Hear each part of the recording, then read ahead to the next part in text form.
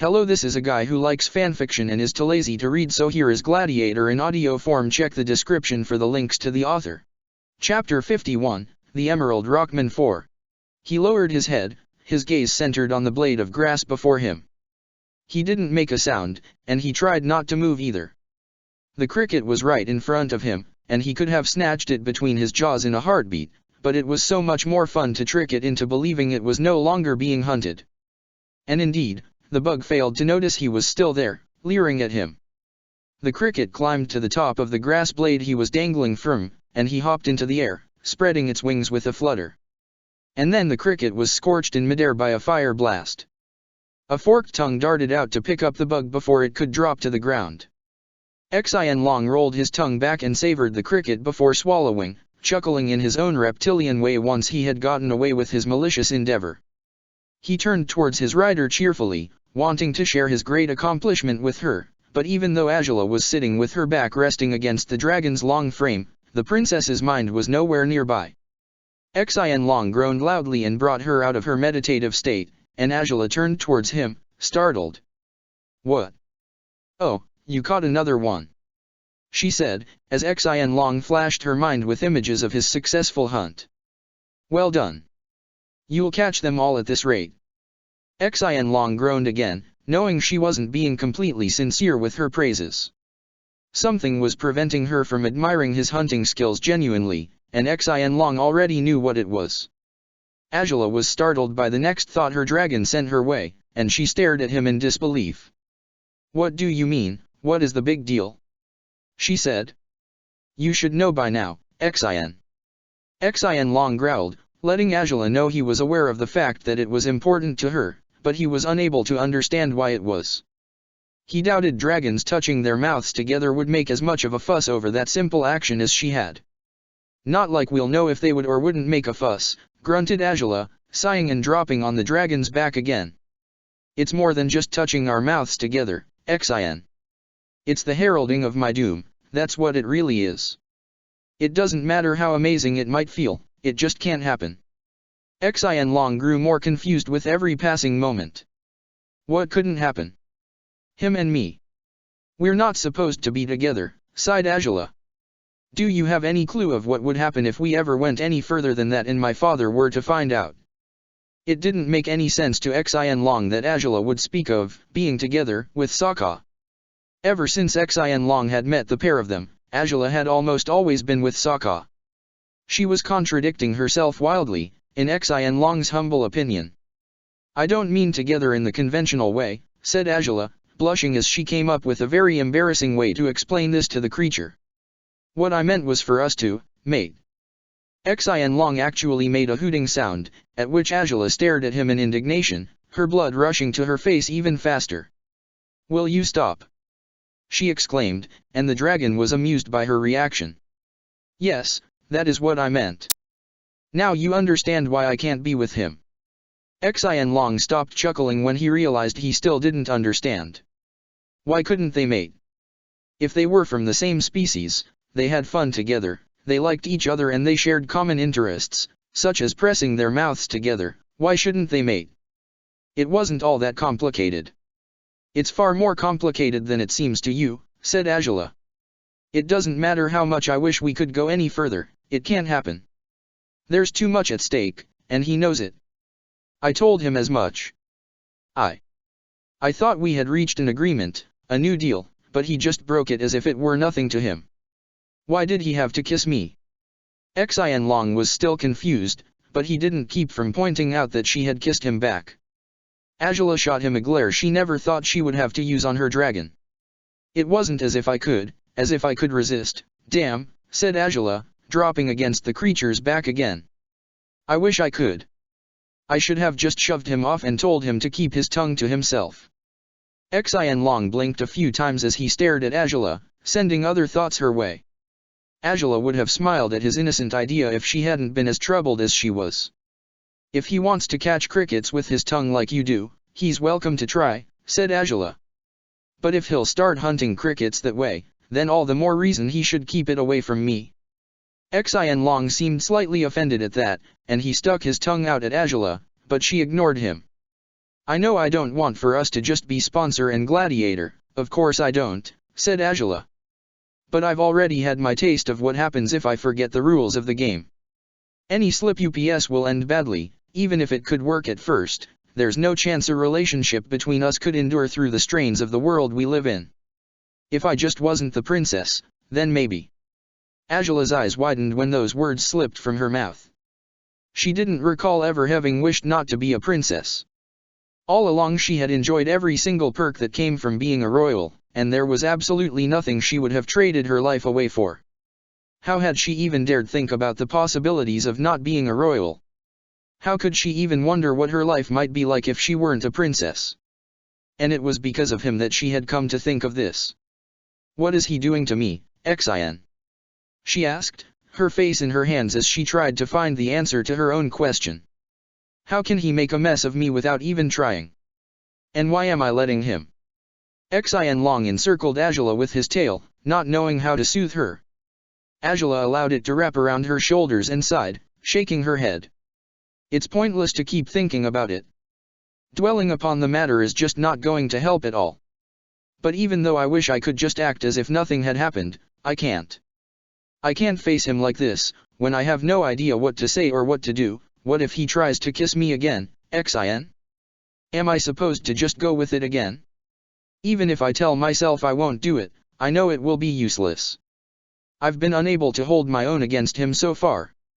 Xin Long nudged at her shoulder with his nose, growing concerned. It wasn't like her to feel so weak-minded over anything, and it seemed even weirder for Xin Long that she would feel this way about her best ally. Sokka was the only other human, aside from Angela herself, who had ridden him, and it was only because Angela had allowed him to. He had fought alongside with Angela against the Rhino gang, and Xin Long hadn't ignored just how much Angela's mood would improve whenever she was with him.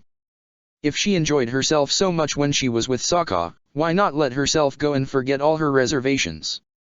Because it's too big a risk, Xin, said Angela, shaking her head. If my father even knew he has kissed me, he would lock him up without a second thought. He might even behead him for just a kiss. Xin Long groaned teasingly and Angela rolled her eyes. Well, it really wasn't just a kiss for me. None of them have been, said Angela. Still, Xin, it can't happen. I can't let it happen. I need to. I need to get over him. I need to leave all these useless feelings behind. My father has always told me emotions are pointless, and he's right, they've only brought me sorrow and pain so far. I can't let myself make the same mistake I did before, no matter how badly I wish to make it. Xin Long nudged at her shoulder again with his nose, and Angela sighed. I said I wouldn't make the mistake, stop trying to convince me. No, it doesn't matter if it'll make me happier, it's going to ruin everything in the long run, so quit harassing me, Xin. I said quit dash. The dragon had been nudging at her playfully until he stopped upon noticing they were being watched. Angela was surprised when he actually obeyed her, but it didn't take her long to realize he hadn't stopped because of her. She felt the color drain from her face when she realized her brother was staring at her with utter confusion. The first question that popped up in Angela's mind was, how much had Zuko heard? Being caught in such a strange situation was most unlike her. She was sitting on the grass, with the dragon's tail wrapped around her, while talking seemingly to herself. It was not something most people would expect to witness, coming from her. So why did Zuko, of all people, have to be the one to spot her? Yet she wasn't the only one sporting an appearance that would bring up many questions. Zuko's frame was draped in a black cloak, with a dark hood drawn upon his face that failed to conceal his features properly. Angela could see his confused frown just as clearly as she would if he hadn't been wearing the hood. They stared at each other silently for a moment, both wondering who might be the one to take the initiative. For once, Zuko actually might have an edge on her, but as soon as he realized he did, she decided to grasp hers. Well, if it's just you, Zuzu, she said, seeking to lead him into believing she was as calm and collected as she usually was. It has been a long time. Did you come here in hopes to pet Xin Long without my awareness? Wadash. Of course not, grunted Zuko, his sole eyebrow twitching. I suppose not, that get-up implies you're up to something else. Said Angela, tapping her chin with her index finger. Perhaps you're playing hide-and-seek with the bandit. What? Playing? What on earth are you talking about? Asked Zuko, staring at her in bewilderedness. I'm merely guessing here, said Azula, smirking slightly. It will be quite useless to try to sneak past her by wearing a hood, Zuzu. She's blind, she wouldn't care if you were wearing a hood or a skirt, doesn't mean she can't catch you if she puts her mind to it, of course. You've never been all that good at games, as you surely must recall. I wasn't playing anything, let alone with her, grunted Zuko. And since you're that hung on games, why don't you go play with your gladiator and your swords? Azula had to make use of all her willpower to keep the blood from flowing up towards her face in a rush when Zuko happened to mention Sokka. I could ask you the same thing, asked Azula, raising an eyebrow, and startling Zuko. What? I don't have a gladiator, replied Zuko, flinching away from her. I thought as much, said Azula. Yet you keep frequenting the arena, from what I've heard. Why might that be, Zuzu? Didn't you think the lowly gladiator business was revolting and that you wanted nothing to do with it? That's none of your concern, grunted Zuko, gritting his teeth. How did you know? Ty Lee has seen you, said Azula, pleased by Zuko's response since it had helped her to change the subject. She told me all about how witty you thought you were by concealing your face underneath that hood. Anyone would know it's you, Zuko. You really shouldn't bother wearing it. Shut up, grunted Zuko, turning around and storming off the hall, fuming. Azula sighed and dropped her head on Xin Long's back again. He was gone now, and he had made no mention of what she had been talking about to Xin Long, so he probably hadn't heard anything important. If he had heard her mention a kiss, he would have likely poked fun at her to no end. He would have finally found an opportunity to pay back for all the times she had picked on him since childhood, which had been more than she could count, and it was because of this that she couldn't allow herself any weaknesses in front of him. To Zuko, she was flawless. She would do everything in her power to keep him thinking that way. Zuko walked away from the gardens feeling rather irritated. Why was it that every single time he crossed paths with his sister she had to make him feel like a fool? Why did she enjoy feeling superior to everyone else so much? It annoyed him beyond belief. And it annoyed him even further to think that he had almost found the chance to return the favor, but he had let it go to waste. She had been talking to the dragon about a mistake. Since when did Azula make mistakes? He would make sure to ask her next time she spoke to him. He was sure she'd be unable to avoid the matter if he brought it up one day. But for now, it would be best if he stopped thinking about his sister. He walked towards the palace walls, slipping past the hidden door and walking out into the town while feeling slightly foolish. Wearing the hood, was it any use? Why did Azula have to be so skilled at throwing his world out of balance? Maybe Ty Lee had spotted him, but that didn't mean everybody else knew it was him.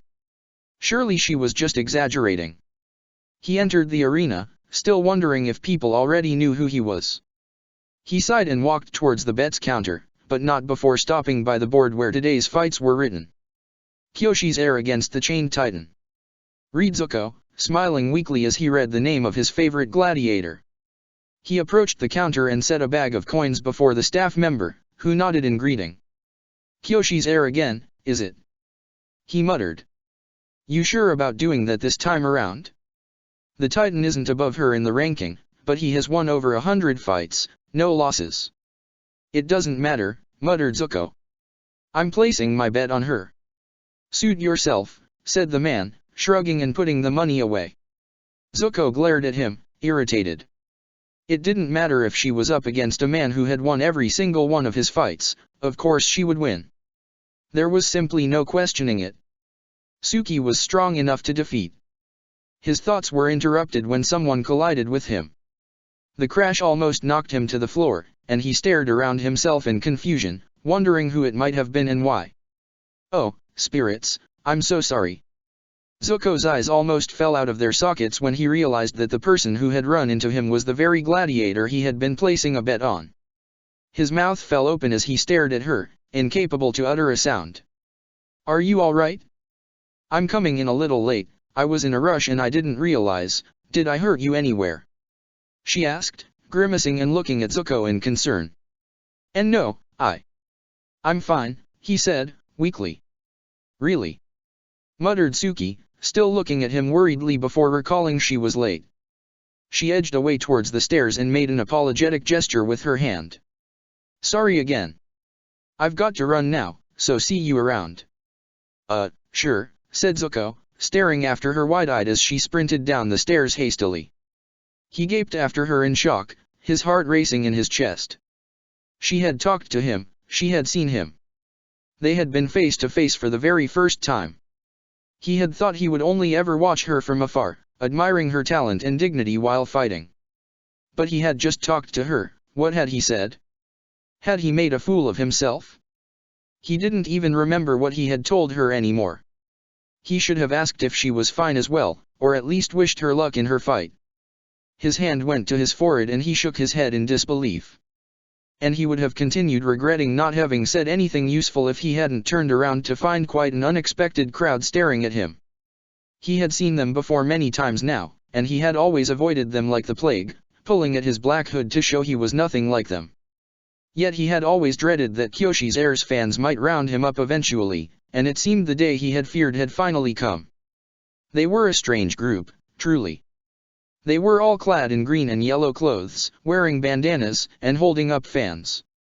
Some of them had headpieces, others wore the face paint, and in Zuko's opinion, all of them looked slightly crazy. There was one who stood to the front of the group, a plump and short man who couldn't have been older than Zuko, and he seemed to be the leader of the fans, given that he had a ribbon on his chest that identified him as president of Kyoshi's Heirs Fang Club.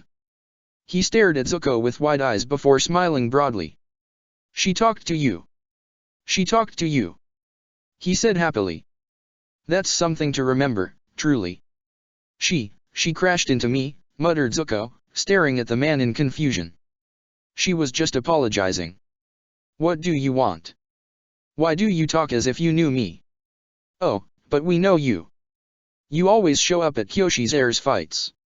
Said the man. We're her fan club. I'm the president, Zygo. Who might you be, my fellow fan? Zuko could have almost thrown a celebration fit right then and there if he hadn't caught himself. The guy had no idea who he was. Take that, Azula. But truly, he didn't want the president of the fan club to know him. Even if he didn't seem a bad person at heart, this guy was too cheerful and happy, and he wasn't the sort of person Zuko wanted to involve himself with. Zuko hardly wanted to involve himself with anyone, for starters. I'm Lee, he muttered, not knowing if he had spoken with enough conviction. Nice to meet you, Lee. Said Zygo, and the others behind him chorused his words. I've always wondered if I should come up to you and invite you over to our side of the stands, but I didn't know until today if you were her fan or perhaps if you wanted to see her fall. See her fall? Asked Zuko, shocked. Why would I want to do that? There are many spectators that come by just to watch the gladiators lose, said Zygo. They bet against them instead of betting for them, so I thought perhaps you would be like those, given how scary and eerie you are. But she just spoke to you, and if she did, then you must be one of the good guys. Says who? Grunted Zuko, growing irritated, but it seemed he could say nothing to push away the man who pestered him so much. You are more than welcome, Lee, to take your seat with us today. Said Zygo, grinning. You are one of us, so. Wait, I'm not one of you. Said Zuko, grimacing. I'm not. You are Kyoshi's heirs fan. Said another member of the crowd. Of course you are one of us. But I. Started Zuko, trying to defend himself from the horde of fans to no avail.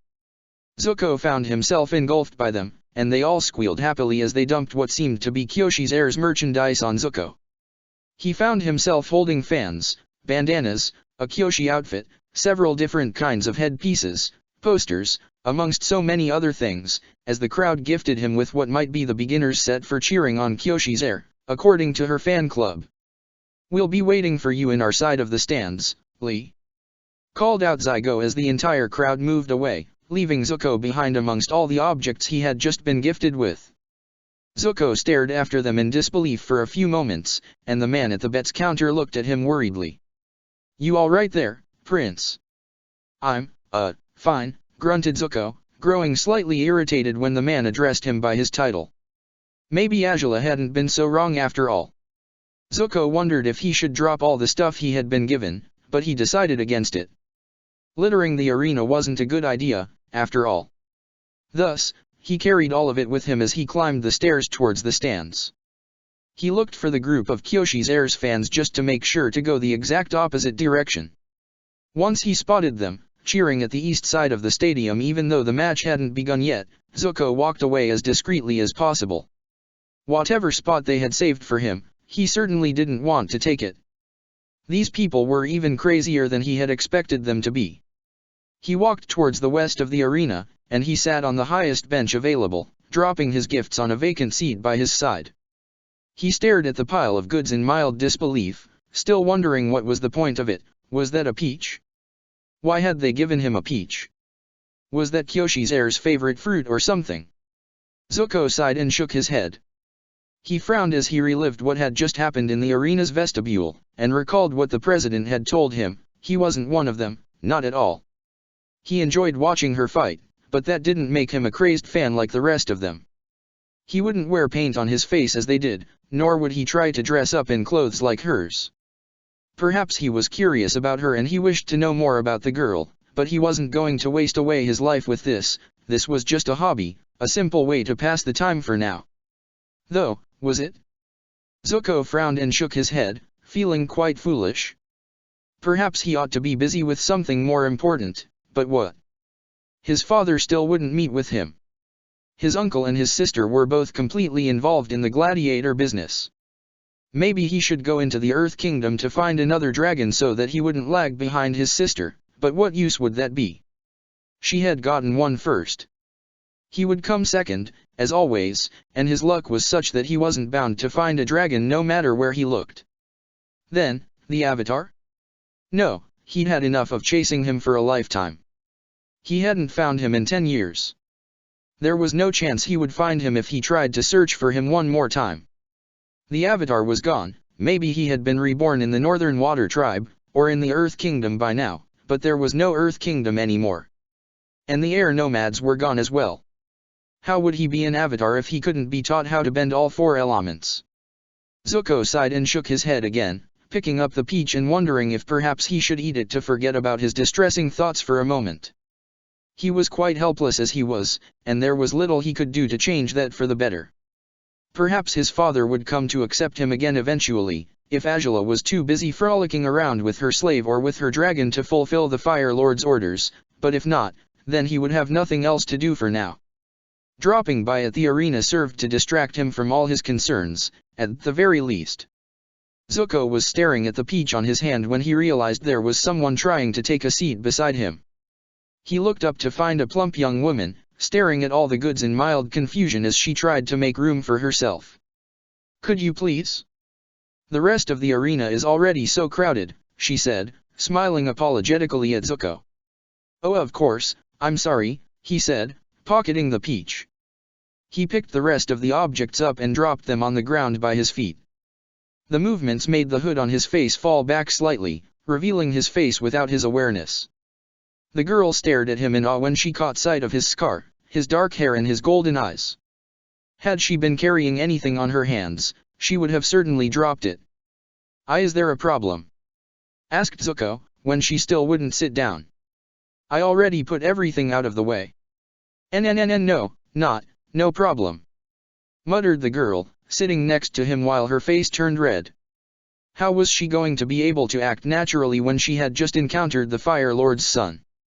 Zuko might have taken notice of her unease, but the grids of the standby rooms were lifted on that very moment, claiming his attention. Zuko stared avidly towards the sand pit, and he smiled when Kyoshi's heir walked into it, waving quite charismatically towards the crowd. She sure didn't seem to be the same person who had bumped into him clumsily just a moment ago. But Zuko's smile dwindled when he caught sight of Suki's opponent. The man was ridiculously buff, and his face was ugly and disfigured by scars. His hair was a mat of brown, falling over his eyes in total disarray. He wore a heavy armor, and he was armed with several different kinds of blades, but his hands were gripping a large dragon beard hook attached to a long chain, which seemed to be his main weapon. Suki squinted under the sun as she stared at her opponent. She had fought worse, of course she had. She brought forth her fans and stared at the man with a frown on her face. The Chained Titan had never lost a fight, according to his records, and what was worse, it seemed he was one of those gladiators who relished in murdering his rivals. And she couldn't let him win today. The bet was really high this time around, she couldn't let it go to waste. Oyoji had already told her she couldn't take this fight for granted. She needed to defeat this opponent, no matter what the cost was. Can Kyoshi's heir bring down the Titan's perfect winning streak? We will have 15 minutes to find out, said the megaphone man. Get ready, and start. The Titan didn't wait another instant before beginning his assault. With a roar, he threw the hook straight towards Suki, and she jumped out of the way swiftly, but the Titan swung the weapon in her direction, and she had to duck to avoid getting beheaded by the hook. As she saw the weapon pass right above her, she realized just how sharp the edge was. The Titan continued roaring, still flinging his hook dangerously towards her. Suki grimaced and began running through the sand, forced to make feints in order to avoid his attacks. It was shocking that she would have such trouble against an opponent at the very beginning of the fight. He was below her in the ranking, he shouldn't have the upper hand this easily. But Suki knew better than to despair. She had to be careful regarding how she fought against this foe. Just how high is that guy in the ranking? Zuko asked to the girl sitting next to him, as he watched worriedly how Kyoshi's heir struggled to keep up with her opponent's deadly weapon without being able to counter any of his attacks. I don't know. She replied, blushing again upon being addressed by Zuko. Zuko frowned and stared down even more intently, his fingertips digging into his knees as he leaned forward. She could do this, she always found a way to defeat her opponents, this time would be no different. Suki had to sprint, running back and forth through the arena while trying to avoid being struck by either the chain or the hook. She would be able to sustain a blow by the chain, but that hook would slice through her armor as if she were wearing none, not only because of its sharpness but because of the momentum it was gaining thanks to the way the Titan spun it in the air. She ran forward, straight towards her opponent, her fans gripped in her hands as she tested him. The Titan would have to reel in his chain in order to strike Suki, and upon doing so, the spinning had to slow down. Suki would have smiled upon having gained an opening, but she really couldn't waste any time in celebration when she still hadn't won. Especially when the Titan swung the now shortened chain straight towards her, again with enough momentum to kill her if she failed to defend herself. She brought forth the shield on her left arm and lifted it to protect her face, since the hook was coming straight towards it. The hook's blow shook her, almost knocking her off balance, and it actually tore through her shield. Suki grimaced when she noticed the deadly tip of the blade was peeking out through the shield only a few inches above her hand. She released the shield from the hook, and the Titan reeled it in again only to swing it above his head, again relying on the force of the spin to make his weapon even deadlier. Suki grimaced, wondering what she ought to do to defeat him. No wonder he hadn't lost against other gladiators before. He was quick, and his aggressive attacks served as defense as well. If that chain caught her, it was bound to maim her badly, and there was also the chance that the hook would find its way into cutting her, if the chain wrapped around her body. She couldn't give him any opportunities. She had to defeat him as quickly as possible. She tossed one of her fans at the Titan, and he was finally forced to shift his stance, but that only served to make the hook's trajectory even more difficult to predict for her. Suki snarled and jumped towards him, bringing forth her remaining fan just as her opponent directed his chain towards her again. Suki dropped to the ground to evade it, but the Titan slung the hook around himself on a second lap, and he lowered the chain so that the hook would still find her. But Suki wouldn't let him defeat her so easily. She leapt forward and struck the center of the chain with her fan, rendering the weapon useless for the moment as it lost its firmness. But the Titan was anything but helpless after what she did.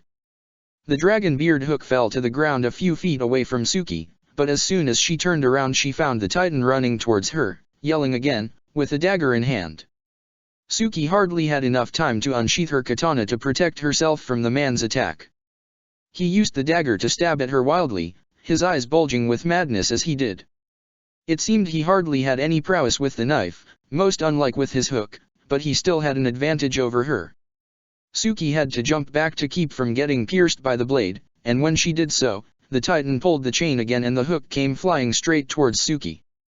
She used her katana to knock the hook off course, but the Titan pulled on the chain and swung it towards his right. The chain caught her right below the knees and brought her down headfirst into the sand.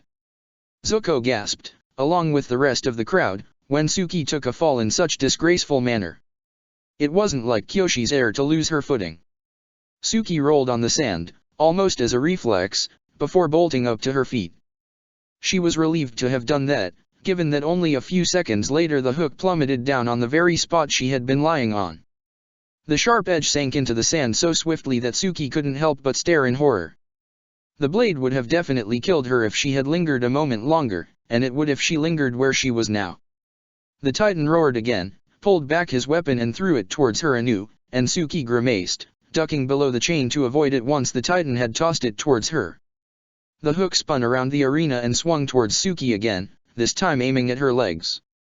Suki jumped high and forward, hoping to avoid the hook and to reach the Titan this time around, but the Gladiator took advantage of the spins to shorten the chain, and the hook was coming straight towards her again. Suki grimaced and tossed her fan at the chain when she realized the hook would strike her. It wasn't much use, but at least it helped alter the trajectory of the blade. Even so, it seemed that every passing second would only make the Titan deadlier. The hook had become slightly unsteady for a moment, but its momentum only seemed to increase as he spun the chain harder. Suki gritted her teeth and gripped her katana tightly, lounging forward in a last, desperate attempt to reach her opponent. The Titan stopped the hook and yanked it back when it was right behind Suki. The hook lost some power, but it still flew rapidly as it came closer to its objective. Suki grimaced, knowing the hook was much faster than she was. And it was right behind her, about to rip her back in two. The Titan was smirking as he saw her running towards him, knowing she would be unable to hit him before the hook struck her down. She was done for, the fabled Kyoshi's heir. This was definitely going to be her last fight. But just as he was starting to feel triumphant, Suki dropped flatly on the sand. Her head hit the ground a little harder than she intended, and she slid towards him as her own momentum kept her moving, even though she wasn't going to attack her opponent anymore. It wasn't necessary. Suki watched as the hook passed right above her, the edge shining brightly against the sun as it flew back, straight towards its wielder. Blood splattered Suki and she closed her eyes, knowing just what had happened to her opponent. She was on her feet again quickly as the blood oozed out of the Titan, his stomach cut open by his own blade.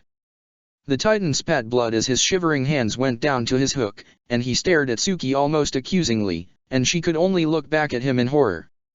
He had brought this upon himself. He should have been aware of the perils of his own weapons. And she had been forced to win, she didn't have a choice but to defeat him. The Titan tried to roar angrily again, but upon doing so he collapsed on the ground, too weak over the blood loss to utter any sounds at all. Suki heard the hook sink deeper into his body after he dropped on his stomach on the sand. The staff members ran into the sand pit quickly, picking up the man carefully as the megaphone man declared Kyoshi's heir as the winner.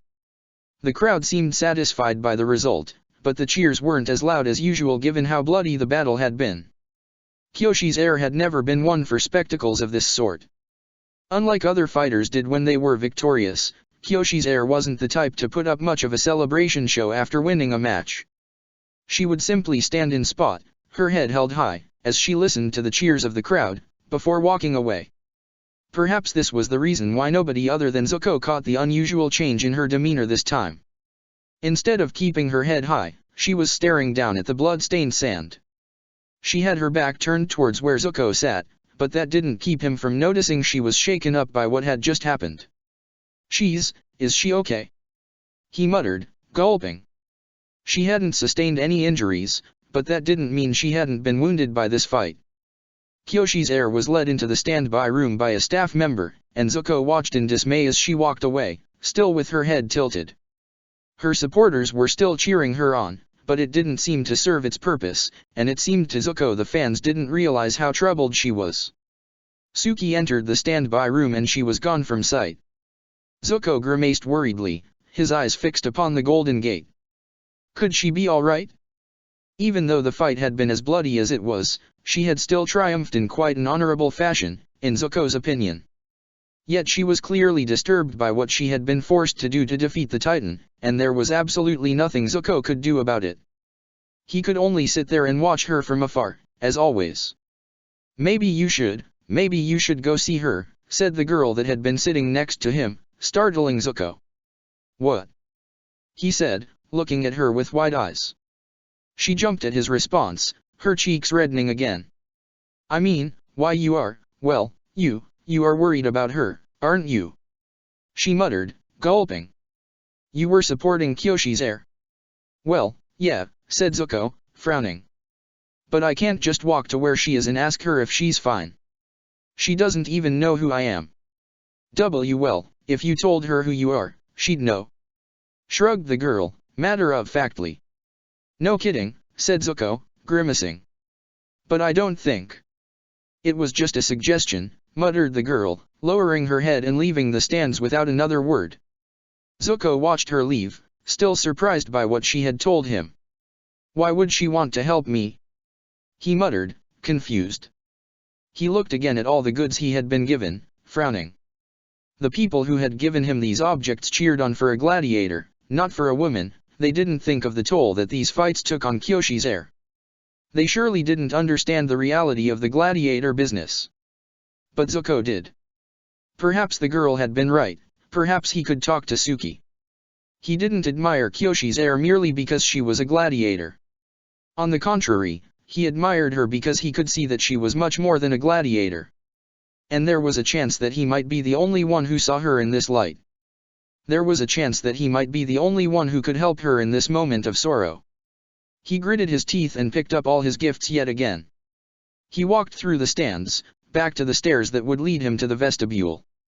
But instead of heading straight for the gates, Zuko continued downwards, determined to reach the standby room before she could leave it. He dropped the fans' presents on the hall, making a note to pick them up later. It wouldn't be a good idea to talk to her while carrying a load of junk that would convince her that he was merely another foolish fan of hers. To his relief, she was still in the standby room. He almost smiled when he saw her, until he processed the sight completely. She was sitting on the standby room's bench, hugging herself, her head tilted down, her hair falling as a curtain to cover her face. Her clothes were stained with the Titan's blood, and she seemed to be breathing agitatedly as her body shivered. Was she crying? All of Zuko's delirious ideas to help her vanished on the spot. How could he dare approach her now? She was miserable, and he wouldn't be able to make her feel any better. He couldn't even cheer himself up when he was upset. How would he be able to help someone else? He gritted his teeth and decided to turn around and leave, but his movement made his cloak rustle. The sound gave his presence away, and Zuko grimaced, knowing he had revealed himself without meaning to. And Kyoshi's heir lifted her head and found him standing only a few feet away from him, looking at her with worried eyes. They stared at each other for a long moment, during which Zuko was relieved to find that she wasn't actually crying. She seemed confused to find herself with company in the standby room, but she looked down quickly once she remembered who he was. "Why you, sorry again for tripping on you, I didn't mean," she muttered, avoiding his gaze. That's not why I'm here," Zuko blurted out thoughtlessly, and she seemed quite confused at that. "What are you here for, then?" she asked, looking at him sideways. I watched the match, he muttered, nervously. How was he supposed to do this? How could he just talk to her naturally, after spending such a long time admiring her from afar? "I hope you placed your bet on me, then," she said, smiling so weakly that it almost seemed a grimace. "I did, but that's not really important," said Zuko, scratching his head. "Are you, all right?" Suki's eyes opened wide upon his question. She finally dared look at him, and she was surprised to be admiring such a handsome face underneath that hood. His left eye was marked with a scar, and yet it didn't make him any less appealing to her. Who was this dark stranger? And why did he care how she was faring? Nobody ever asked such questions to a gladiator. Only 1 out of 10 sponsors cared for their gladiators' well-being, and she was one of the lucky gladiators with a gentle sponsor. Oyoji had always been kind to her, but the same couldn't be said for the crowd. Perhaps she had fans and supporters, but they only loved her gladiator persona, Kyoshi's heir. So long as she won, they cared for nothing else. This guy, though, since when did spectators care so much about the fighters? Why do you ask? She muttered, staring at him with her outstanding violet eyes. Because I watched the fight, I've been watching you for a while, and this time it was, well. You're a fanboy, then? Asked Suki, smiling sympathetically at him. No. I'm not, said Zuko, flustered. You're the best fighter I've ever seen. I just thought you seemed upset, and I thought, maybe you needed someone to talk to, after what happened. Suki stared at him in surprise. He really wasn't one of those crazy fans, or else he might even be wearing face paint, but he was still one of her supporters. And for once, it was someone who was worried about her as more than just a gladiator. She smiled at him, almost shyly, and shrugged. Maybe it could help, she muttered. Zuko's eyes widened and he had to hold back from grinning at her response. She would talk to him. She would actually talk to him. But he had to keep from losing his cool. This was a very important matter, and he couldn't ruin it now. He was talking to Kyoshi's heir, for crying out loud. He had messed many things up in his life already, he definitely didn't want to ruin this one. He approached as she made some room for him on the bench, and once he sat down she sighed deeply. Must be ridiculous for a gladiator to be this bothered by a mere fight, huh? It was disturbing, said Zuko, frowning. For a moment there I was afraid you might not make it safely. That makes two of us, said Suki. I didn't mean to injure him so badly, but you used his strength against him. He pretty much did it to himself, said Zuko. And besides, chances are he might not die. No use sugarcoating this, said Suki, shaking her head. He probably will die, even if he's still alive right now. I guess so, but it would have been you or him anyways. If you hadn't done what you did, you'd be the one dying right now. Doesn't sound like that bad an idea, muttered Suki, dropping her head between her hands. Don't say that, said Zuko, surprised by her words. You're the most amazing fighter I've seen, you deserve to live. And he didn't? Asked Suki. What makes me so much better than him? You're honorable, said Zuko. If you weren't, you wouldn't feel so bad about this. Honorable, repeated Suki, surprised. After all these fights, you still hurt inside when you kill a man, no matter how many you might have killed before, said Zuko. And that shows that you're still human, still honorable. Even when the world has tried to corrupt you, you're still pure. I wouldn't know about purity, said Suki, smiling weakly. But I hadn't killed another man before, this one would be the first. Really? Asked Zuko, astonished. But you've been a gladiator for quite a while, haven't you? About 6 or 7 years, said Suki. I don't really keep track. My sponsor is very kind, he usually keeps me from the fighters that will be a handful, or that are bound to beat me. It's the first time we have accepted a challenge from a gladiator with a killer reputation to precede him, but it was because. Because? Asked Zuko, raising an eyebrow when she fell silent. Suki sighed again before finishing the sentence. The winnings were huge. That's why, she said. Do I still seem all that honorable to you when I just fight for the money? Well, everyone has their own reasons to fight, said Zuko, gulping. It's not about your motive, but about the way you do it, I guess. You're quite an idealist, aren't you? Said Suki, smiling at him. It's unusual to find people like you in this day and age. I guess, said Zuko, looking back at her. She didn't know him, then. She didn't realize who he was. So that's the story, said Suki, sighing. That's why I'm such a mess right now. I've never had to do this before. Not even in the amateur league? He asked. I was never in the amateur league, replied Suki. My sponsor and we're both from Kyoshi Island. Almost everyone there was enslaved, but he became an honorary Fire Nation citizen. He took me as his gladiator to protect me from the dangers of slavery, pretty much.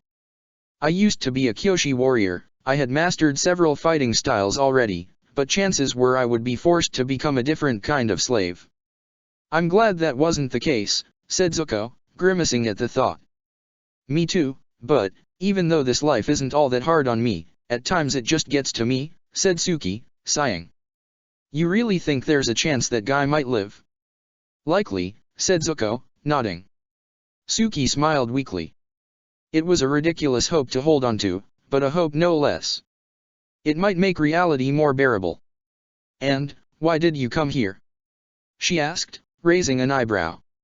Were you really worried about me? It was a bad fight. I saw the way you kept your head low when it was over, he said, folding his arms over his chest. It wasn't like you to act that way after winning, so I thought I'd find out if you were all right after all. Well, there was no reason to fret. I'll be fine, yeah, she said, nodding. Zuko frowned as his hand hit something bulgy within his clothes. It took him a moment to realize it was the peach he had pocketed earlier. He took it out and looked at it insecurely, and Suki watched him with curiosity. What? Why do you have a peach? I don't know, said Zuko, mildly flushed. But you can have it, if you want it. Suki was quite confused by his offer. Why would she want a peach? If anything, she wanted to puke after that fight. But the way he was blushing under that hood, holding that peach out with that trembling hand. I guess I could save it for later, she said, smiling and taking the peach from him. Thanks, you never said your name, did you? I didn't, muttered Zuko, shaking his head promptly. Well, I'm Suki, she told him. I started Zuko, freezing before saying he already knew that. Suki might have stopped thinking he was a stalker by now, and he wasn't going to convince her otherwise. He coughed to cover up before saying his name, but what name should he say? Should he stick to his alias, or should he be honest with her? He didn't want to lie to her, even if it risked having her realize who he was. And so, even though his mind advised him otherwise. I'm Zuko. Suki frowned and stared at him thoughtfully. Zuko, huh? She said. It's a good name. Thanks for the peach. Why, you're welcome. If you want another, I can get you one on your next fight, or... I'm not really hungry after fights, said Suki, smiling awkwardly. Oh, yeah, of course not, said Zuko, scratching his head. Well, then, if you're feeling better now. You must have other things to do, surely, said Suki, nodding. Thanks, Zuko. I really needed a friend right now. Though I guess I really don't know you, but... That's okay, said Zuko. You can think of me as your friend if that's what you want. Well, then, said Suki, smiling. Maybe we'll meet again sometime. Surely, said Zuko, nodding. He knew it would be best to give her some space, he shouldn't push his luck any further. I'll leave you to yourself, then. I guess you need to be alone for a while. Might help a little, said Suki, nodding. Thanks again. Not a problem, replied Zuko, standing up and walking down the hall without looking back towards her again. Suki watched him leave, with a half-smile on her face. That had been unexpectedly nice. She wouldn't have thought the cloaked man would happen to be friendly. He seemed so aloof, so mysterious, and that name rang a bell, but she couldn't quite place where she had heard it before. Zuko made sure to pick up all the objects he had been given by Suki's supporters before heading out of the arena. It took him his every effort not to beam like a fool as he walked through the city carrying his goods. He had talked to her, at last, he had talked to her. And maybe he hadn't helped her much, but that was a start, at the very least. He entered the palace with difficulty due to all he was carrying. A shadow sped past the palace yards as he walked towards the building, and he was surprised to find Xian Long was flying above, with Azula on his back. For once, the sight didn't bring forth jealousy or irritation, not today. Not after what had happened. He even found himself amazed by the contrast of the dragon's dark shape against the blue sky. Zuko ran into the palace, entered his room and locked himself inside it. He couldn't help but laugh at himself in joy, amazed by what had happened. He was Suki's friend now, it seemed. He dropped the goods of his bed, unsure of what to do with them. He was still Suki's supporter, even though not of the same kind as the rest of her fans. But that didn't mean he couldn't make use of some of what he had been given, right? He placed one of the posters on the wall and stared in awe at Suki's painting. Her hands held yellow fans, her legs were wide open as she took a stance for a fight, and there was a fierce frown on her face. Zuko found himself admiring the picture for a moment, before shaking his head and taking down the poster. He was the prince, for crying out loud. There was no sense in putting up a poster in his room. He was above this sort of nonsense. But despite himself, he pinned it up again. It didn't matter just how foolish it seemed of him to have a poster in his room. That picture portrayed Suki in all her honorable beauty. And that was why he had grown interested in her in the first place.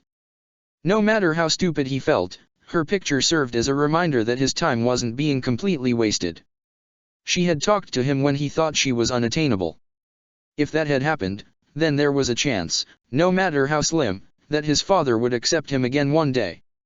There was a chance that he might yet regain his honor. "Oh, there you are. How did it go today?" asked the neighbor, smiling at Suki once she saw her on the building's hallway. She was actually the neighbor's slave, in a position much like Suki's, but they had grown to get along over time. They had lived next to each other on the same building for several years now, and they had bonded gradually since they first met. "It was troublesome," said Suki, smiling as well as Oyoji looked for his keys. "But it wasn't a totally bad day. I guess I made a new friend." "Oh, really? Another gladiator?" "No, he's a spectator," said Suki. "A strange one, too. He wears a dark hood, and he's always avoiding the crowd, it would seem. But we talked today. He seems rather nice." "Is that so?" asked Oyoji, interrupting the conversation as he slid the door open. "Yeah. He's not as terrifying as he seemed," said Suki, smiling. "That's really good news," said the neighbor, as Oyoji entered the apartment. "Sure is," said Suki. "See you later, Hanlun." "See you, Suki. Take a nap, you look like you need one." Suki smiled and entered the room, closing the door behind her. Oyoji stretched and walked towards one of the few pieces of furniture they had, an old cupboard in which they stored their winnings. He took out a large bag, and he added to it the winnings from today's match. "You have to deliver the money today?" asked Suki, raising an eyebrow. "Yes, I'm supposed to meet with them in a few minutes." "I'll be heading out right away," said Oyoji, holding the large bag in his wrinkled hands. "Keep the place safe while I'm gone." "You stay safe as well," said Suki. "This is already risky enough as it is, keep the money hidden until they arrive." I shall, said Oyoji. "You worry so much that at times I wonder who's the old one, out of the two of us." "Very funny," said Suki, rolling her eyes as he smiled at her and passed her by, headed to the door again. Oyoji left her to her thoughts, and Suki dropped before the dining table. She could have passed out atop it, but her mind was racing still. The fight lingered in her thoughts, but so did that mysterious man. She took out the peach and stared at it thoughtfully, still not hungry. She placed an elbow on the table as her mind was filled by thoughts of that curious man, Zuko. Where did she hear that name before? She frowned as she tried to remember. It was something official, wasn't it? The name of a big governor, or a nobleman, or maybe Prince Zuko. She muttered. She seemed to recall that was the name of the Fire Lord's son, but she laughed and shook her head, feeling foolish to even consider she might have caught the eye of a royal. Not a chance. Oyoji sighed in relief when the three men finally appeared in the alley by his apartment. He had been waiting for enough time to lose his patience. He was starting to consider going back to his apartment when at last they had showed up. They walked towards Oyoji, and the four of them showed each other their white lotus tiles, confirming their identities as members of the ancient society. "How much do you have this time?" asked one of the men, as Oyoji tucked away his tile and brought forth the money. 400,000, replied Oyoji. "It should help a lot more with the funding." "Sure should. The White Lotus really owes you a lot," said another of the men, taking the bag of winnings in his hands. "Your contributions won't be forgotten. You will be acknowledged for sure once the Fire Nation has fallen." I don't care for recognition, just go quickly, before people notice us," said Oyoji, nervously. The men nodded and turned around, ready to leave. These operations would never cease to make Oyoji anxious. It didn't matter if it was during the sunset or at midnight, there was great risk in being caught in the middle of their operation. But there was no other manner in which he could provide the society with his contributions. The men were already walking away, but they stopped on their tracks all of a sudden. Oyoji frowned at that, his unease increasing. The three of them blocked the rest of the alley from his sight, and he couldn't see what had prompted them to turn around. "What is?" Oyoji asked, but his question was answered before he could finish it. "What are you people doing in there?" shouted a voice, a powerful voice, the voice of a Fire Nation soldier. "It's nothing, officer," said the man with the money, trying to hide the bag behind him. "Mind your own. Where did you get that? Is that the old man's money?" asked the soldier, stomping into the alley. "No, not at all, good sir," said Oyoji, trying to salvage the situation somehow. But if there was an issue within the White Lotus Society nowadays, it was how rash the youngest members were. Instead of searching for the most peaceful methods to sort out their troubles, they would rather brave their way out of their predicaments. "It's none of your business," we said, shouted another of the White Lotus members, snarling. "I am Captain Kuo of the Fire Nation Army. If we say it's our business, it means it is," shouted another soldier. Oyoji saw a flash of fire, and he winced as a battle broke out between the soldiers and the White Lotus members. And Oyoji couldn't get away. The alley was a dead end, there was no way he could escape from where he was. This was what he had always feared, he had always dreaded they would get caught at the money delivery one day. Captain Kuo pushed a White Lotus member against the wall, and the White Lotus tile slipped out of his clothes. He stared at it on the ground with confused eyes for a moment before snarling angrily, threatening the White Lotus member with a dagger of fire. "The White Lotus? The White Lotus!" he shouted. "You scum! Capture them! All of them, including the old geezer." "What? The old geezer?" asked another of the soldiers, confused. "They're the White Lotus!" shouted Kuo. "Get them if you know what's good for you." The rest of the group didn't seem to understand the importance of the Paisho tile, but clearly, Kuo was their leader. He was the oldest and most experienced member of the squad, and he seemed to grasp the true meaning of this meeting far better than the rest of them could. And thus, they obeyed without question. Oyoji had never been a fighter, and he definitely wouldn't be able to stand his ground against the soldiers, but he still tried his hardest to escape them. It was to no avail. A soldier grabbed him before he could turn around to attempt to climb the walls that surrounded him, and he pushed him to the ground, twisting Oyoji's arm behind his back, forcing him to surrender. Two of the White Lotus younger members were captured as well, subdued through the soldiers' fire and weaponry, but despite their efforts, one of the rebels managed to run off on them, using his earthbending skills to launch himself into the air by generating a rock pillar. "Get him! Get him now!" shouted Kuo, and two of his best men took off after the White Lotus member. The White Lotus member ran as fast as his legs would allow him, fleeing from the soldiers as he snuck into other alleys in an attempt to lose them. When he had a chance, he brought forth a wall of earth to stall them, and he hid inside another alley, closer to the center of the city, as he waited for his pursuers to run past. He panted as the soldiers knocked down the wall and failed to find him.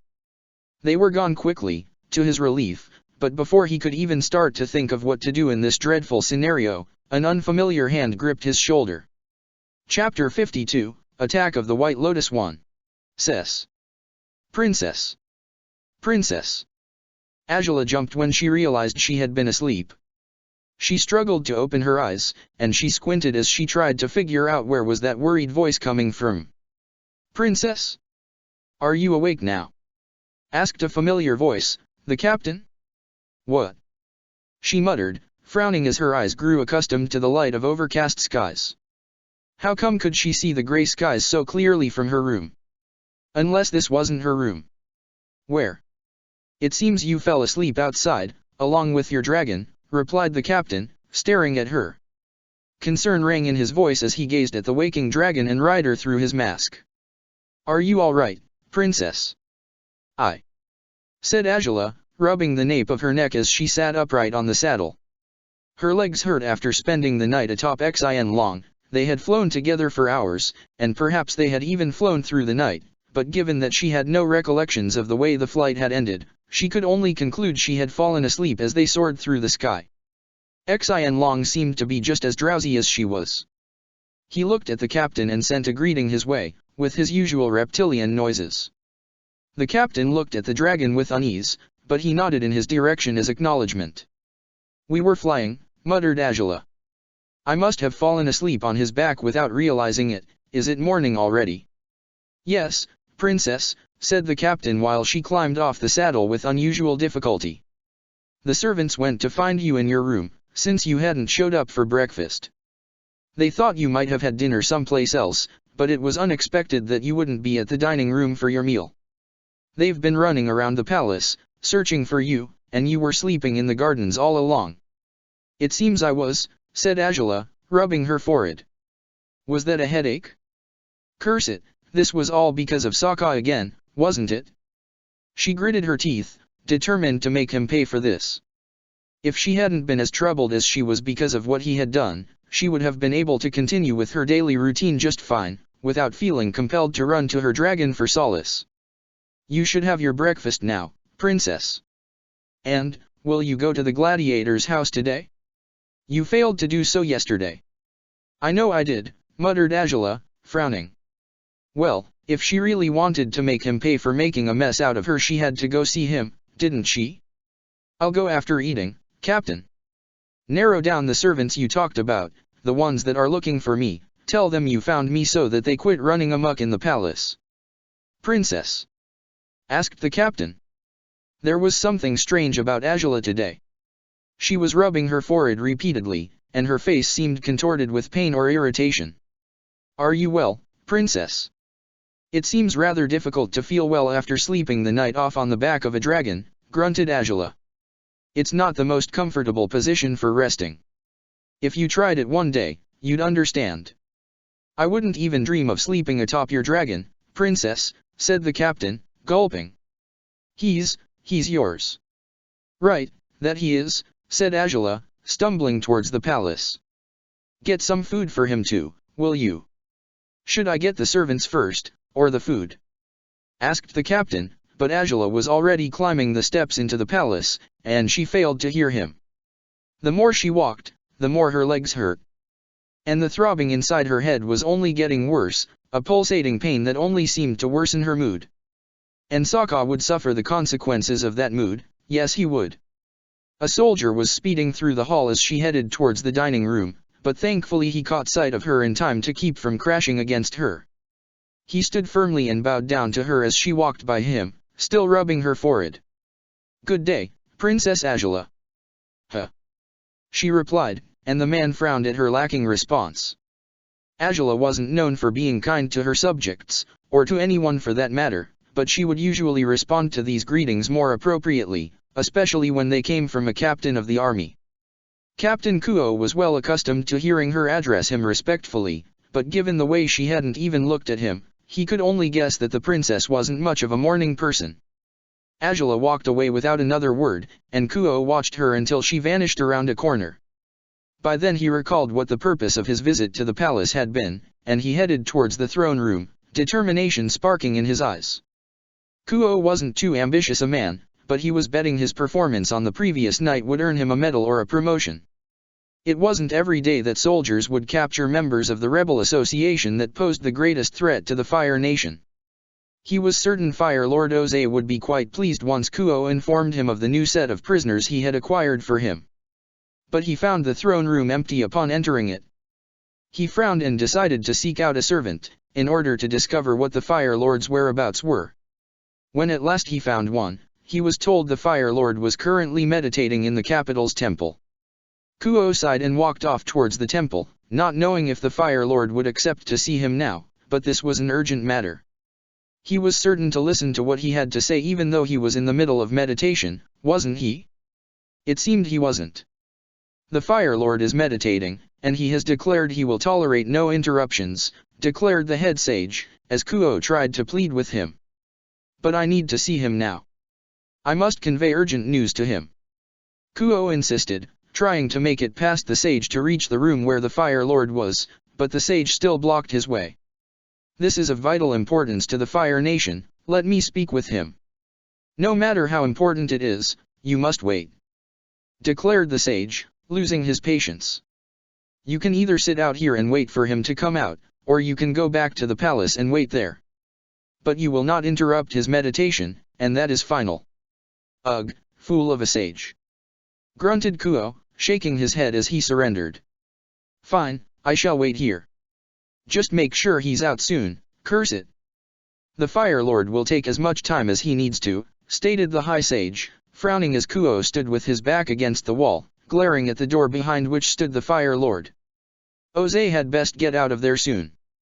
Damn, damn, damn, damn, Sokka muttered as he walked back and forth in the living room. I've really done it now.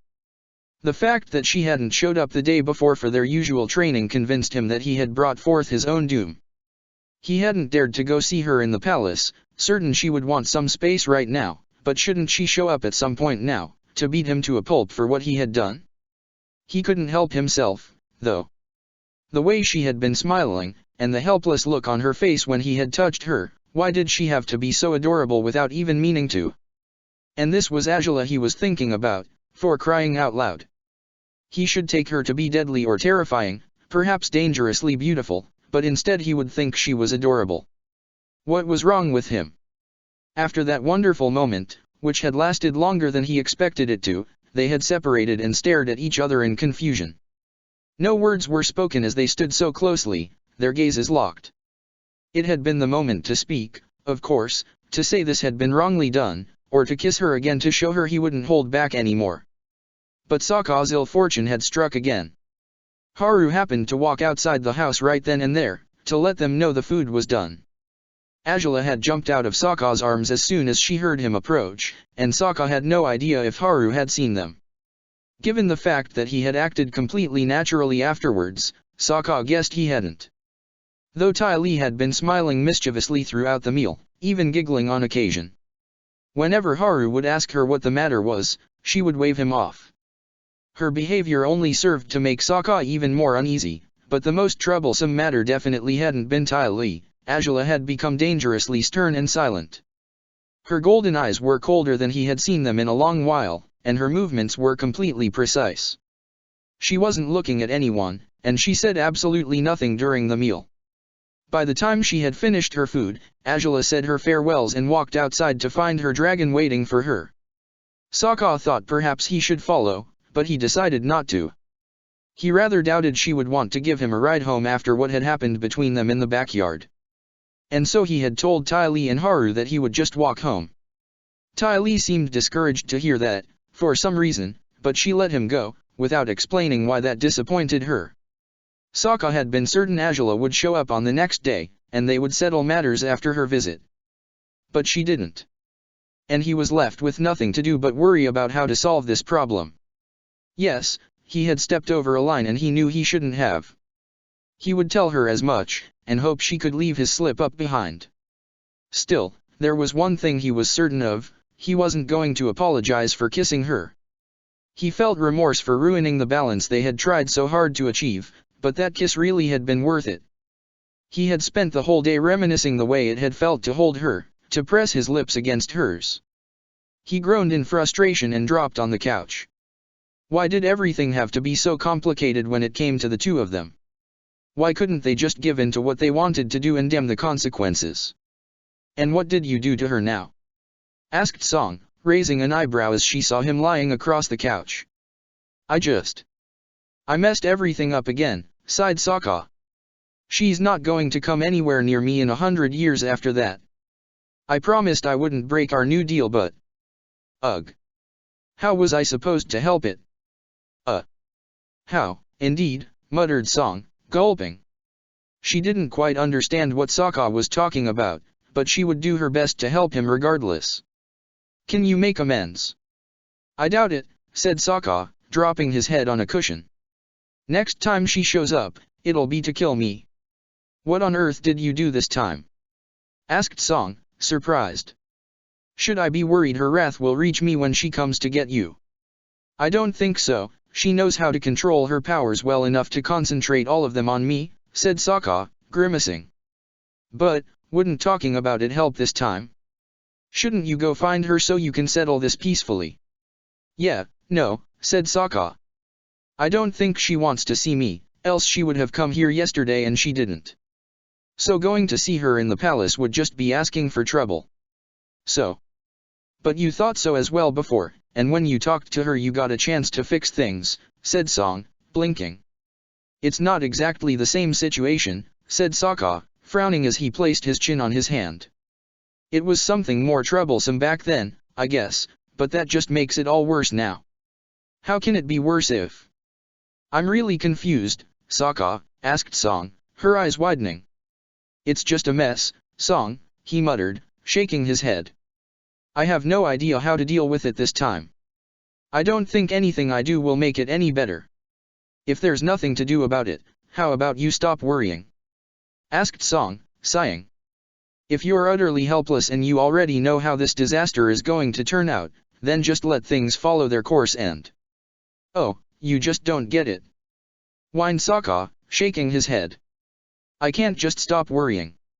It's her we're talking about. She's... Angela. And because it's her then it's impossible for you to stop worrying? Asked Song, raising an eyebrow. Pretty much, retorted Sokka. Song couldn't help but smile as she stared at him with amusement. You're just a little in love with her, aren't you? Sokka jumped off the couch at the sentence, staring at Song in utter shock. What? Do not say something like that so leisurely, woman. He exclaimed, blushing. But. Don't. Said Sokka, shaking his head. It's nothing to do with that. At all. Really? Asked Song, smiling. Really? So stop jumping to conclusions, said Sokka. He sat on the couch again, as though assimilating Song's words, and he dropped across it once more, looking even more disheartened than before. Song watched him, her teasing smile turning into concern again.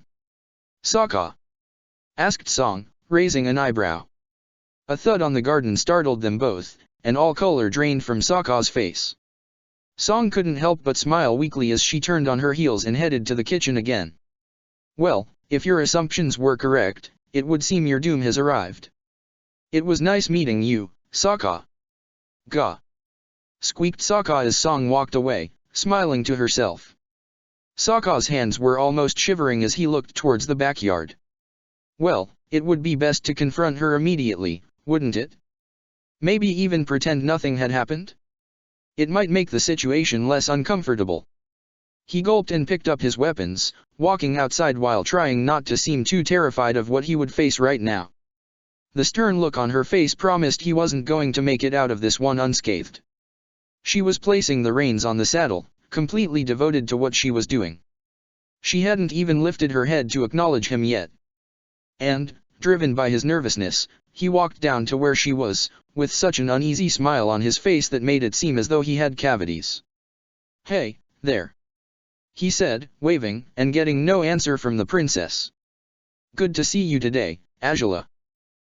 So, are we going to Haru's today, or? As soon as he said that he regretted doing so. How stupid could he be? He couldn't talk about that place so carelessly, not when it was where their new set of problems had begun. But her demeanor didn't change in the slightest when he mentioned Ty Lee's house. She kept fumbling with the reins, and Sokka took it to mean that she had let his foolish question slide. So, how's my favorite lizard today? He asked, slinking towards Xin Long and patting his neck cautiously. Your scales are as black as ever, my friend. What do you do to take care of them, huh? Do you bathe in charcoal, or is it some special dragon secret you can't share with us common humans? Xin Long's response was to breathe smoke through his nostrils, engulfing Sokka in the dark cloud and making him panic as he felt threatened. Xin Long's devious laugh followed Sokka's fright, and the dragon seemed to look at his rider as if hoping for her approval after what he had done to Sokka, but there was still nothing. Sokka frowned as he stared at her. Either what had happened had shaken her up in even worse ways than he had envisioned, or there was something else wrong with her on top of what he had done to her. Her eyes seemed clouded, those eyes that were always clear and gleaming with determination. Was she all right? Angela? He asked, just as she slipped her feet off the stirrups and leapt down to the ground. She stumbled before walking towards Xin Long again, letting him know through their mental bond that she would meet up with him later. Xin Long groaned in agreement before trotting off and jumping into the air, flying away into the cloudy skies. Sokka watched him leave in mild relief. At least if Angela planned on killing him, it seemed she would do it single-handedly. "We're," she said, with an unexpectedly faint voice as she lifted her hand towards her back. "We're not going to Tylese today." Sokka's eyes widened when she released Wolf's Bane in an instant. She leapt so quickly towards him that Sokka had to jump back before pulling Space Sword out of its scabbard. Angela attacked him viciously, and her seemingly calm face had contorted into a snarl. Yet her eyes were still as clouded as they had been before. Sokka parried her blows while studying her carefully. She was too wild for her usual standards. Her fighting style had always been deadly and precise, never as reckless as it was now. If only he hadn't been so busy trying to figure out what it was that troubled her, he could have disarmed her in a heartbeat. The fact that he could have done so revealed that Angela was afflicted by something big. Angela tried to cut at his chest, glaring at him angrily, and he blocked the attack with more ease than she expected him to. He was staring at her worriedly. What was with the look he was giving her? This was what he deserved. This was what he had earned after breaking their deal as he had. But if he was terrified of her anger, he should have been looking at her in fear. Instead, concern was what flashed in his eyes. Why? Did he know just how badly her head was pounding? No, there was no chance he could know that. Nobody but herself and Xin Long knew about it. She continued attacking him, growing frustrated at her failure. She knew she wasn't a better swordsman than him yet, but this was embarrassing. She had to harm him somehow. She had come to make him pay for what he had done to her, right? Then maybe she would have to play outside the rules this time around in order to achieve her goal. Sokka winced when a blast of blue fire burst from her free hand, and a fistful of flames flew his way. Hey! That's not fair. We said no fire while training. This is no training, you fool! Shouted Angela, stumbling after using her fire. What was wrong with her today? Why couldn't she keep her footing? Angela, please, we can talk this through. We've done that before, haven't we? Asked Sokka, growing slightly desperate now that she had admitted she was genuinely trying to harm him. So you can claim you didn't mean to. Shouted Angela, as lightning crackled in the clouds above them. So you can lie and say you'll never do it again even though we both know you will. Angela, I said Sokka, flinching as cold water pellets began to drop upon them. I know I shouldn't have, but you just... Was I asking for it? Shouted Angela, throwing another fire blast towards him, using her blade to direct it. Is that it? And no, that's not. It just felt right, you know. He said, jumping out of the fire's way, while also trying to disperse it off with his sword. It seemed fire wouldn't do the trick either. Angela leapt and sent a tower of flames his way, but she didn't make the landing properly. Again she stumbled, and this time she bent over in a fit of coughs as Sokka fought to avoid the blazes. Angela! He called out, after realizing she was coughing. Are you okay? If her head hadn't been aching so badly she would have allowed herself to feel even more insulted by his question than she already did. She was giving her everything in her attempt to hurt him, to damage him badly, and he was asking her if she was fine. It was the last straw, truly. Sokka grimaced when Angela began moving her arms slowly, her face returning to calm for a moment as her limbs grew charged with electric power. Oh, no. Angela, please. Why you're going too far? He said, growing paler as he lifted his sword before him defensively, but just how much defense could his sword provide him with when she was trying to electrocute him? But pleading would serve him no purpose. She was too angry to listen to anything he dared say.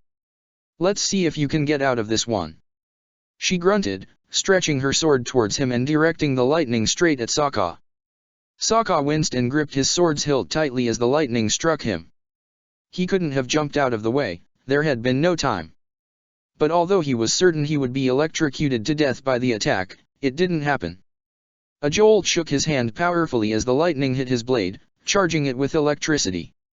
Sokka stared at the strange phenomenon with wide eyes before the vibrations of the sword became too violent for him to withstand holding the weapon any longer. He shouted and dropped Space Sword several feet away from him, and the electric charge in the blade seemed to disseminate as the metal touched the ground. Sokka stared at the sword in utter shock, unable to understand what had just happened.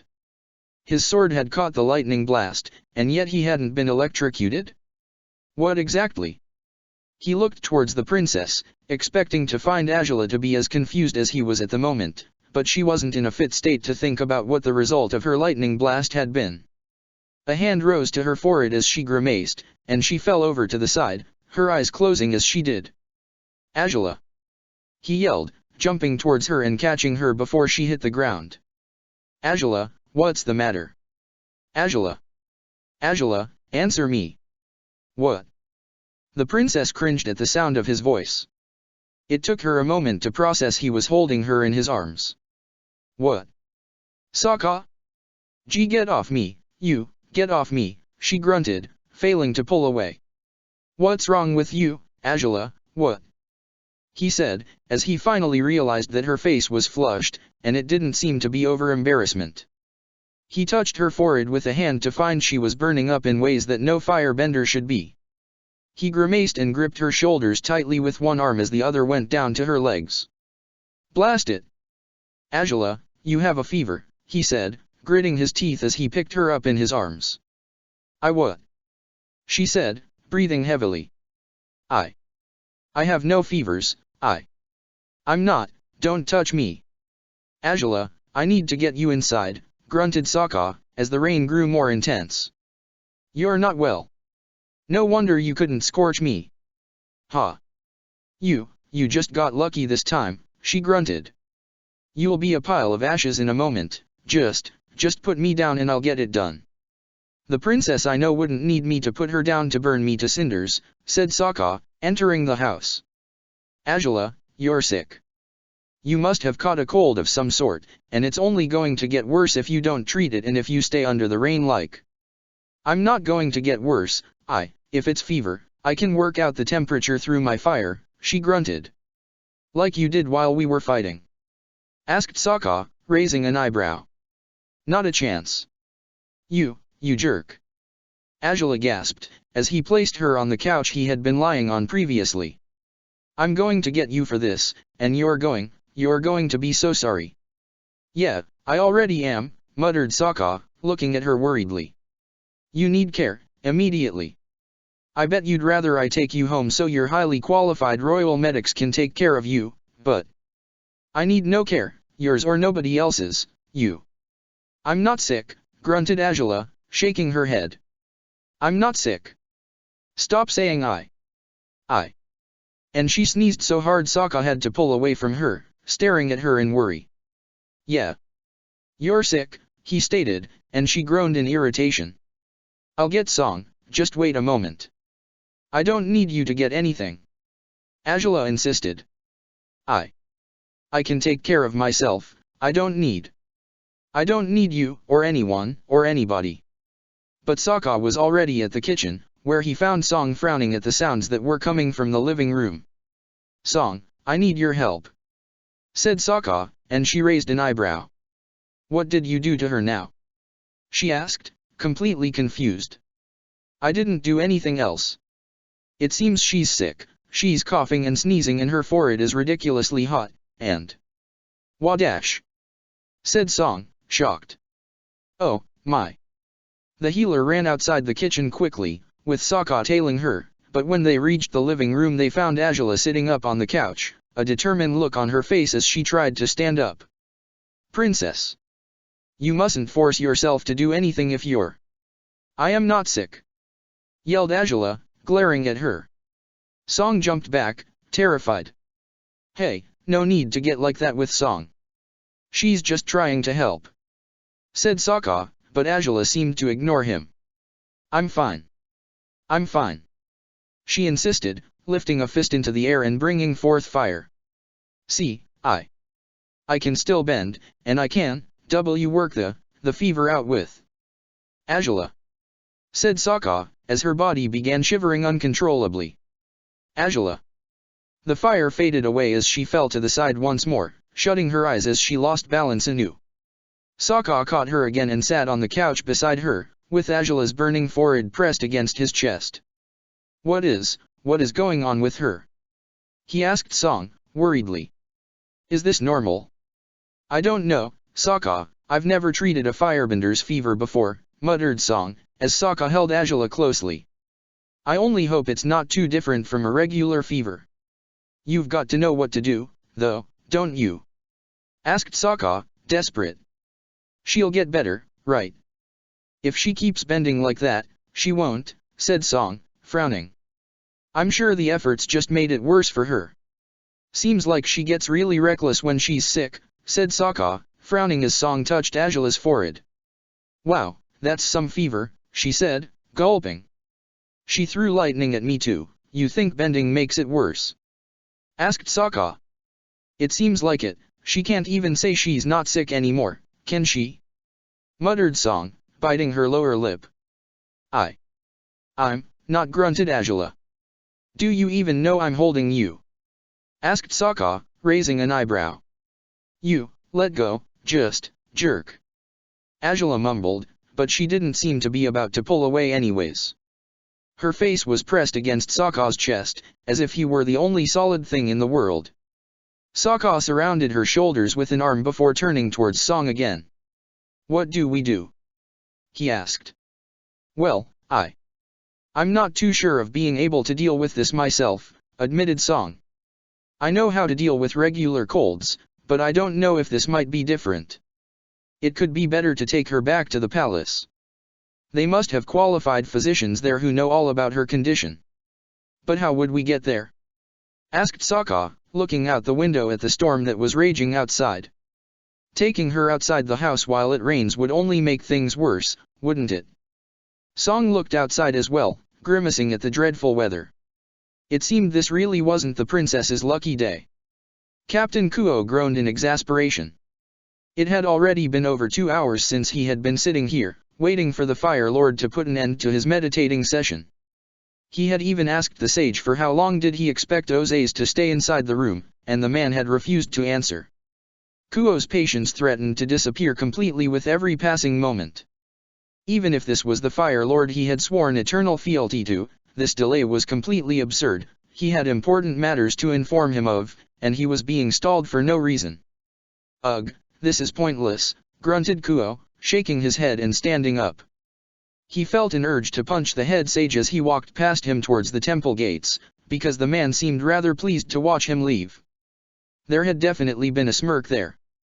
"Stupid sages and their stupid meditation rules," he grunted, walking under the rain towards the capital city's prison tower. The tower was located northwest to the city, secluding the dangerous criminals from the noblemen that resided in the capital. The tower was where he had locked down the 3 White Lotus members he had caught on the previous day. There was still the matter of the escapee to think about. His men had failed to find him. It would seem he had hidden somewhere, but they would smoke him out easily, of that Kuo was sure. He would expose the situation to the Fire Lord, bringing the prisoners before him, so that he would decide how to deal with the threat the White Lotus Society posed. And he was certain the Fire Lord would authorize him to perform a thorough search of the capital to find that missing scoundrel. Soon enough, all 4 rebels would be subjected to the Fire Lord's justice. But if the Fire Lord was to judge these men at some point, he needed to be briefed about the situation first. And if he wouldn't see him yet, he certainly would do so as soon as he brought that Gladiator's sponsor before him. Once he did, Ozaze was certain to realize the dangers these men posed to his nation. The Fire Lord was the most powerful man in the world. He would do anything to protect his people. And that meant destroying anything that might threaten the peace he had fought so hard to acquire for the Fire Nation. The rain was already weakening by the time Kuo reached the crater where the prison tower stood. He walked towards it with his head held high, despite how unbecoming he looked with his soaked clothes and his dripping mustache. "Where's Warden Poon?" he called out, upon entering the building. "I need to discuss a matter about the prisoners I brought here." "Ah, Captain Kuo. asked to the hall to his left. It was none other than Poon himself. I'm sorry, I dozed off for a moment there, why have you come? I'm here to get the criminals I brought you yesterday, grunted Kuo. It seems I need to throw them at the Fire Lord's feet for him to realize we're facing a real problem here. But, said Poon, frowning as he stared at Kuo in confusion, as though the man before him were crazy. Your men already came for them. They took them a few hours ago, Captain. What? My men didn't. How could they come get them? I made up my mind to come here less than an hour ago. Nobody knew I'd do it. How could my men come here and? Exclaimed Kuo before freezing right where he was. Poon looked at Kuo in concern, still wondering what he was rambling about, until he finally understood what had truly happened. His own eyes widened as he realized what a huge mistake he had made. They've escaped, said Kuo, gritting his teeth and shivering as his hands balled into fists. The bastards escaped. Angela's head throbbed terribly. When was the last time she had suffered from such a dreadful headache? She lifted a hand towards her forehead, moaning weakly at the pain. Her hand was caught, unexpectedly, by another one, by a hand that was pleasantly cool to the touch. You blacked out there for a while, Angela, said a familiar voice, though it took her a moment to place it. How are you feeling? Not good, admitted Angela, finally. Sokka. Yeah, it's me, said Sokka, smiling and caressing her hair gently. You. She muttered, moving her head to the side. Where was she resting? It didn't make any sense, she was lying down, that's what it seemed. But where, exactly? Where am I? Lying on the couch at my place, my legs are your pillow right now, said Sokka, scratching the nape of his neck nervously. I suppose it's not too comfortable, but Song thought it might help to lift up your head a little. Song, said Angela. You. Sokka? You idiot. I take it you're feeling better now, said Sokka, grimacing. Why did you have to? Why did you kiss me, moron? She asked, cringing as she spoke. Well, I don't think there was much of a reason behind it, he said, sighing. I couldn't help it. If I just went around doing things, I couldn't help. I would have killed you by now. She grunted. You forgot you already tried? Asked Sokka, raising an eyebrow. Angela was silent for a moment before muttering. Oh. Right. I know I shouldn't have done it, said Sokka, sighing. We've had enough problems for me to cause even more of them now, but I guess there are some things you really can't avoid no matter how hard you try. I know we've made promises and vows and whatnot, but keeping them is so much harder than I thought it would be. You're a fool, grunted Angela. I was doing just fine, you had to go off and make a mess of things, make a mess out of me. I know, said Sokka, caressing her forehead. I'm sorry I got to your bad side when you were sick, I'm not sick, she insisted, and Sokka sighed in frustration. How many times will you say you're not, girl? It's a bit ridiculous that you'd say you're not sick when you're as feverish as you are. Did she come to her senses? Asked Song, approaching with a cup of water. Would you help me with getting her to drink this? It might help cool her down. Once she's done, well what? Asked Sokka, raising an eyebrow. What happens later? I think she should take a bath, said Song, blushing weakly. What, here? Asked Sokka, his eyes widening as his cheeks reddened as well. Where else, in the rain? Asked Song, sarcastically. But our bathroom isn't worthy of a princess. I know, said Song, sighing. But what can you do in this situation? Well, what will she wear? Asked Sokka, gulping. And she can't bathe on her own, look at her. I'll help her with the bath, or at least, I'll try to, said Song, gulping. Make sure to stay clear off the bathroom while I do. What's with that warning? Who do you take me for? Squealed Sokka, his voice cracking. I'll get the bath ready for her, then have her drink the water, okay? said Song, placing the cup on Sokka's hands. Sokka glared at her as she walked away, shaking his head in disbelief. Hell knows where that judgmental attitude came from, she used to be the nicest girl in the world. He muttered, irritated. Come on, Azula, drink this, all right. Was the sole sound Azula uttered, as he placed the cup on her lips. It's just water. It should help you, he said, tilting the cup a little so that she could take a sip. Azula took a mouthful of water and swallowed. Sokka stared at her worriedly, taking the glass away for a moment. His other hand caressed her hair gently, and Azula seemed to relax upon his touch. Sokka had never seen her as defenseless as she was now, or in this much physical pain either. Even during their time in the forest she had been able to tolerate the agony from the wound she had taken to the hand. But this time the pain came from within her, and he truly didn't have a clue of how to subdue it. Hang in there, Azula. You'll be better in a bit, he said, smiling reassuringly at her even though her eyes were closed and she'd be unable to see his grin. I'm fine. Sokka finished, sighing. Why can't you accept you're sick, Azula? Why is it so hard to admit you've caught a cold? Is it because you can't stand to be weak even when you're not to blame for it? She would always. Muttered Azula, her chest heaving with every breath she took. She would always be at his bedside, whenever he had a fever. She'd sing songs to him and soothe him. But she never did that for me. At least, not that I know of. It always was Loenli taking care of me, even when I wasn't feeling well.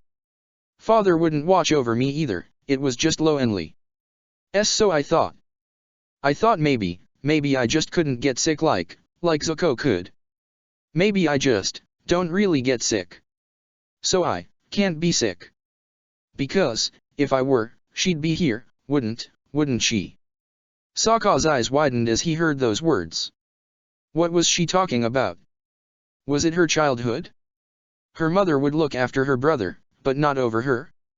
That couldn't be right, it had to be a mistake of some sort, without a doubt.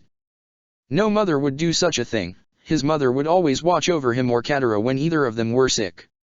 But he really knew nothing about Azula's mom, and trying to convince her that her mother cared about her when he had no idea if she did seemed a rather foolish thing to do. It would likely just irritate Azula further. Well, maybe she's not around right now, said Sokka. But I am. I guess it's not much of a relief, but... Azula's eyes opened and she finally looked at him. You are here, really, she muttered, her gaze lingering on his. Yeah. And I'll look after you now, he said, smiling. Until you feel better. Is that good? It's okay, said Azula lowering her gaze now. Then, am I really sick? Sorry to say you're not as advanced a human as to avoid sicknesses, Azula, said Sokka, cupping her cheek with a hand. You are sick. But you'll get better. You just have to rest a lot and do whatever Song tells you to, because she's the one who knows what to do around here. So, you say you'll look after me, but you don't know how? Asked Azula. I'll do what Song says I should, said Sokka, putting the water to her lips again. I'll help however I can to get you back on your feet as quickly as possible. So that I can kick your butt for what you did? Asked Azula, after swallowing. Sokka chuckled and nodded. Exactly. Keep your mindset on giving me the punishment I deserve and you'll surely get better even faster. Good. I'll do that, said Azula, moaning again as the headache intensified. You alright? Asked Sokka. How could I be? I'm sick, muttered Azula bitterly, and yet Sokka couldn't help but smile. She was such a fascinating girl, in so many ways. How could she be so powerful and daunting while having such a troubled heart? There was so much about her that he didn't know. He caressed her hair again, wondering also how she managed to stay beautiful when she was sick. He was pretty sure he looked dreadful whenever he caught a cold, yet Azula even made it look dignified. But she seemed so fragile, so broken, it really was hard to believe this was the same person who had captured him in the South Pole so long ago. The same girl who had reappeared to give him a better life than he could have envisioned, the same girl whose heart he had broken. How had he been so foolish, truly? How had he dared hurt her as he had?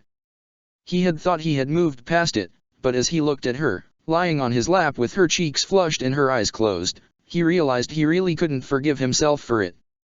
He probably never would. Angela deserved so much more than he would ever be able to give her. He wasn't worthy of her, and he had proved that enough times by now. But he couldn't walk away from her. He couldn't stay away from her. And rather than couldn't, he wouldn't. She had given him joy, in quite a strange form, but joy nonetheless. She had given him strength he never knew he had in him, and she had given him hope as well, hope to return home, hope that this world might change for the better eventually. Was it really that unreasonable for him to wish to be near her for as long as she would consent it? "The bath is ready now," said Song, approaching the couch and pulling Sokka out of his thoughts.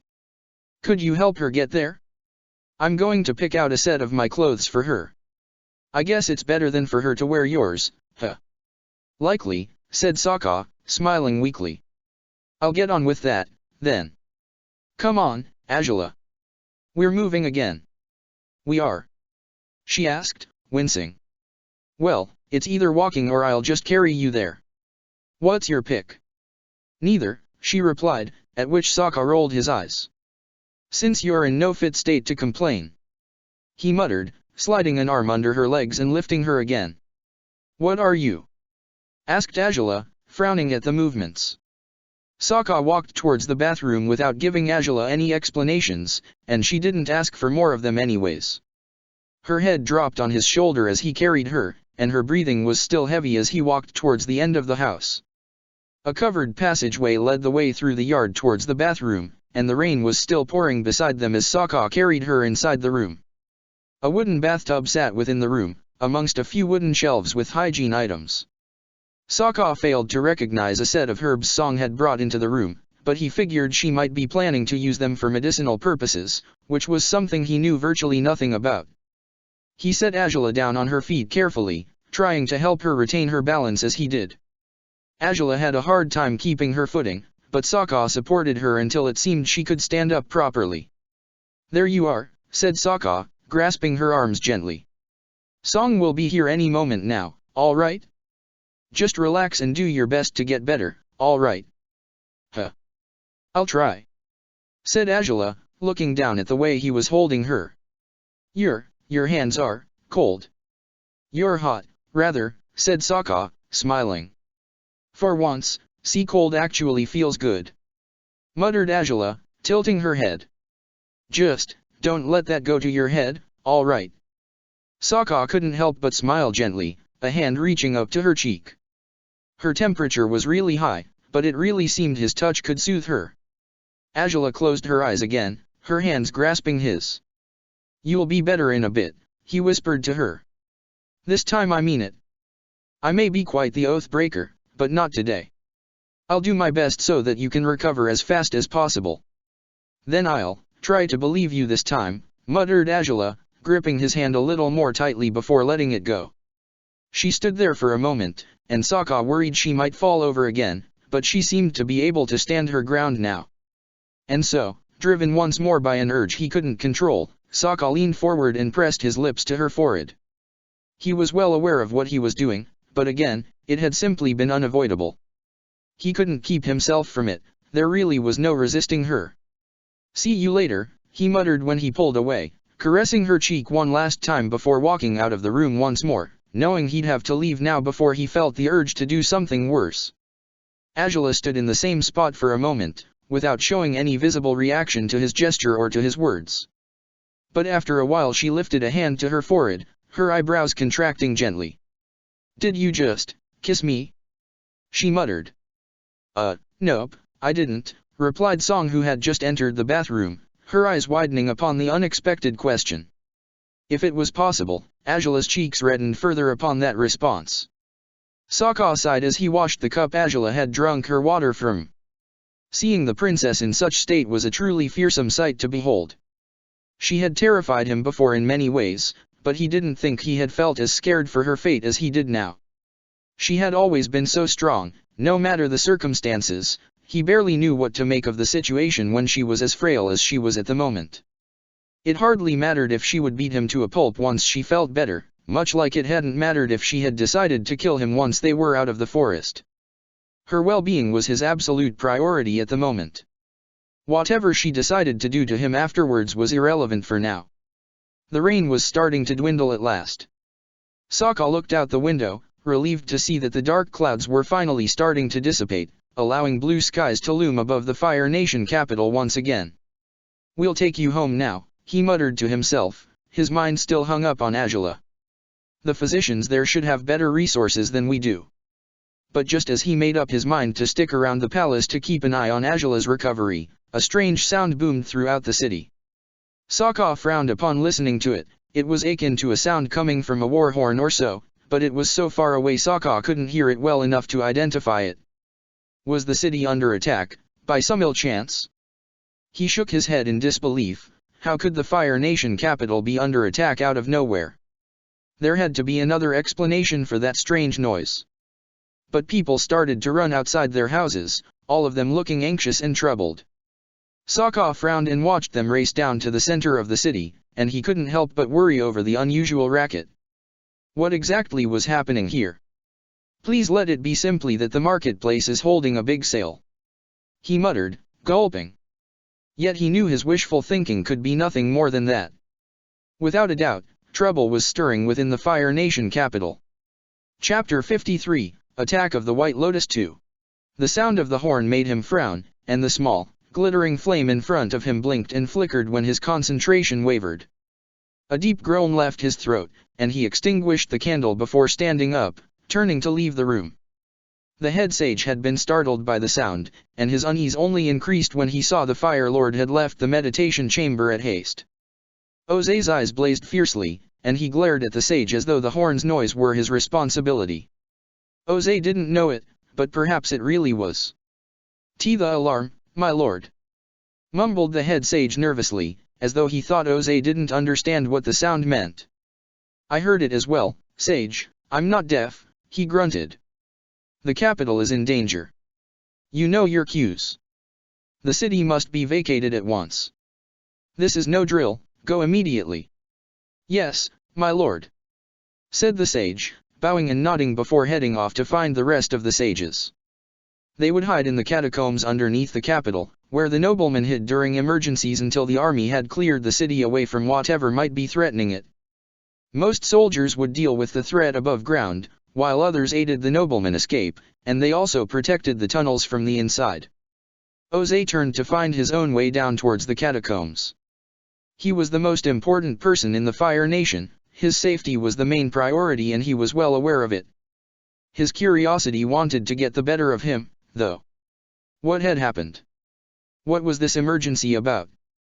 He wished to know, but he knew better than to put his life at risk to find out right away. His Imperial guards waited on the hallway, and they were eager to lead the Fire Lord to the catacombs. Oze allowed them to escort him, but not before questioning them about what peril the Fire Nation was facing this time around. "It seems to have been a breakout of some sort, my lord," replied one of the guards. "The alarm came from the prison tower, or so it seemed. We do not know what makes the situation so dangerous, though." "A breakout?" asked Oze, frowning.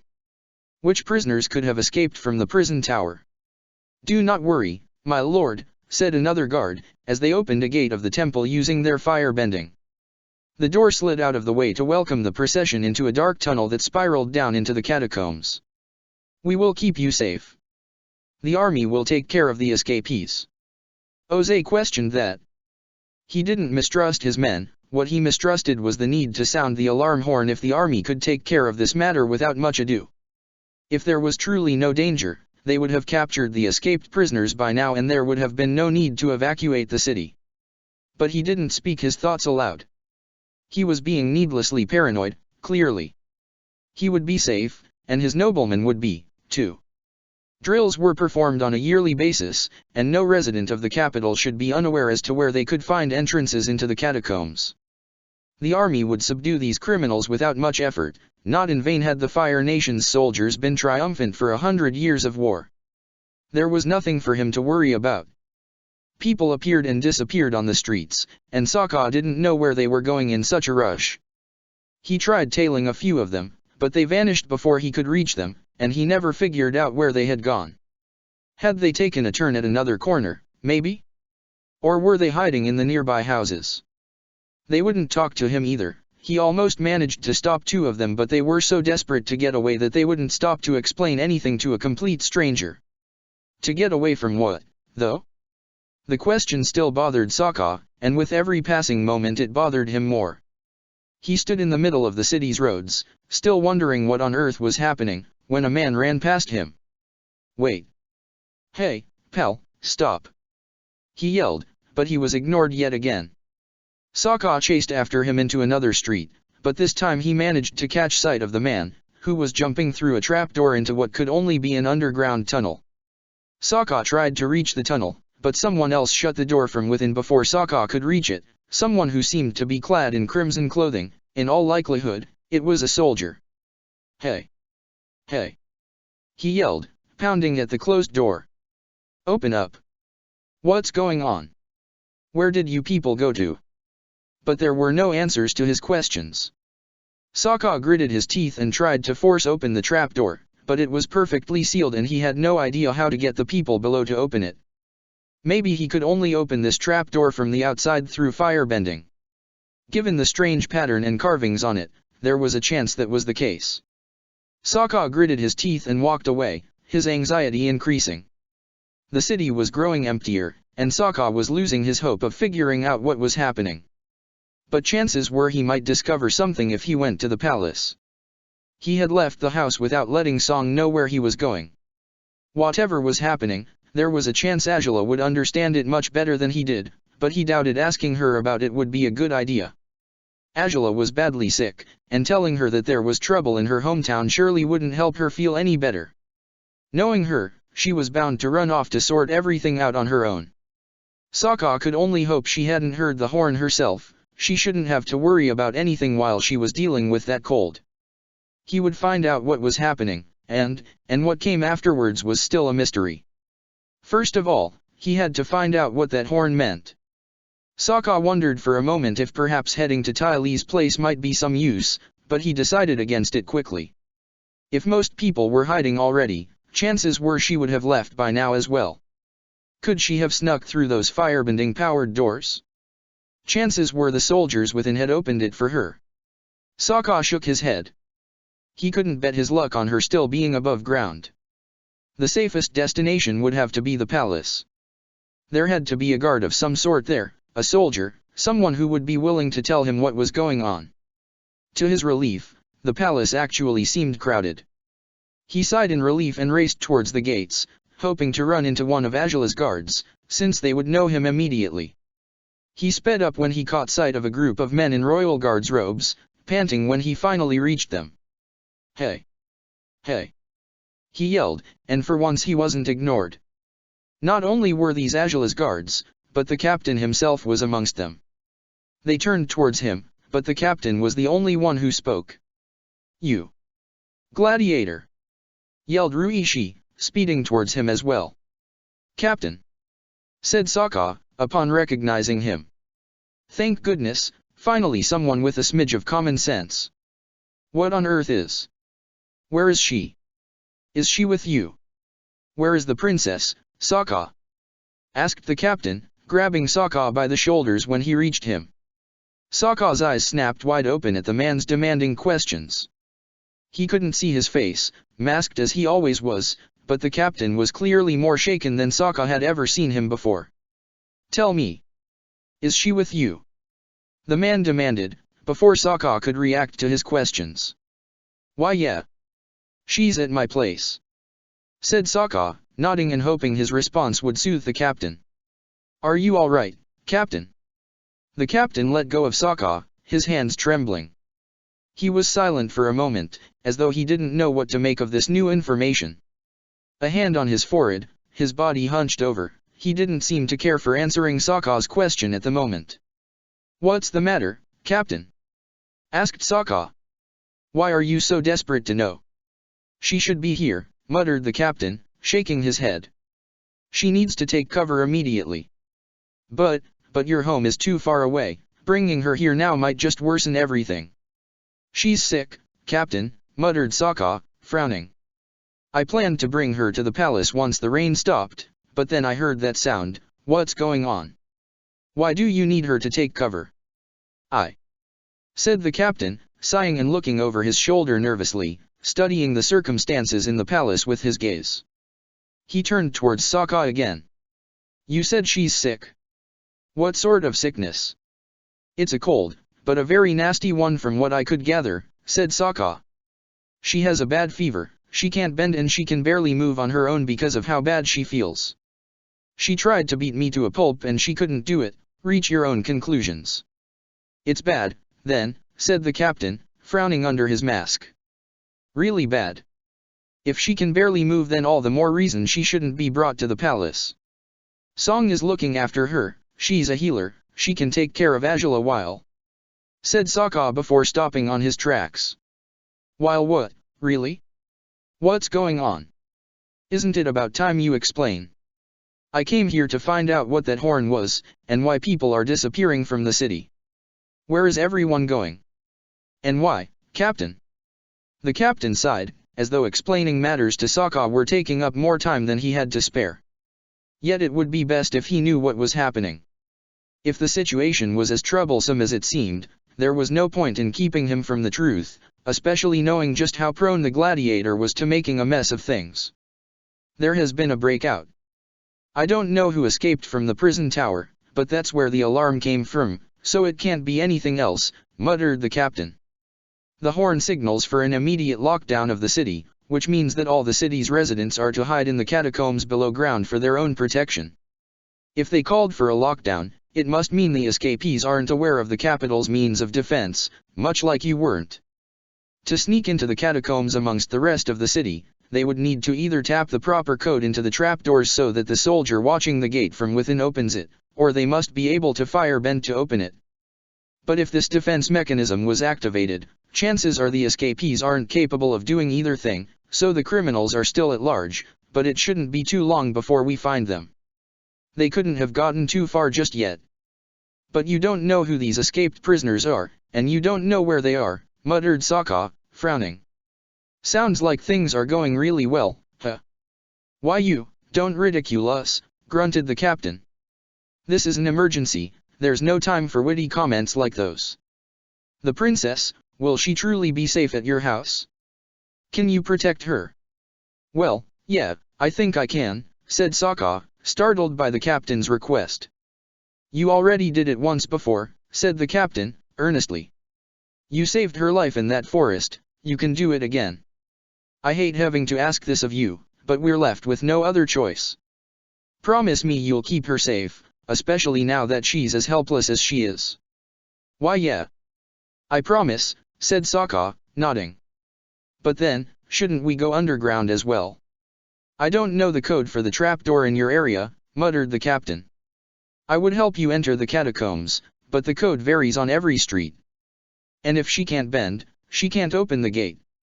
You'll have to stay above ground. It's a dangerous gamble, but it's the only thing we can do. If the princess's health is as frail as you say, it would be best for her to stay where she is. Make sure she doesn't leave. And try not to tell her about what's happening until she's feeling better. She is having a hard enough time as it is, hearing about the situation.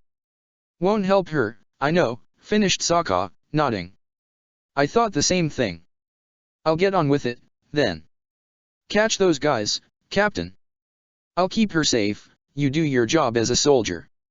The captain wanted to point out that his actual job was protecting Azula specifically, but he decided against it. Rambling on would get them nowhere. Go now, then. Protect her, Sokka.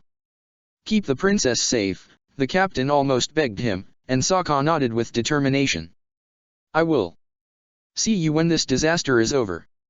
Sokka said, turning on his heels and starting back towards his house.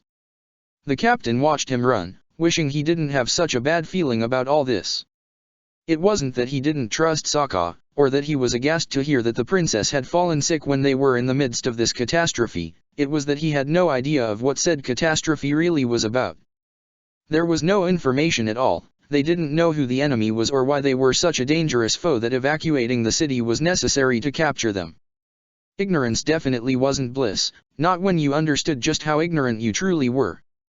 Sitting silently within his safe chamber underground, Jose was sipping tea calmly when a man stormed into the room, unannounced. Jose raised his eyes to find Captain Kuo panting heavily, looking disheveled and desperate. The Fire Lord's eyebrows contracted slowly as he regarded the man before him coldly. "I was told you were the one who knows what's happening, Captain Kuo. Are you the one to blame for this sudden emergency, even?" "My lord, I tried to reach you earlier." "This better not be an overreaction, Captain," grunted Jose, glaring at him. "If you have sent my entire city underground for no reason." "My lord, on the contrary, this is an emergency. The worst the capital has faced up until now, as far as I know," said Kuo, gasping for breath as he approached Jose, several soldiers following him into the chamber. "Last night I caught a group of men in the middle of illegal business, my lord, and they were members of that White Lotus organization." Jose's arrogant calm facade disappeared as soon as he heard the last sentence.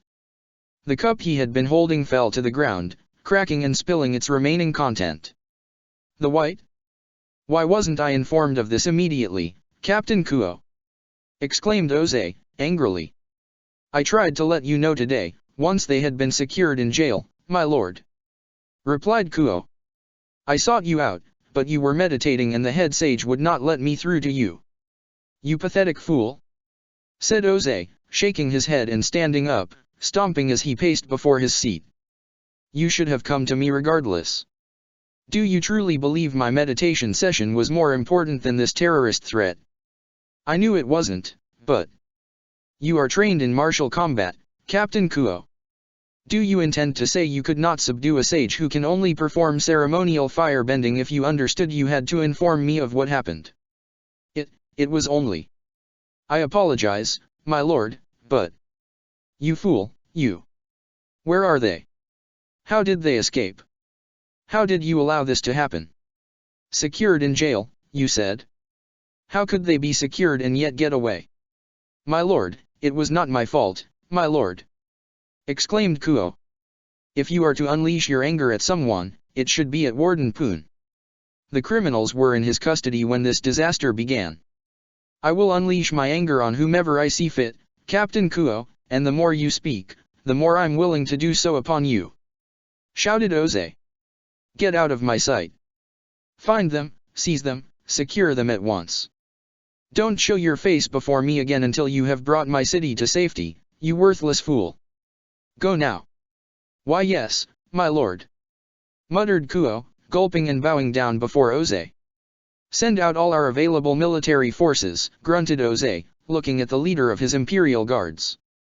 "Every single house in this city will be searched thoroughly until these White Lotus scum are found. Close down the port, don't even think about letting them get away or I'll have your head instead of theirs. Get on with it immediately." "Yes, my lord," said the guard, performing a quick salute towards Jose and leaving the room to convey the Fire Lord's orders. Jose's frown was almost heavy enough for his eyes to be hidden under his eyebrows. His amber eyes burned with the fire in his heart, a fire fueled by hatred and rage. He would burn the world to the ground if it was needed, but he would annihilate the Order of the White Lotus one day. They had been a threat to his father, who had underestimated them and believed they could do him no harm, but Jose always knew they would come back to haunt the Fire Nation one day. They had always sat in the shadows, waiting for the right moment to attack. Was this it? Would the White Lotus triumph today? No, he wouldn't allow it. His men would win. They would trample over every single one of those traitors and rebels, so that all those miserable fugitives would regret having dared defy Fire Lord Jose's rule. Angela took her seat again on the couch, her head still heavy, as though an invisible weight had been strapped to it. Despite the pain, she actually felt better than before. The bath had helped, no matter how uncomfortable it had been.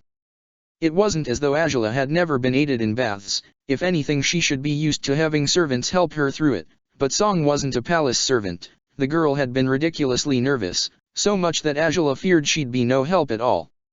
Nevertheless, she had managed to overcome her awkwardness eventually, and she had assisted the princess as promised.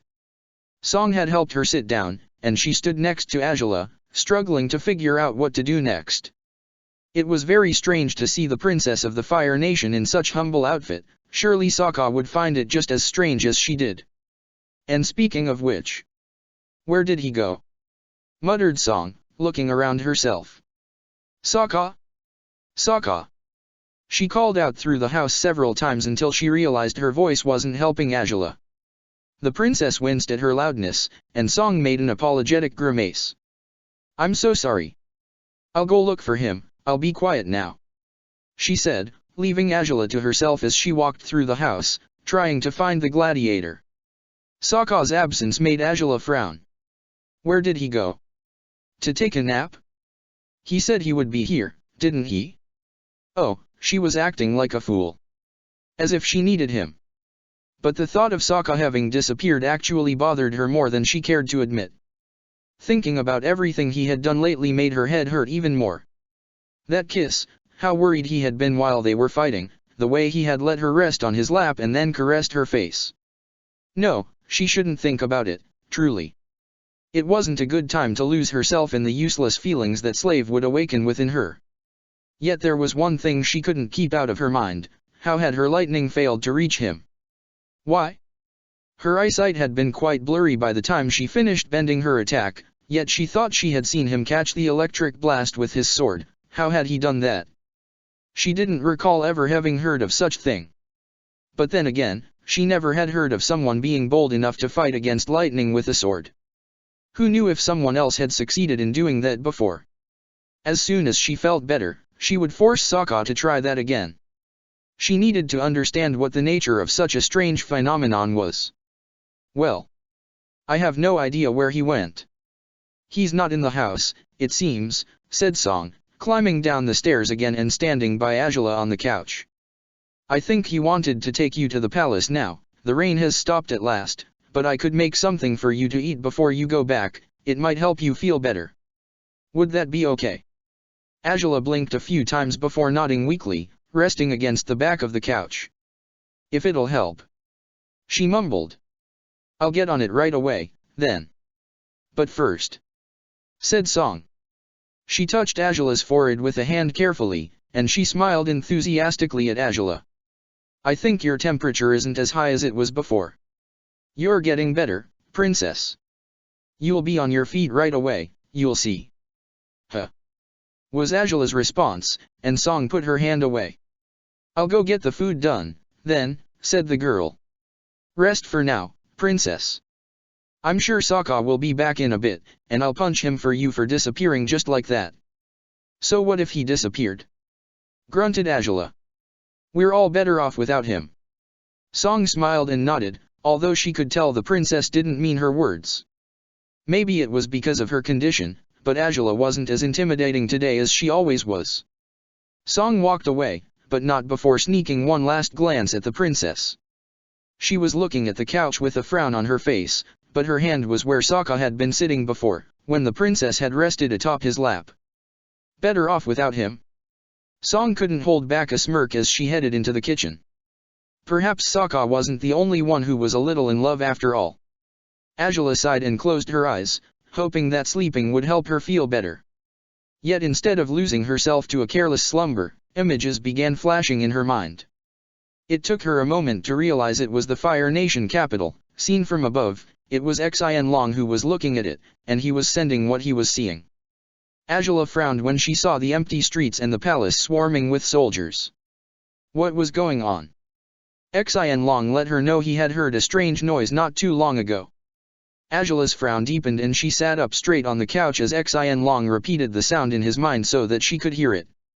Her hands balled into fists. It was the alarm for evacuation, the sound that instructed the capital's people to hide within the catacombs under the city.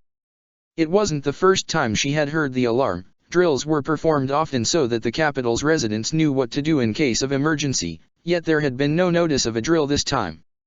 This time the alarm was ringing for real. What's Xian, what can you see? She muttered, her headache intensifying as she stood up brusquely. There has to be a reason why. Xian, tell me, is there an attack? The dragon looked over the city and moved towards the port afterwards, guessing an attack would be prone to come from there. Soldiers were lining the docks, and it seemed as though no ships would be allowed to leave, yet if there was an attack, it wasn't coming from the seas. Then why? Grunted Angela, confused. No, never mind. Watching won't help, Xin. Come back. Come get me now. The dragon seemed surprised by her strange behavior. He could sense her illness, even though he wasn't affected directly by it. Was it a good idea to lift her into the skies while she was feeling unwell? Just do as I say, damn it. Angela grunted, limping on her way towards the yard. Xin Long wasn't too pleased by her last message, but he obeyed her nonetheless. He turned around in midair and headed back to Sokka's house. Angela stood on the yard, waiting for him, and she glanced back at the house for an instant. Surely Song would lose it if Angela disappeared all of a sudden too, but it couldn't be avoided. The safety of her nation was her priority, it always would be. Song would have to deal with her disappearance, all the same as she had dealt with Sokka's. The dragon descended on the grass after a short while, and Angela greeted him with a sharp nod. She approached him firmly, even though she was still in pain. Climbing atop him wasn't easy, but Xin Long helped her by leaning down so that she wouldn't need to push herself onto the saddle too brusquely.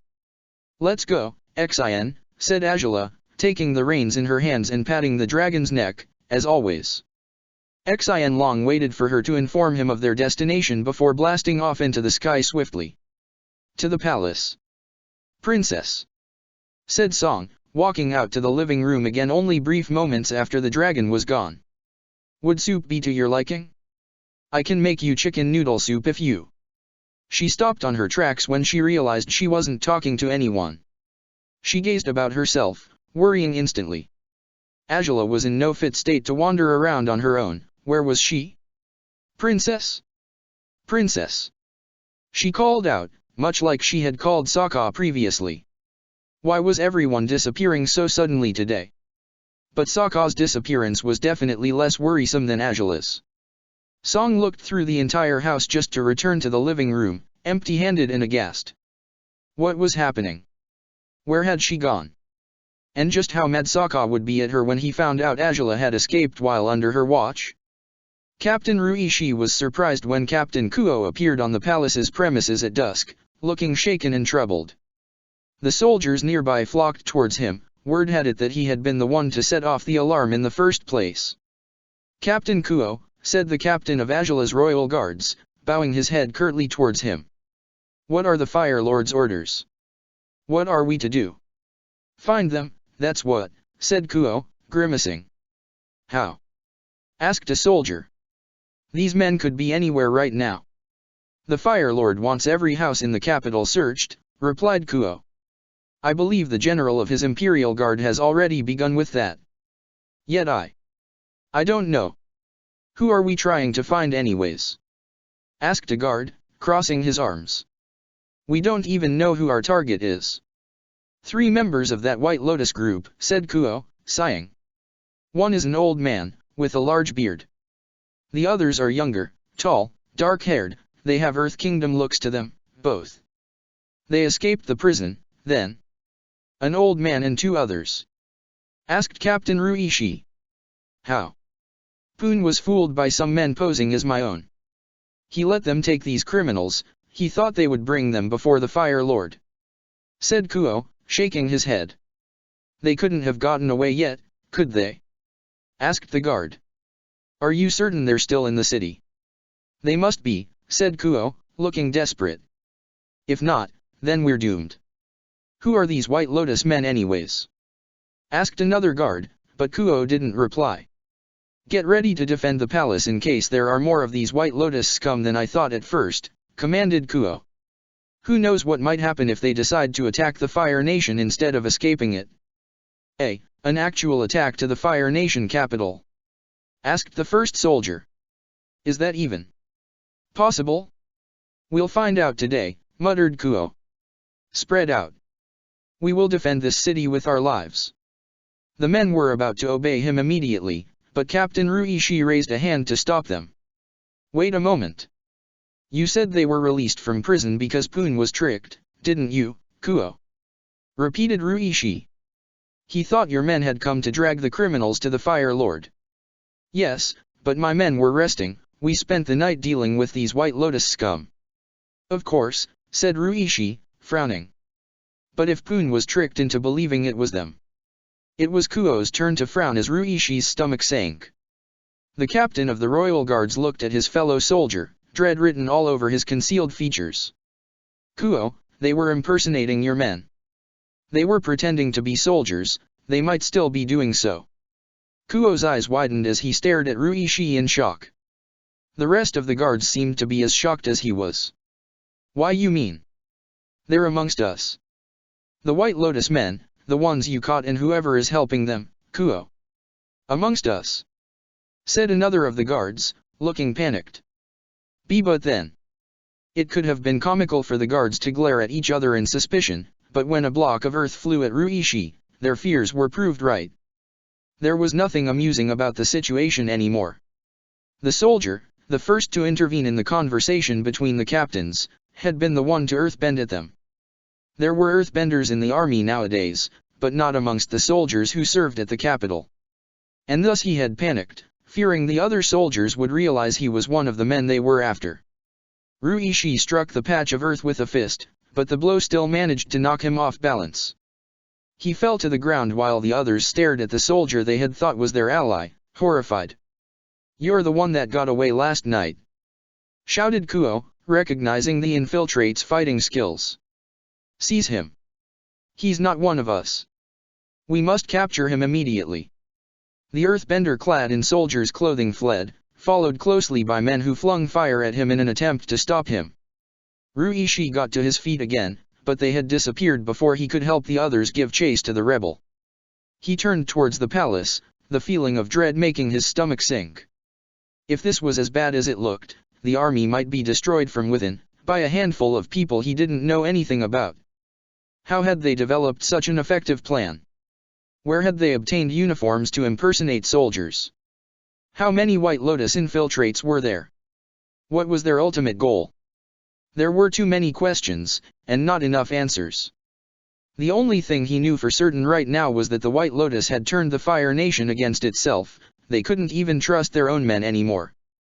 The city was completely empty by the time Sokka was hiking his way back to his house. He looked around himself warily from time to time, wondering if perhaps he might run into the men who had escaped from prison. He saw no one, though. The skies were darkening, and it was still rather cloudy. There was nobody to light up the lanterns in the streets. The capital was being enveloped by darkness. Did they really think they would find those criminals after nightfall in these conditions? It seemed rather unlikely to Sokka that they would. Yet, what purpose did it serve to get out of prison if you didn't know what your next step would be? He had considered fleeing from Huiyi back in the day, but even if he had been able to make it past the barracks guards and slipped out of the town, what next? Where was he supposed to go, and how was he going to get there? Those thoughts had never failed to hold him back. So these men were either too stupid to think ahead, or they actually had a plan to escape from the capital, but Sokka had no clue what the nature of such a plan might be. He didn't know any ways out of the city other than through the port, and if the authorities were competent enough, they would have blocked it already to keep the rebels from escaping. So how? The questions scrolled through his mind as he finally reached his house. He frowned as he made his way to the front door, wondering what to do about Angela now. She really shouldn't hear about the situation yet, it wouldn't help her recover, but she surely wouldn't forgive him if he kept the truth from her for her own protection. Sokka sighed and shook his head. Why did everything have to be so difficult when it came to Angela? Perhaps he was making too much of this matter, though. Maybe she would be sleeping placidly by now, and he wouldn't have to inform her of anything until she woke up. Hoping to find her dozing off on the couch, Sokka opened the door and entered the house carefully. He slipped inside the dim living room, where Song had lit some candles. At least, he guessed it had been her. Angela shouldn't have been using her powers to light anything up. If she had, he would scold her, no matter how ridiculous it might seem for a slave to tell off his master. Bending would only worsen her condition, that was the only thing he knew for certain about her cold. Yet he didn't find Angela in the living room. Was she in the kitchen, perhaps?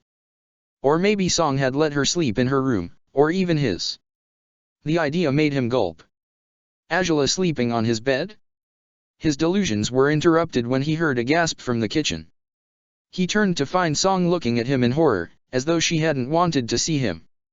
The look of distress on her face made him forget his previous thoughts completely. "Song? What's the matter?" he asked. "Is everything all right?" "Sokka, you're home," she said, a hand going to her mouth as she looked at the floor nervously. "Yeah, is it such a bad thing?" asked Sokka, confused. "What's wrong with you? Is she okay, Song? Did something happen to her? Is she worse, or?" The look of desolation on Song's face made Sokka fear the worst. The blood drained from his face as he stared at her in disbelief. It was just a cold. There was no way a cold could knock Angela down like that. It was impossible that she would be rendered completely helpless against one, or that Song wouldn't know how to treat her. "Song, what happened?" he asked, his voice grave. He couldn't jump to conclusions just yet. She needed to explain herself first. What happened to her? "Song. I'm sorry, Sokka, she muttered. "She was there, on the couch, but then I left to see what meal I should make for her, and when I came back, she was gone." Sokka finished, his eyes wide as plates. "I'm sorry," said Song, on the verge of tears. But Sokka truly wasn't mad at her. He shook his head in disbelief, his hands balling into fists. That girl, indeed, nothing could ever be easy when it came to her. He had already thought so enough times today, but this was much worse than anything he had prepared for.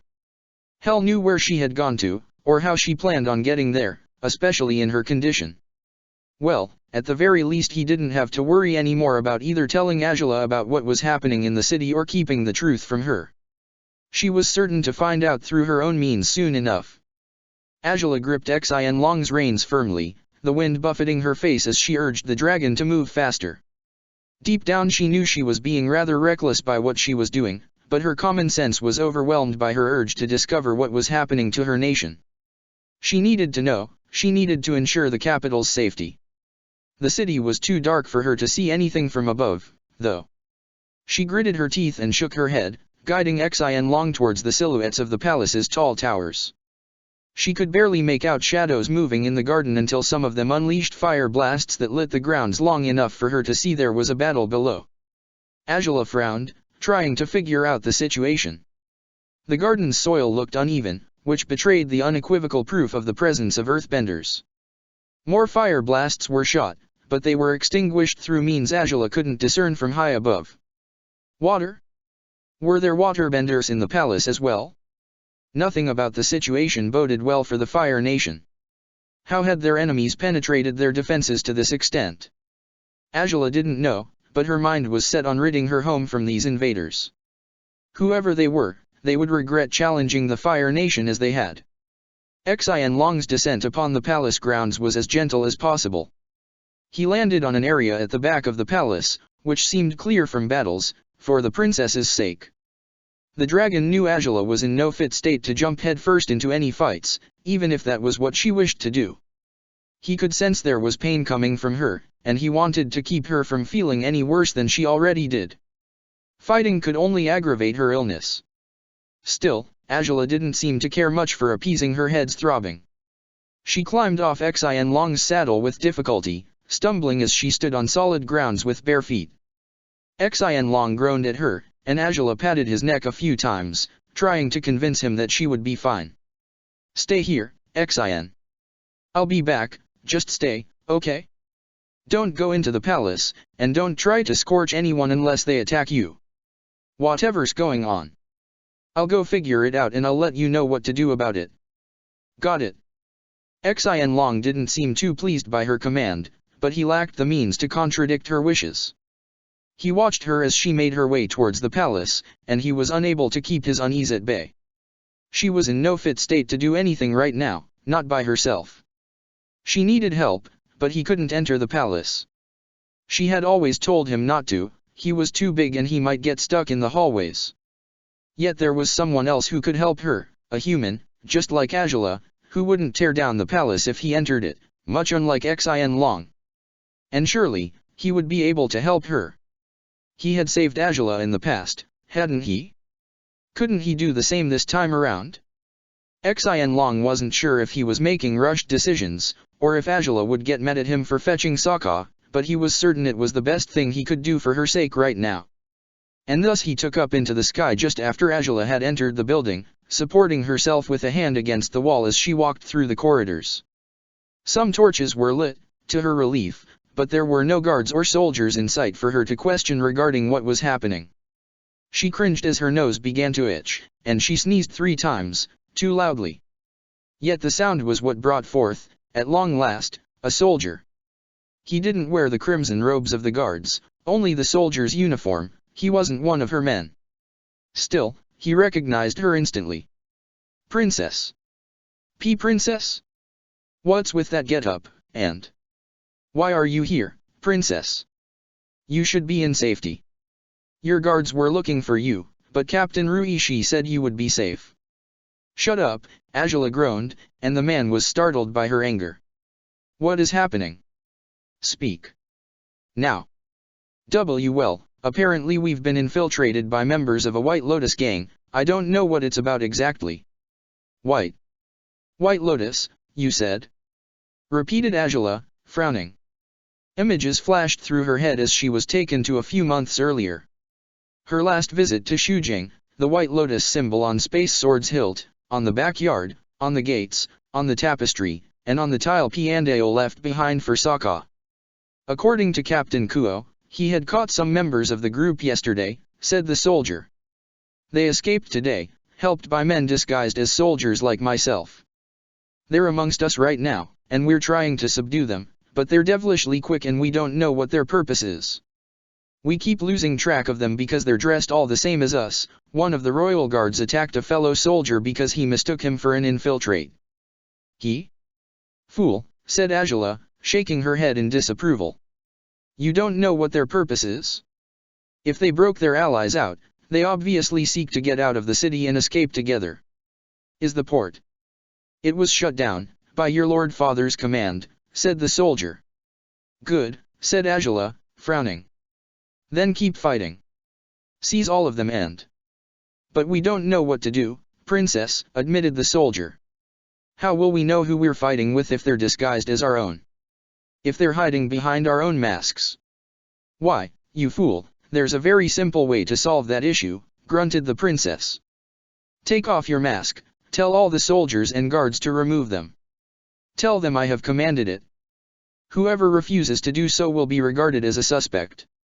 You know your fellow soldiers' faces, do you not? Yes, of course. Said the soldier, blinking in surprise. Well, then, go get the job done, soldier, Angela commanded. Find them and seize them all. Take off your helmet and mask so that they know you're a true Fire Nation warrior. Yes, princess.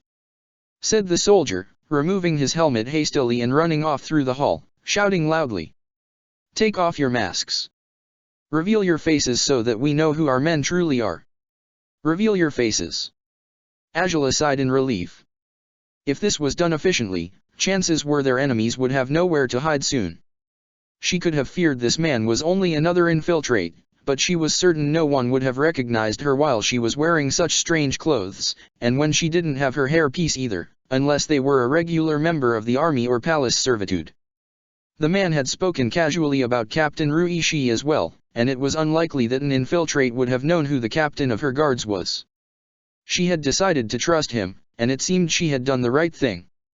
Yet there was one thing that bothered her: if these enemies of theirs, these White Lotus people, were trying to escape, what were they trying to accomplish by hiding amongst guards in the palace?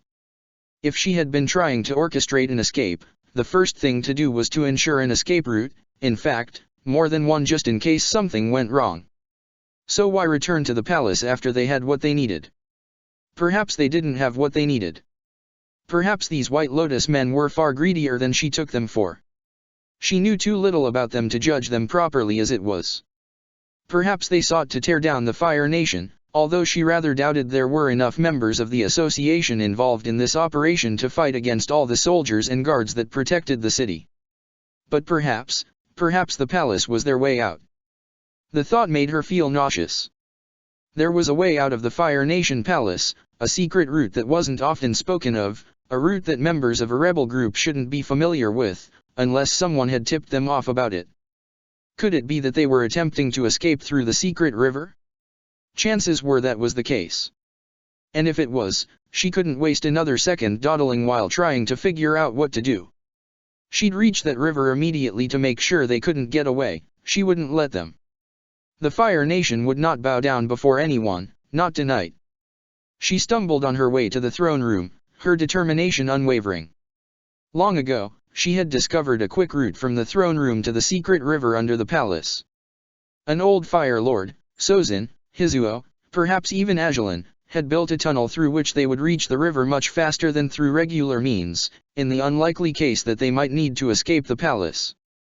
Ajalon had found it once by chance during one of her many expeditions to discover the hidden passageways of the royal palace.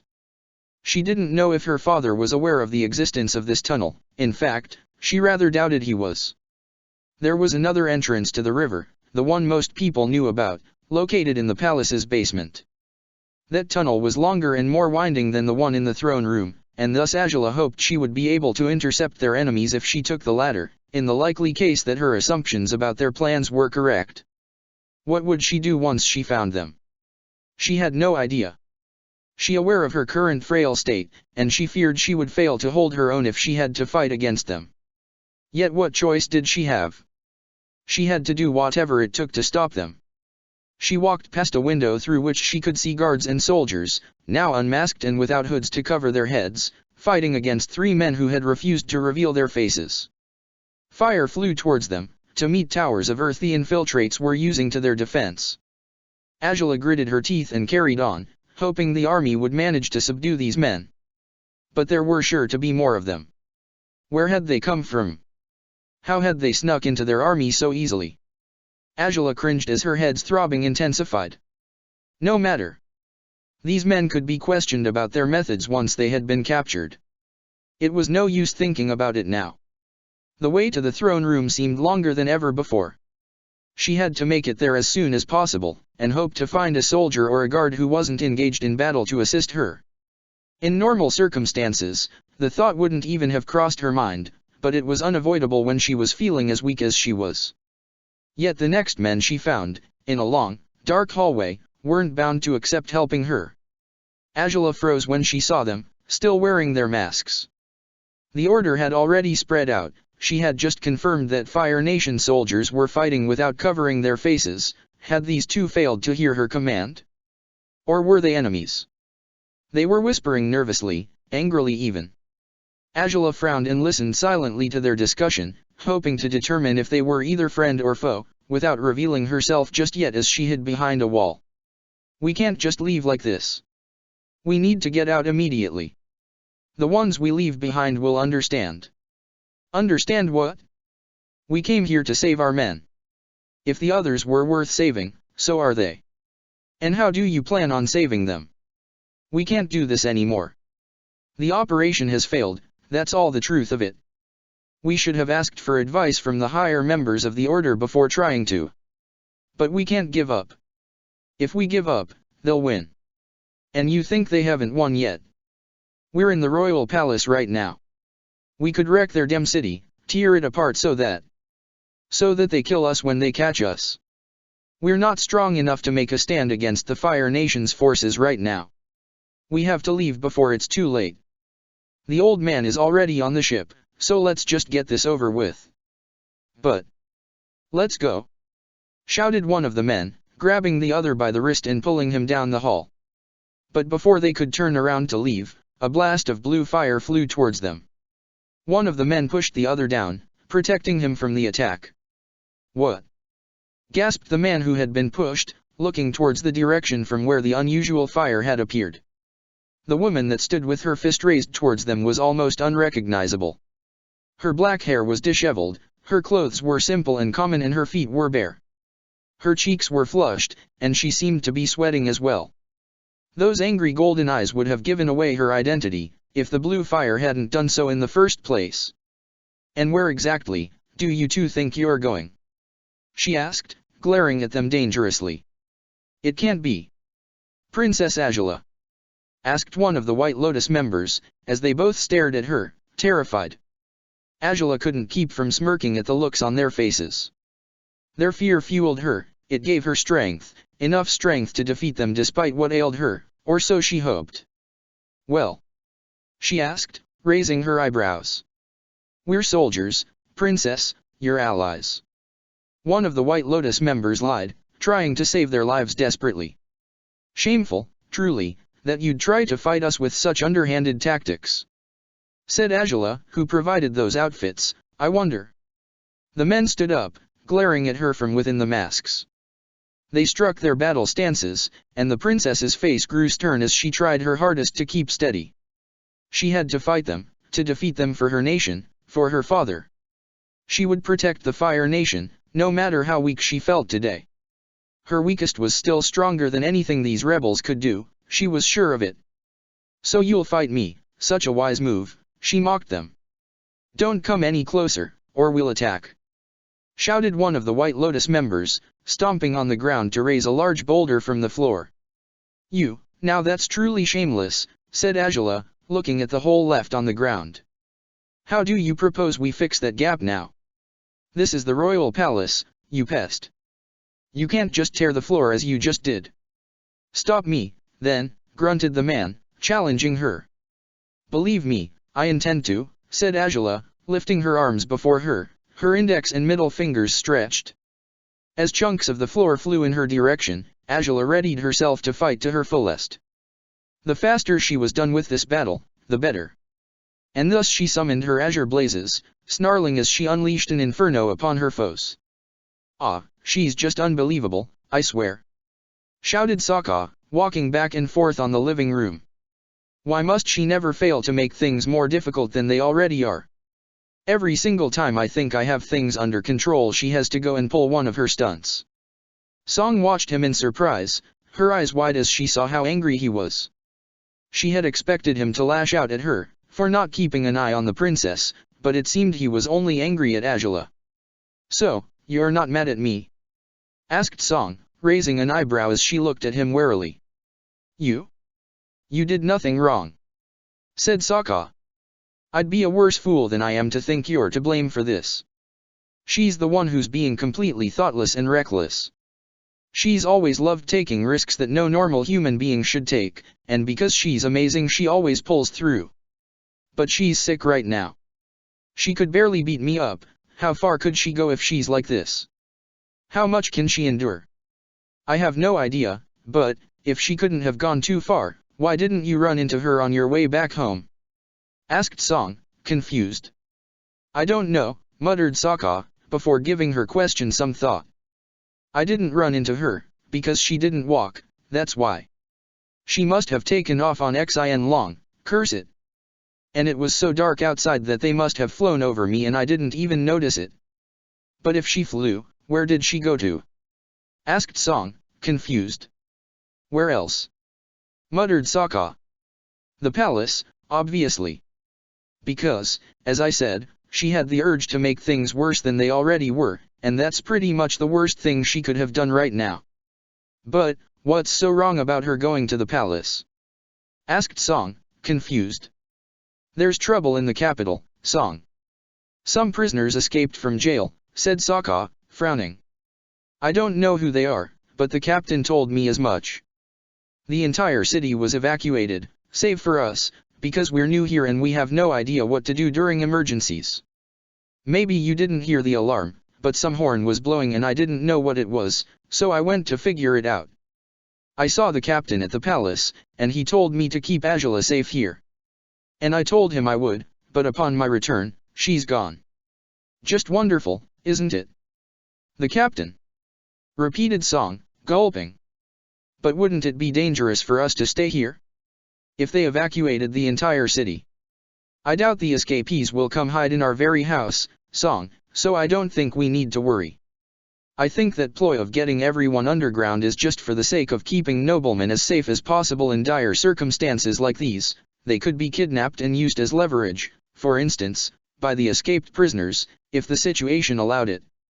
We're not noblemen, though, so they'd gain nothing from kidnapping us. We'll be fine. I hope you're right about that, said Song, worried. What now, then? Will you go find her, or? I should, I guess, but what use would it be? Asked Sokka, grimacing. Going on foot to the palace again will take long, and she'll probably be properly protected by her guards by the time I get there. And what if she isn't? Asked Song. Sokka's heart sank at her question. Truly, what if she wasn't? It wouldn't be the first time her guards failed to defend her when she needed them most. But then what? But if that's the case, then I'll be too late, Song, he said, panic written all over his face. Even if I take off now, I won't make it in time. Sokka, maybe, said Song, looking quite desperate as well. But whatever words of encouragement she wanted to say to him were forgotten when something crashed unexpectedly on their backyard. A current of wind slipped through the back door and windows, buffeting both Sokka and Song furiously. What? Said the girl, but Sokka instantly knew what it was. Xin Long, he said, breaking into a run as he headed outside. It's Xin Long. His fears were appeased shortly as he thought Azula had returned. She would likely be feeling worse than before, but that wouldn't keep him from berating her for her recklessness. How could she flee that way, without saying anything at all? Azula, you. He started upon walking outside, when he realized the saddle on the dragon's back was vacant. Azula. She wasn't there. She wasn't back. Xin Long had returned without her. Where was she? What had happened to her? Despair was washing over him in waves, making him feel more helpless with every passing moment. She wasn't there. Xin Long roared at him, as though to bring him back to his senses. The dragon kept making sounds and noises, but Sokka failed to understand what he was trying to convey. Xin, hold on a moment, I don't know what you're saying, I don't get you. I'm not Azula, remember? Said Sokka, trying to approach the dragon to appease him. Xin Long seemed to grow impatient at Sokka's lack of understanding. He bent his body down, tilting sideways to allow Sokka to climb atop him, and if the message wasn't clear enough, he used the tip of his tail to point at the saddle. Sokka stared at him in shock, unable to give his eyes credit. Why you want me to ride? You'll take me to her, Xin? He asked, looking at the dragon hopefully now. Xin Long actually rolled his eyes, as though he couldn't believe how dense Sokka was. He was wasting valuable time. Sokka stared at the saddle, determination building up inside of him. He turned towards Song, who was standing by the edge of the house, still slightly intimidated by the dragon. Song, stay safe, all right? Don't go out. Lock the doors, don't let anyone in, especially not escaped prisoners, got it? Sokka, she said, worriedly. Stay safe. And find her, and I'll keep my promise to the captain, said Sokka, nodding. I'll get her out of the mess she jumped into. I'll protect her, Song. And then I'll bring her here again so you can finish healing her. That sounds about right, said Song, smiling weakly. Sokka nodded at her once more before turning towards Xin Long. He grasped the saddle and heaved himself onto the front seat for the very first time. He gulped as he reached out for the reins, feeling completely out of place as he did. When she hears about this, lizard, she's going to kill us both. Me for riding you, and you for letting me, said Sokka. Xin Long seemed to disagree. He was certain Azula would choose solely to blame Sokka for this, even when it hadn't been his idea. But thinking about what Azula would say was just further time wasted, and they both knew it. Sokka frowned with determination and shook the reins in his hands, to Xin Long's confusion. Sokka looked at him with a raised eyebrow and pressed his heels into Xin Long's sides, again to no avail. Well, how am I supposed to tell you to take off, huh? Asked Sokka, looking at the dragon with a skeptical frown. Xin Long rolled his eyes again before jumping into the sky so brusquely that Sokka almost flew off the saddle. He held onto the reins as tightly as he could, leaning forward to help the dragon fly even faster. They had to reach the palace right away. He had to find her. He had to keep his promises to her this time around. He would protect Azula with his life. And thus, Xin Long flew as fast as he could through the darkness, just as determined as his temporary rider to reach the palace quickly while blasting at full speed through the air. Chapter 54, Attack of the White Lotus 3. The restlessness and the noise within the catacombs were nerve-wracking. The tension in the atmosphere increased in a chain reaction. As soon as someone lost his patience, others were sure to follow. Zuko didn't want to succumb to the anguish that was taking over the noblemen around him, but it was proving rather difficult to keep his cool in these circumstances.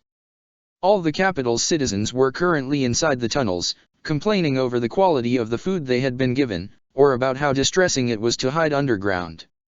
Some people even panicked over being locked in closed spaces, and their despair was, to Zuko's irritation, quite contagious.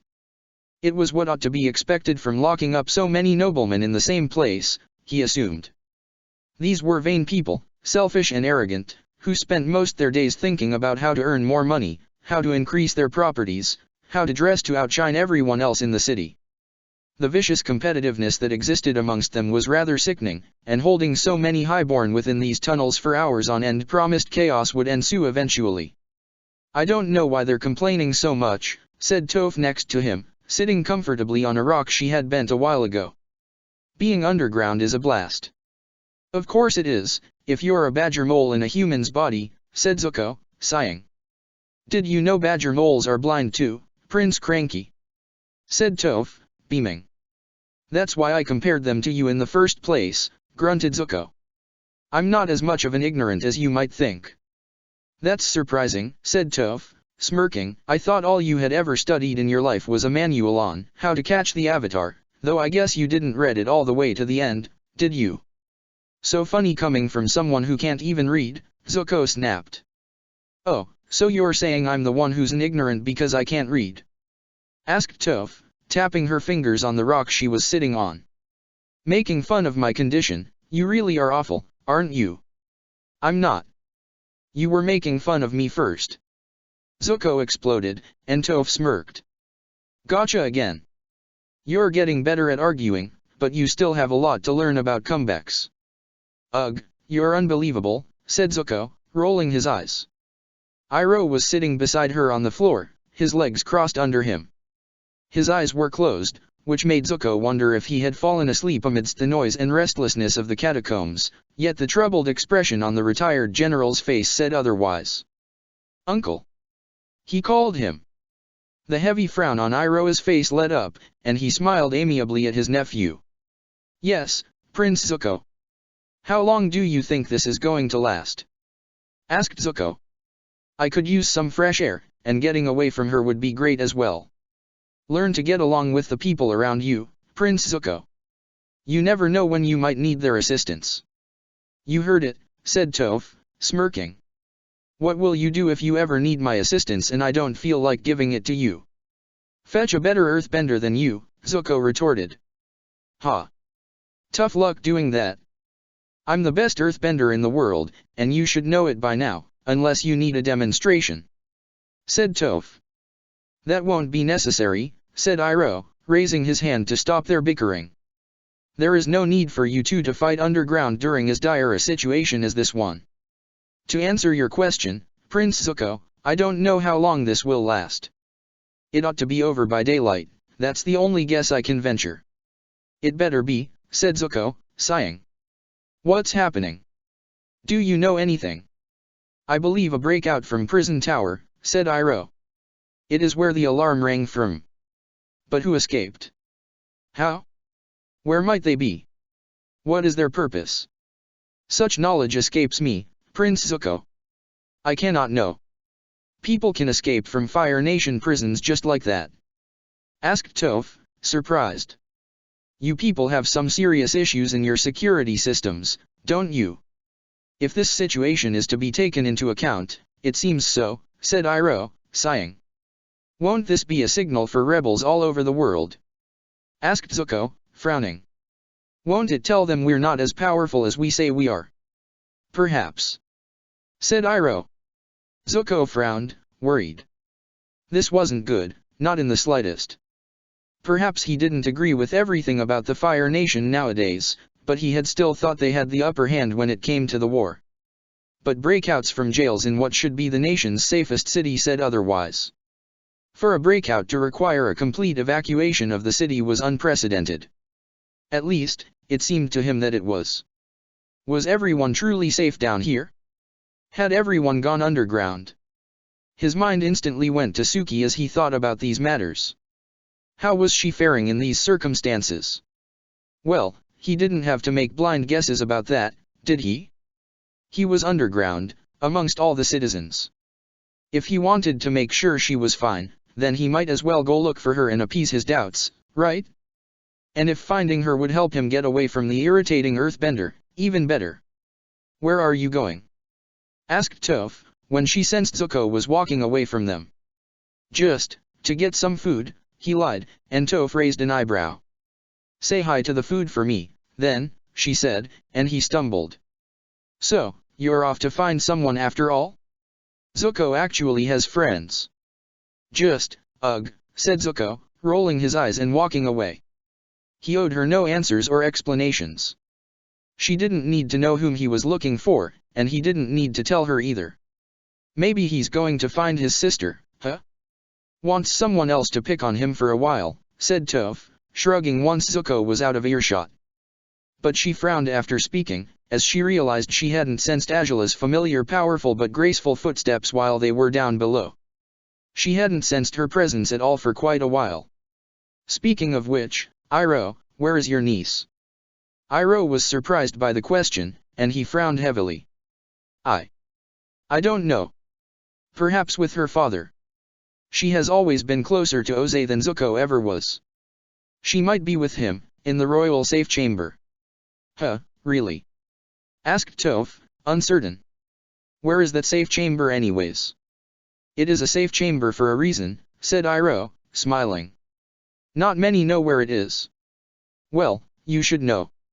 And I shouldn't share such crucial knowledge so freely, even with my own gladiator, said Iroh, smiling at her. How about sharing it with a trustworthy friend? Asked Toph, raising an eyebrow. Iroh chuckled and shook his head, making her pout towards him. You truly needn't know. I'm sure Azula is fine, Toph. Why are you so worried about her? Because I haven't sensed her in hours, muttered Toph. More than that, even. Where's the dragon? She would have kept it safe, wouldn't she have dragged it down below with her? I wonder if the dragon would have wanted that. Said Iroh, thoughtful. Toph frowned. No sign of Azula or her dragon, and there was no sign of her gladiator either. What was going on here? There was something really troublesome about those disappearances in the middle of this incident. Suddenly being stuck underground, unaware of what happened above, wasn't as comfortable as it had been. Zuko walked by the crowds of bickering noblemen quickly, trying not to attract attention. Nevertheless, he was stopped by them several times. For whatever reason, they believed that the prince would have been briefed about what was happening, and that he held the answers to their questions, which irritated him. Most of the time he was ignored, his sister was favored over him, and people would just glare at him sideways because he was the disgraced member of the Fire Lord's family. Yet today they had conveniently forgotten all about their contempt for him as they clung onto him, some asking him if they might be granted permission to return above ground to retrieve their great-grandmother's china set, or a golden vase that was valued in 1,000,000 yuan, and a few simply asking him if he understood what they were facing. And he held answers for none of them. He tried to appease them, assuring them there was no need to fret, that they would return to their homes shortly, but there seemed to be little to no effect to his words. The noblemen remained as frantic as they had been before he interacted with them. After shaking off a particularly annoying man, who was complaining about the soldiers who kept him from bringing his cabbage cart underground with him, Zuko began wishing he was wearing his hood. Even if Azula was right, and people still recognized him if he wore a disguise, at least they knew better than to pester him when he hid his face. Zuko? Zuko! The prince groaned in irritation. Now what? It took him a moment to realize that, for once, it wasn't some unknown person trying to coax answers out of him. Ty Lee was waving at him enthusiastically, a tall man with long hair and tan skin standing next to her. And on her other side, Zuko was shocked to see Mai again. When had he last seen her? When had he last thought about her? After spending such a long time brooding over how their relationship had failed, he had almost forgotten all about Mai during these months, until now. Seeing her standing there, with a small boy held to her chest, made his chest ache a little, but not as much as it used to. And that was a relief. He approached them, nodding towards Tai Li, since she had been the one to call out to him. "Good to see you here," said Tai Li, smiling at him. "You all made it down safely?" he asked, looking at Mai. "Where is Ruanjian?" "He's gone to find food," replied Mai. "Are you well, Zuko? You look irritated." "I am," Zuko admitted, grimacing. "A single one of these noblemen is already annoying, but when you have to deal with them in packs." "Hey, I'm a noblewoman myself." "And so is Mai," squealed Tai Li, offended. Zuko would have apologized to Mai and assured her he wasn't referring to her, but he would have only excused her from his harshness. Tai Li was different from the rest of the noblemen, no denial, but that didn't mean she didn't annoy him in her own ways. "Who is he?" Zuko asked, raising an eyebrow as he regarded Tai Li's companion. "Oh, this is Haru," said Tai Li, smiling cheerfully. "He's my gladiator." "Wadash. You too?" asked Zuko, staring at her in disbelief. "What, you're going to keep pretending you don't like the gladiator business? I've seen you enough times at the arena to know that's a big fat lie, Zuko," said Tai Li, crossing her arms over her chest. Zuko grimaced again. "I don't sponsor anyone, though. The only thing I found was this gruel," said Ruanjian, returning to the group on that very moment.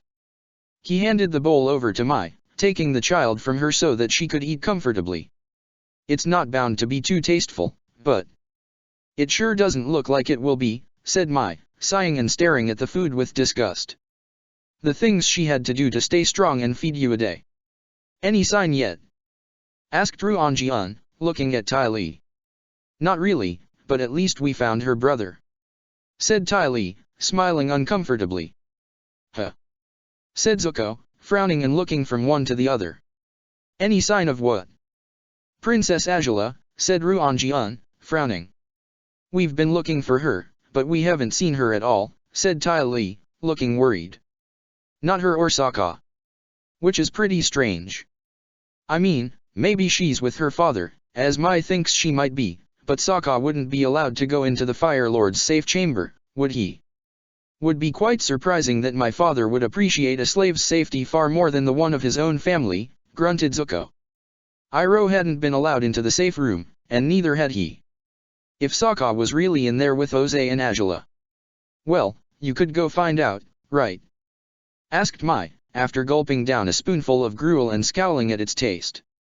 "If anyone can figure out if Azula is in there or not, it ought to be you, right?" Zuko gritted his teeth. Perhaps that would have been true, 11 years ago, but his father still hadn't even looked at him ever since he had returned. He had passed by Zuko on the hallway a few days ago, and Zuko had greeted him as formally as he could, to receive no response. Zuko wasn't invited to meetings, Zuko wasn't granted guards to flank him wherever he went. Zuko seemed to be nothing but a bad memory for Oze, if he was even a memory at all. I don't know if I'll be allowed inside the room," he muttered. "But even if my father doesn't want to deal with me, Azula might answer if I call for her, even if only to mock me. I'll see what I can do." "You will?" "Thanks," said Tai Li. "We're really worried about her." "Sure," said Zuko, nodding and wondering if they would have felt the same way if only the situation had been reversed. Would they ask Azula to find him if he were missing? He walked away, frowning. He'd find Suki first, Azula could wait. There was absolutely no way the Fire Lord's beloved daughter would end up in a troublesome situation of any sort, was there? Tai Li watched Zuko walk away, hands in his pockets, until he was gone from sight, and her gaze fell upon something else as she watched him disappear within the crowd. My?" she asked, as her friend told her husband she wasn't eating another mouthful of that revolting food. "My? What?" she grunted, irritated. "Aren't those two old ladies over there?" said Tai Li, jerking her head towards the people she had seen. "Aren't those Lo and Li?" Angela's old advisors. Mai seemed to forget her food for a moment as she looked at them. Twin old ladies, their hair tied in high braids, the lobes of their ears freakishly huge even for people their age. "It's them all right," said Mai, frowning. "Why are they here? Hadn't Angela sent them away? People had said they had gone to Ember Island." "They were staying there, right?" said Ty Lee. "That's what I heard." "You're the queen of gossip. I don't know where they went exactly," said Mai. "I just know they had left the capital." "Why would they be here today?" "Maybe visiting a relative," suggested Ty Lee. "It was bad luck to drop by just when this happened. If only they had come on another day, they wouldn't have wound up locked underground with the rest of us." Mai didn't want to make up excuses for them, much unlike Ty Lee. Conjectures would get them nowhere. Those women weren't supposed to be here, that was the only solid information they had. So why were they underground? And why did it seem Angela wasn't? The rock didn't move fast enough to reach her, even when Angela wasn't at her full capacity. It seemed her agility was still too much for her enemies to keep up with. But even so, Angela knew she didn't have the upper hand in this battle at all. Fighting in bare feet, and in such baggy clothes, was too much of a hindrance. Her hair fell on her face as well, compromising her vision at times and making it hard for her to defend herself from her enemies' attacks. And defeating earthbenders might have been easy, but she hadn't expected one of her foes to be a waterbender instead. The man was bending water out of a pouch he had been concealing under his armor, attempting to defeat the princess through his element's advantages. Angela's head throbbed more powerfully with every brusque movement she had to make to avoid the attacks. She couldn't let that water whip touch her, she couldn't let those rocks strike her, and she couldn't miss out on any opportunities to strike back at her opponents whenever she had an opening, no matter how small it might be. Her fire wavered, to her irritation, between blue and orange. When the fight had begun, she was still capable of producing her usual brand of fire. But now her power was failing her, just when she couldn't let herself falter. It wasn't fair. It truly wasn't fair. That was the single thought in her mind as she jumped and kicked twice while in midair, sending blazes at her enemies. She had spent her entire life training, molding herself into becoming the strongest fighter she could be, so that she could defend and protect her nation if it were ever endangered, so that her father could be proud of her when she took down all those who dared challenge her. All the talk about being a prodigy, about being the greatest firebender in the history of the Fire Nation, had it been nothing more than empty words? Was it simply nonsense she had relied on to convince herself that she was better than everyone else? She wished she could deny it, but how could she, when she was being bested by a pair of pathetic rebels who weren't even all that skilled in the first place? She grew desperate as she tried to triumph. Her attacks became as reckless as she was at the moment, and she had more openings than she would have allowed if she had been fighting with her usual composure. A rock found its way to her stomach, and she lost her breath when she stumbled back. She was met with a water blast straight to the face right after, to keep her from recovering from the previous blow. Firebenders drew their power from their breath, and these two obviously knew it. She stumbled and fell to the ground, too weak to stand up again. The water dripping from her face and hair made her feel freezing cold, even when she knew she had a fever. Her body shook, and she gasped as she rolled onto all fours, telling herself to find her strength. She was Fire Lord Oze's daughter, she was the first dragon rider of the century, she wasn't meant to falter before these worthless enemies. "Seems like she really was more talk than anything," said the waterbender, smirking and removing his helmet upon seeing Angela fall. His tan skin was akin to Sokka's, yet his eyes were a lighter shade of blue. "I always heard that blue fire was so fearsome, seems like we were briefed wrongly, huh?" "There's got to be something wrong with her," said the earthbender, eyeing Angela with curiosity and imitating his companion by taking off the helmet to fight more comfortably. Little did it matter to keep concealing their identities when they had given themselves away as her enemies already. "Maybe she's scared." "She ought to be. We are from the Order of the White Lotus after all," said the waterbender, glaring at Angela arrogantly.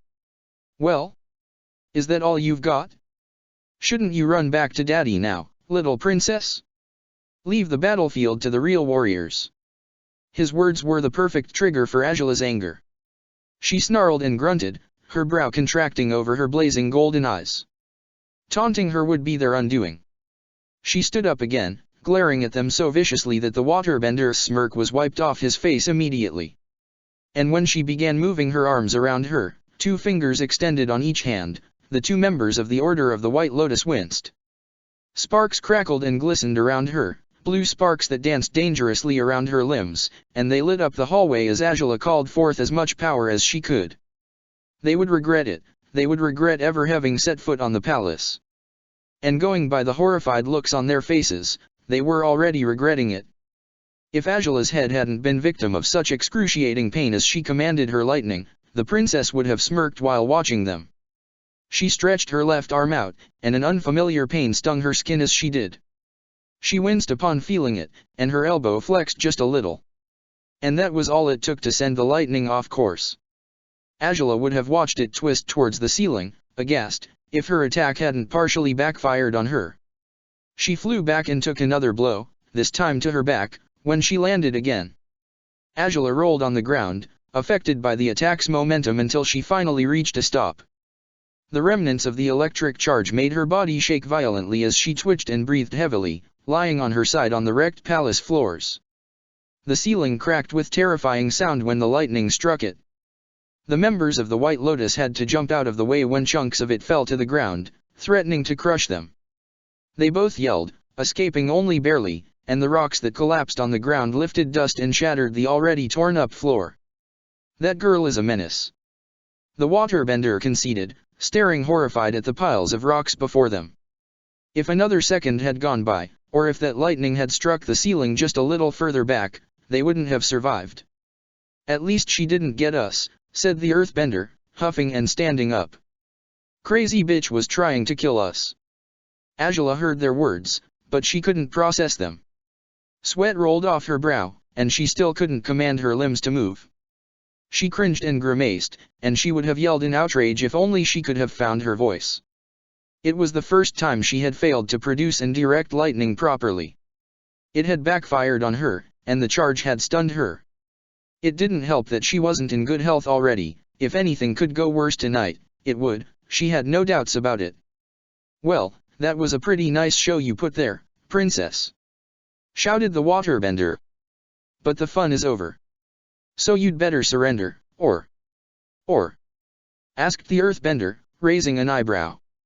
"What are we going to do with her?" Well, said the man, doubtful at first, but his third word rang with a tone of confidence. "Maybe we ought to do the right thing, don't you think, by give those bastards what they deserve, by making their precious little princess our captive." Angela's eyes widened, her heart rate accelerating. No, that couldn't be. She couldn't be captured, not by these scumbag White Lotus men. "You know, you say lots of stupid things, but for once you've got the right idea," replied the earthbender, smirking as he stared at Angela's crumpled figure through the cloud of dissipating dust. She couldn't believe she was so helpless.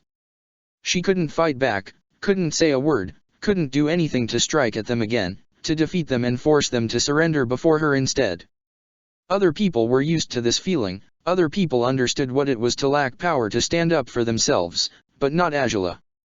Never had she been faced with such hardships that she couldn't even lift a hand, that she couldn't conjure her fire to her defense. Even while being lost with Sokka in that forest she had been able to bend despite her injuries, she had been capable of walking miles and her mind had worked perfectly. Tonight, everything she took pride on was gone. This was all there was left of Angela, a vulnerable girl, trembling and squirming on the floor. For the first time in her life, she was truly doomed to fail. "Just think about it," said the earthbender, setting the wreckage aside with his bending. "With her in our power, the Fire Nation will be on their knees. The Fire Lord would go to any ends to recover his little girl, he'd play right into the White Lotus hand to get her back." Oh, that wasn't a good plan. If Angela had been able to talk, she would have said as much. They didn't want to face Fire Lord Oze's wrath. No organization would be able to conceal her from him. If they touched so much as a hair from her head, they would pay with their lives. She had no idea what the White Lotus truly was, but it hardly mattered. Her father would tear them apart to get her back, she knew he would. "Finally some proper leverage," said the waterbender, following the earthbender through the debris and stopping right before Angela, staring down at her before stretching a hand towards her. At last we'll get the upper hand in the war. We'll get rid of the rotten Fire Nation for once and for dash. What the hell do you think you're doing? Shouted someone down the hall, his voice so commanding that the two benders froze in their spot. That voice. Angela's heart accelerated again, but no longer in dread or fear. If only she could have smiled, she would have. The members of the Order of the White Lotus stepped down warily, staring at the newcomer with apprehension. He was pointing a black blade at them, his blue eyes blazing with fury as he glared at them. For some reason, the enraged man was almost as intimidating as the princess had been when she had first appeared. Who are you? Asked the waterbender, wary. Stand back, grunted Sokka, stepping forward cautiously. Or you will be sorry. Sokka. Angela gasped, finally able to speak. The stunning was fading away too slowly for her liking, but it was relenting regardless. Wait. Said the earthbender, staring at Angela. Did she just call him by some name? Some water tribe name? Yeah, said the waterbender, frowning. Wait just a moment, that sword. She knows him, so, it's him. Said the earthbender, and to Sokka's utter disbelief, the man smiled. Huh. Said Sokka, frowning in confusion. I'm who, now? The guy Piandao spoke about. His student. Said the waterbender, smiling. Sokka of the Southern Water Tribe. Sokka's eyes widened at the shocking statement, and Angela frowned. These guys, they belonged to the association that bore the same symbol that had been all over the Sword Master's house. They must have known Piandao, perhaps Piandao himself was involved in this operation. And Angela found she was hardly surprised to think he might have been. Her father had said his sword fighting skills were astounding, but his loyalties were questionable. He had been involved in an attempt at Iroha's life, he held no love for the royal family. He could easily be the mastermind behind the prison break, the one handling these men as though they were puppets. What do you know about Piandao? Asked Sokka, cautiously. He was still pointing his sword at them, but the expression on his face had changed completely upon the mention of his old master. Oh, he's a Grand Lotus of our association, no less than that, said the waterbender. He spoke fondly of you when he was called back to headquarters. Said you would be a valuable asset for us when the time came. Sokka stared at them, aghast. What was that supposed to mean? There was no way that Angela's warnings to him about Piandao had been right. The man was incredible. There was simply no way he had been grooming him into a tool. Piandao wasn't that sort of a man, he had spoken of honor, of loyalty, he had taught him so many valuable lessons, he had even helped him get along with Angela. Why did he bother training my brother? People say he found Zuko to be worthy. I wouldn't be so sure of it. I always had the feeling he had agreed to train him because of ulterior motives. Angela's words rang through Sokka's head again. There was no way this was true. Piandao wasn't that sort of a man. If he had wanted to use Sokka for his own ends, wouldn't he have dragged Sokka away with him instead of taking off without warning? If he wanted him to join his group, why didn't he explain anything about this weird organization before? They had plenty of time to hold a conversation about it, so why hadn't he said anything? So, Sokka, right? Nice meeting you, then, said the waterbender. Come now, we don't have much time. Drop that sword and let's get going. I can carry her and no. Grunted Angela, twitching still. And no. Yeah, no, said Sokka, frowning. Huh, well, fine, if you want to carry her yourself. Said the earthbender, shrugging. Who the hell are you people? Sokka asked, stomping down the hall towards them. What are you trying to pull here? Well, what else? Asked the earthbender. We're trying to take her captive, isn't it obvious? Huh? And you want me to help you do that? Really? Asked Sokka, staring at them as though they were the stupidest people he had ever met. Well, sure. Said the waterbender, and Sokka began thinking they truly were as stupid as it seemed. Come now, help us out. Once we have her, the Fire Lord will crumble and he'll do whatever he can to get her back. We'll use her to our advantage, and we'll take back everything the Fire Nation took from us. We'll tear down this horrid nation and pay them back for 100 years of war in their own coin. You, what? Asked Sokka, in disbelief. If we get her out of here we'll have more than what we came for, and the operation would be a complete success, said the waterbender. Don't worry, I'm sure the Grand Lotuses will let you go back home for a while so you can see your family again. Sokka's eyes widened again, and so did Azula's. Was he really offering to return Sokka to his tribe? And after that's done, you can come back and help us beat down the Fire Nation, said the Earthbender. Tear it apart completely, giving them what they've given us during all these years. Let's see just how well slavery and genocide sits with them. You probably could get her to do your laundry, said the waterbender, chuckling and looking down at Azula. Throw her into a fighting pit just as she did to you. She's the one who dragged you away from your people in the first place, isn't she? That's what Piandao said. All the more reason for you to get back at her, don't you think?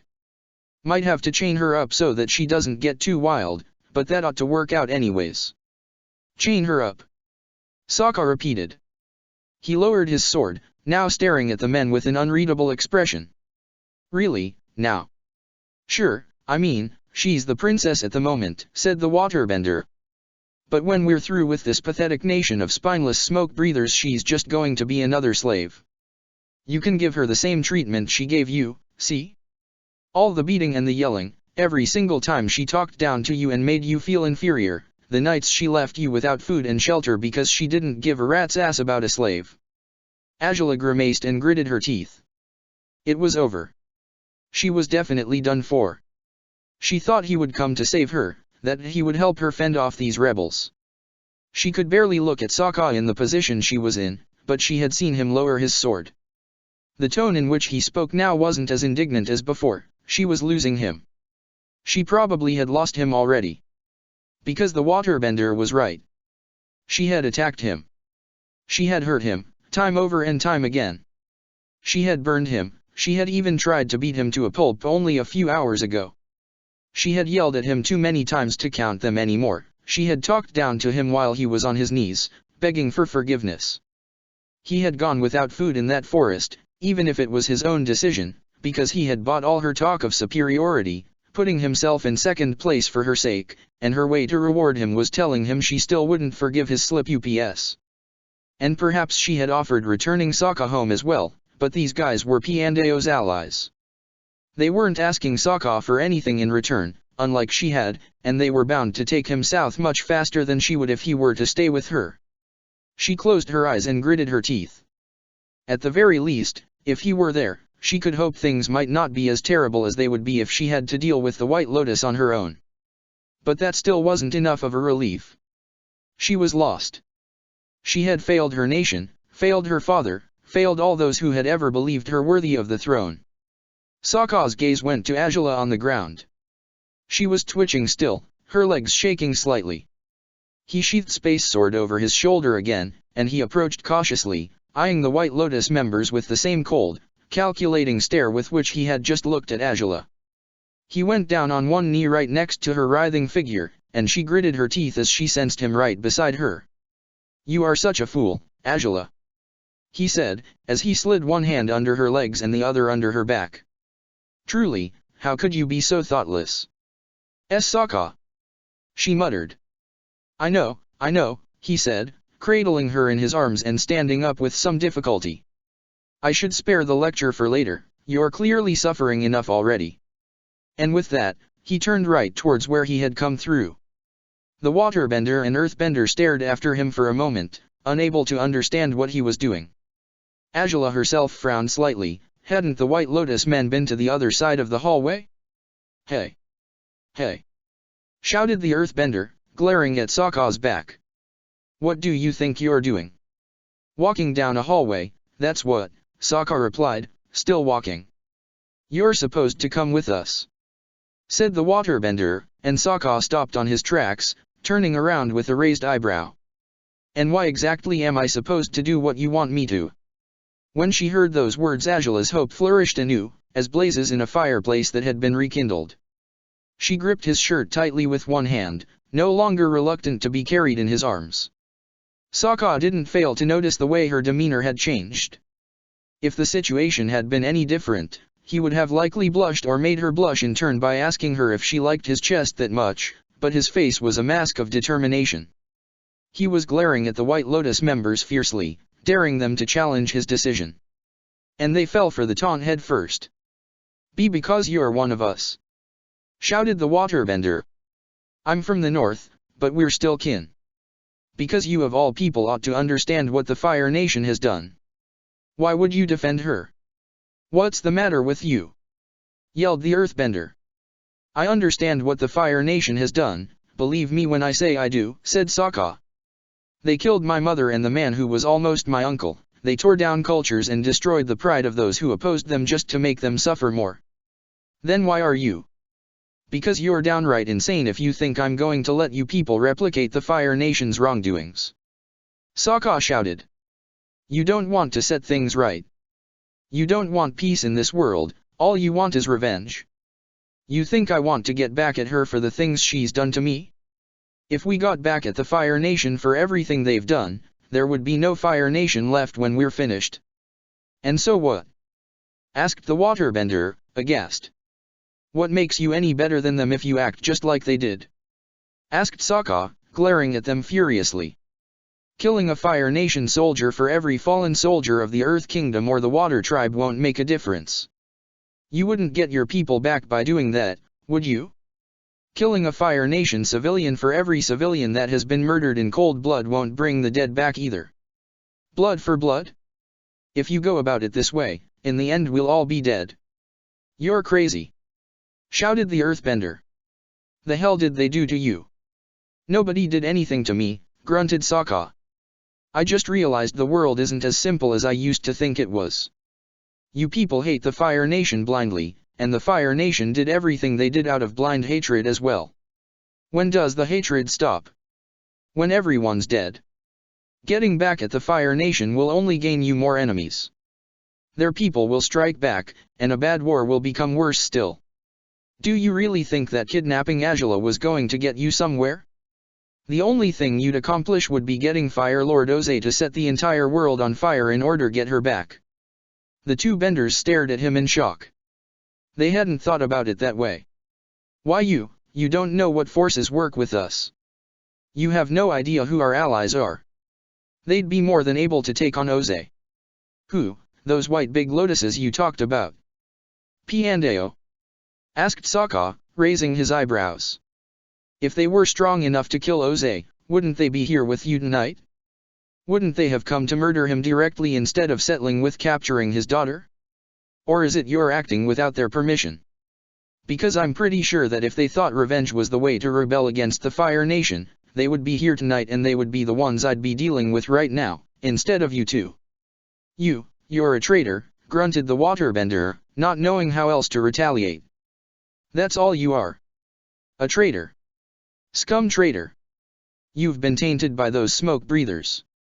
Sokka couldn't help but snort in derision, shaking his head. "You're going to deny it now?" shouted the earthbender. "You are a traitor. You're not worthy of being part of the White Lotus, you. Piandeo was wrong to think we could trust you. Piandeo shouldn't have trained you. He should have known you would turn into one of them. Now that's amazing, they think I'm Fire Nation, Angela, can you believe that?" he asked, glancing down at her for a moment.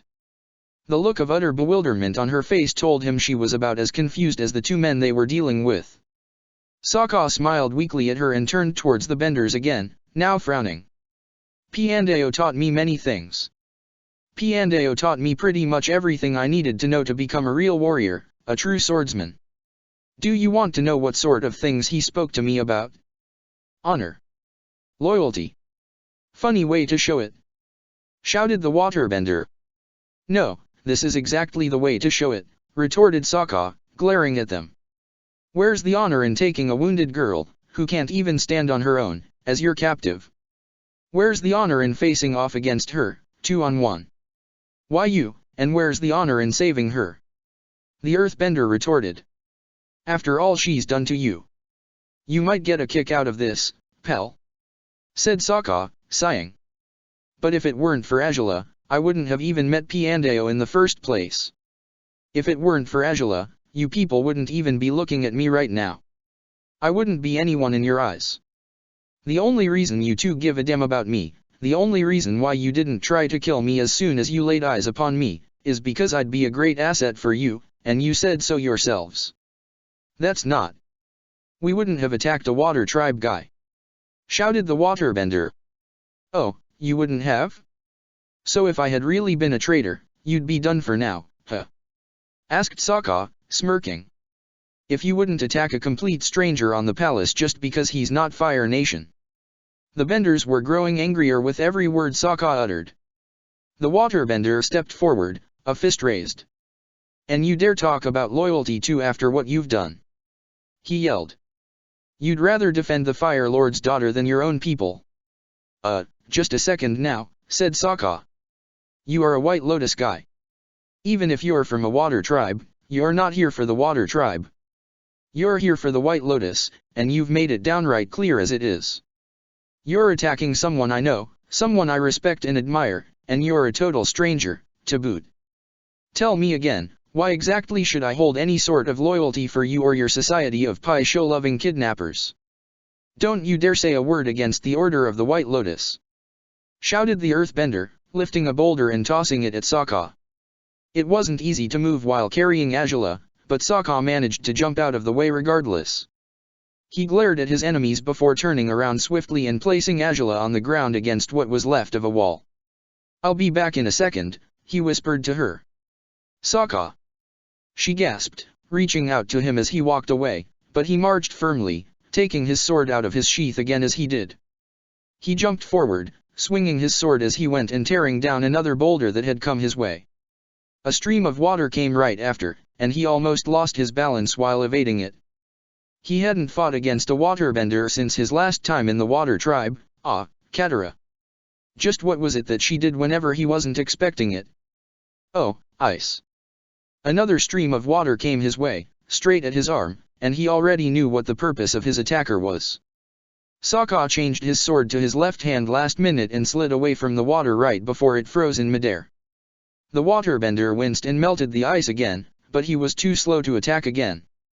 The earthbender tried to bring forth another boulder, but Sokka struck his opponent's face with his elbow while he was still lifting the rock from the ground. The earthbender stumbled and fell, grasping his bleeding nose as Sokka turned to the waterbender and hit his forehead with Space Sword's hilt. Sokka wasn't sure if he heard a crack when his blade connected with his opponent's skull, but the blow was strong enough to knock him out cold instantly. And Sokka smirked when he saw the forehead of the man now sported the White Lotus symbol. Piandao had engraved it on the hilt of his sword. The White Lotus knocked out by the White Lotus, he said, turning towards the earthbender now. You want the same treatment. The earthbender couldn't even answer before Sokka hit him with the hilt as well. The man's eyes rolled back and he went limp. Sokka glared at him one last time before standing up and turning towards Azula again. She was staring at him with half-closed eyes, and it seemed as though she wanted to say something but couldn't find the words. Only you, Azula, said Sokka, shaking his head as he dropped beside her again in one knee. You just had to fall sick and run off to fight against the first bunch of morons who wanted to take you hostage, did you? Sokka, she muttered, breathing heavily. They just showed up out of nowhere? Asked Sokka. I think the army and all your guards should have dealt with them, especially because you have a high fever. This was too reckless, even for your standards. Is this what you're always like when you get sick, huh? Why you? Sokka. Sokka frowned and touched her forehead again. He removed his hand quickly, alarmed by how warm she was. If he had thought she was in bad shape back when they were home, it was nothing in comparison to how she was now. He grimaced and gritted his teeth, knowing he had to act quickly. He had no idea what would happen to her if her fever kept rising. Now, forget it all now, he said, taking her into his arms again and lifting her from the ground as he stood up. Let's go. Nagging later, you need to go back with Song first. And no. Sokka, no, she breathed, gripping his shirt again. Sokka, please. What? Angela, maybe you'd rather have your official healers look after you, but they're underground right now. Song is our safest choice, she's nearby and... No. Angela said, pulling at his shirt and looking at him with despair. Sokka. I have to stop them, I have to stop them. What? Sokka said again, looking at her in disbelief. Are you nuts? Angela, you have to rest and drink lots of liquids. That's all you have to do. Let the army take care of this, you need to be nursed, not to fight. I can't let them. I can't, they're going to get away, there's more of them, Sokka, there's. Angela gasped, closing her eyes as a new wave of pain washed through her head. Let me stop them, they're down below, the river, down the throne room. What? Said Sokka, confused now. How many times have you made me ask what in the last minute, Angela? Really? Sokka, please. She said, gripping his shirt so tightly he feared she would rip it. You have to, they can't get away. Sokka gritted his teeth and stared at her for a moment. Why did those dazzling eyes have to move him as they did? He sighed and shook his head again. Ugh, you're unbelievable. You're not going to do anything, Angela. I'll stop them, if that's what it'll take for you to stay put, said Sokka, though it seemed he wasn't too pleased by the idea. Yet Angela's face seemed to light up upon that perspective. Sokka swallowed hard and looked at her inquisitively. And what exactly is it you want me to do? It took a moment for Angela to answer. She seemed dazed for a moment as she tried to think of what to answer, but once she had gathered her ideas, she was a little more lucid than she had been previously. The throne. She started, but a fit of coughs interrupted her. Sokka struggled to keep hold of her as she arched forward, her throat stinging with every cough. The throne room, Sokka, in the center, there's a map. But below it, there are loose tiles on the floor, and a trapdoor into a tunnel. The tunnel leads down to a river, and there's a lever. You pull that lever, you shut down the river's gate, and no ship can come in or out. The throne room, then. Sokka repeated. And, which way is that, exactly? Down this hall, that way, said Angela, pointing at the direction towards where the two unconscious men lay. Keep going, you'll come to the gallery, then when you reach Fire Lord Oze's portrait, you turn to your right, there's a curtain, W with the emblem. Got it, said Sokka, starting down the hall while gripping her tightly. Now, promise you'll behave yourself once this is done. I can't keep running around the world trying to keep an eye on you, you heard me? The captain asked me to. Didn't you say you wouldn't nag me right now? Asked Angela, with a weak smile. Sokka was moved by the sight of her. Even when she was so frail, even when she couldn't even walk on her own, when her warmth was almost enough to make him sweat, she could still smile at him.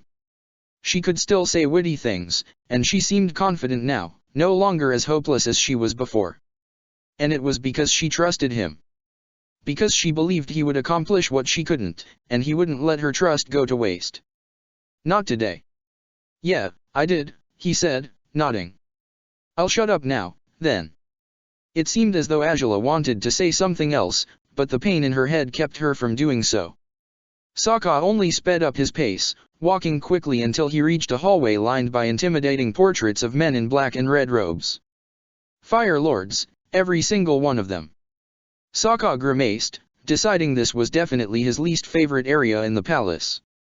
But he kept going regardless, not caring if Angela's forefathers were staring down at him, wielding dangerous fire in their hands. Yeah, an unworthy snow savage was carrying the princess in his arms, and there was absolutely nothing they could do about it, paintings as they were. Sokka almost walked by Oze's portrait, failing to recognize his painting, but he stopped on his tracks when he caught sight of the curtain Angela had mentioned. He looked at Oze's portrait and crooked an eyebrow. Sure as hell doesn't look like your dad, you know. He said, turning towards the throne room immediately. The paintings are done by the best painter in court, said Angela. I assure you I'd do a much better job. When you become Fire Lord I'll make yours, he said, beaming as he walked through the curtain. I don't want you to, Azula retorted, frowning slightly. Sokka chuckled. Come on, I'll do you justice, he said, before looking around the room. Huh, so this is the throne room. There was something rather daunting about this place as well, and it wasn't just the bright, polished floor or the tall black and gold columns, it probably was the imposing throne at the back of the room. A few torches on the walls lit up the place, letting Sokka analyze his surroundings before striding quickly towards the map Azula had mentioned. Well, here it is, said Sokka, stopping when he reached it. What do I do? Push it and that's it. Lift it, said Azula, pointing at the farther end of the map. It's a carpet. You lift it, then there are 2 loose tiles on the floor, and once you remove those there's a trapdoor. A firebending powered trapdoor? Sokka asked, frowning. You're not bending that thing, you heard me? No more bending for you. But. I'll just use one of those torches. You're staying put for now, said Sokka, setting Azula down next to the map before lifting it by the Eastern Air Temple, just as she had told him to. He removed the loose tiles following Azula's instructions to find the promised trapdoor, just like the one he had seen in the city. Sokka rolled the map over and walked to the wall, picking up a torch and heading back towards where Azula waited. He thrust the flame inside the trapdoor's opening, hoping it wouldn't sense it wasn't true fire bending, and it didn't. Something within the trapdoor seemed to click when it came in contact with the fire. Sokka removed the torch and pulled the trapdoor upwards, and it opened with a low rumble. Sokka gazed down into the darkness below, and he slid a leg inside the tunnel. I can't carry you and the torch at once, he said, looking at Azula again. So you'll have to wait here. The lever you talked about is nearby, right? Once you reach the bottom of the stairs, you should find it right in front of you, said Azula, nodding. Stairs. So it's a stairway, said Sokka, thoughtful. Well, better a stairway than a slide. All right. Don't you dare move an inch, princess, or else I won't hold back from nagging you this time, okay? Just go, said Azula, and Sokka jumped inside the dark tunnel. The stairs were made of stone, it seemed. Sokka lit the way, using the torch to remove spider webs as he walked. It was a rather steep stairwell, spiraling down below and giving Sokka an unpleasant sensation of being trapped. Climbing his way down wasn't an enjoyable experience in the slightest. He didn't know how much he had descended by the time he reached the rocky bottom of the tunnel, but his discomfort had only increased with every new step downwards. And when he arrived to the end of the stairs, he found he wasn't alone in the cave. Where are the rest of them? Shouted someone. We need to leave now. There's no more time to waste if we're going to make it out of here. We need to wait. They'll show up, another man pleaded. Sokka peeked out from his tunnel, relieved to discover that the walls blocked him from sight effectively. There was a Fire Nation ship docked in a small bay within the cave, floating as the river underneath it rocked it back and forth. We have no more time. It's enough, said the first voice. We have the money, we've got the old man and the others. And the rest of them? They'll become prisoners now. What are we supposed to do about them? Yelled another man. Are we coming back to save them later? They understood the risk of this mission. Sokka grimaced. A side of him wanted to let them go, he couldn't deny it. Helping the Fire Nation capture criminals wasn't part of his job, it never had been. At this rate, the White Lotus members would bring their own demise even without his involvement. Still, he had promised Azula he would do it. And just as he had told the men he had defeated, he owed these people no allegiance whatsoever. They were strangers to him, and even if they weren't, it didn't change the way he felt about their course of action. It was completely wrong to fight a war in such a foul manner, and if Piandao was really involved in this, Sokka would be more than happy to stop him and ask for a few answers before the soldiers took him into custody. He looked away from the ship to find there was a large grid hovering above the river, not too far from where he was standing. If he found the lever Azula had mentioned, the grid would drop and the White Lotus people would be trapped. They wouldn't know what hit them, and they would be captured without being harmed. It seemed a rather nice plan to Sokka. If they managed to get away, chances were they would be chased down by the Fire Nation Navy and they weren't bound to survive if that happened. So, he would almost be doing them a favor. Almost. But where was the lever? Sokka frowned as he looked around, trying to spot it, and when he did he realized that to activate it he would have to be in plain sight. He considered tossing his boomerang at it for a moment before discarding the idea. It was a heavy lever, or so it seemed, and he wouldn't get the right angle from where he was. Using his boomerang would only serve to alert the White Lotus people of his presence, on top of it all. So he'd have to wager on luck, that was all there was to it. He would have to run to the lever, pull it and make a run for it. If he was lucky, he might not be seen. He took a deep breath while the men on the ship still argued, and he moved as stealthily as he could towards the lever, leaving his torch behind. He gripped it with both hands to discover it wouldn't budge. Sokka felt the sweat running down his brow as he gritted his teeth, pulling at it with all his strength. The rusted lever moved a few inches, but it was enough for the sound to startle the men on the ship. "Just great," Sokka muttered, when someone aboard the ship shouted for silence. He gripped even harder and pulled back with all his might just as he was spotted in the middle of his endeavor. "What is? Hey! Don't touch that, you!" He heard a yell, but it was too late. The lever finally gave in, and the grid collapsed on the river loudly as the metal scraped the stone wall. The sound was enough to make Sokka flinch, and it drained away the shouts from the men on the ship momentarily. "It was that sneaky bastard!" shouted another man, pointing at him with a finger. Well, he had been spotted. So all he had to do was run, but what use would it serve? Now he thought about it, the firebending-powered trapdoors could open from within, they would chase after him, and he would lead them straight to Azula. And he wouldn't do that, he couldn't do that. He couldn't run away. He would have to face them. He grimaced and took a few steps back, taking Space Sword out of its scabbard in a defensive manner.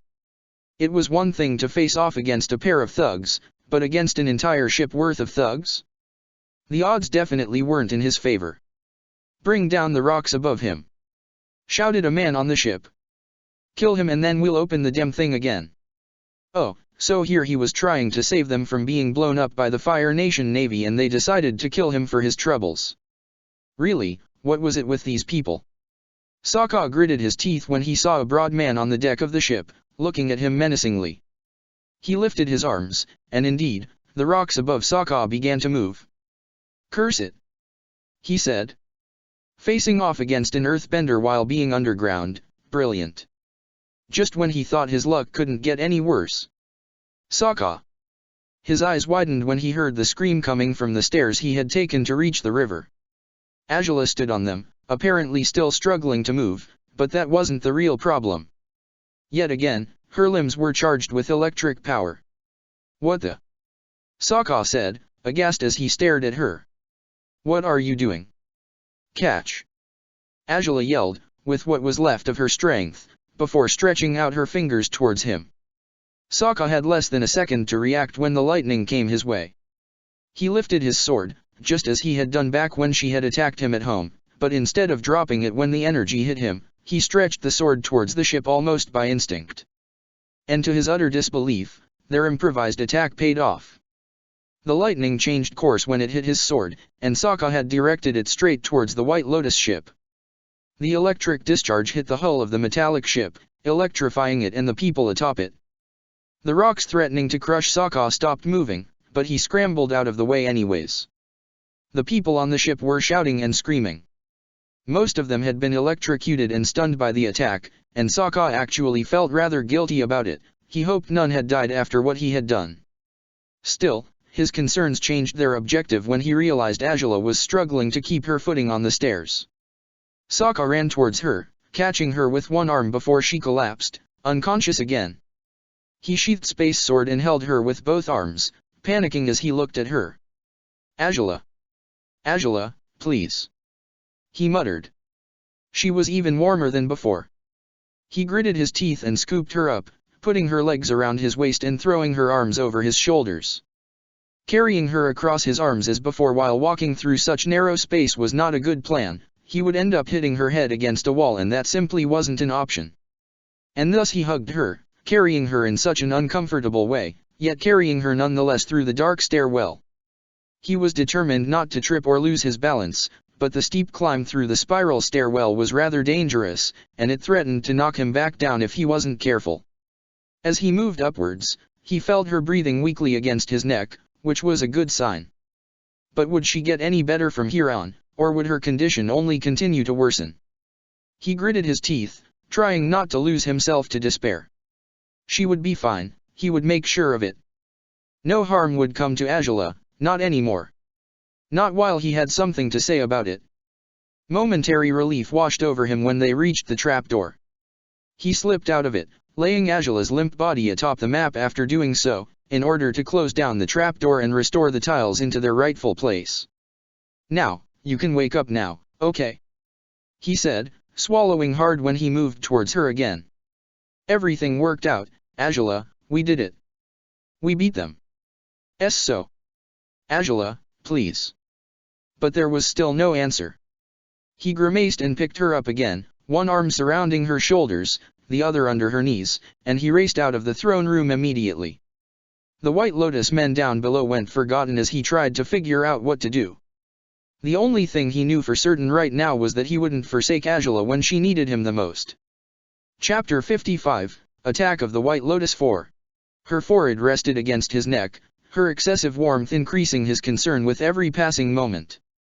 Sokka had been more than willing to take Angela back to his house at first, but that didn't seem such a good idea anymore.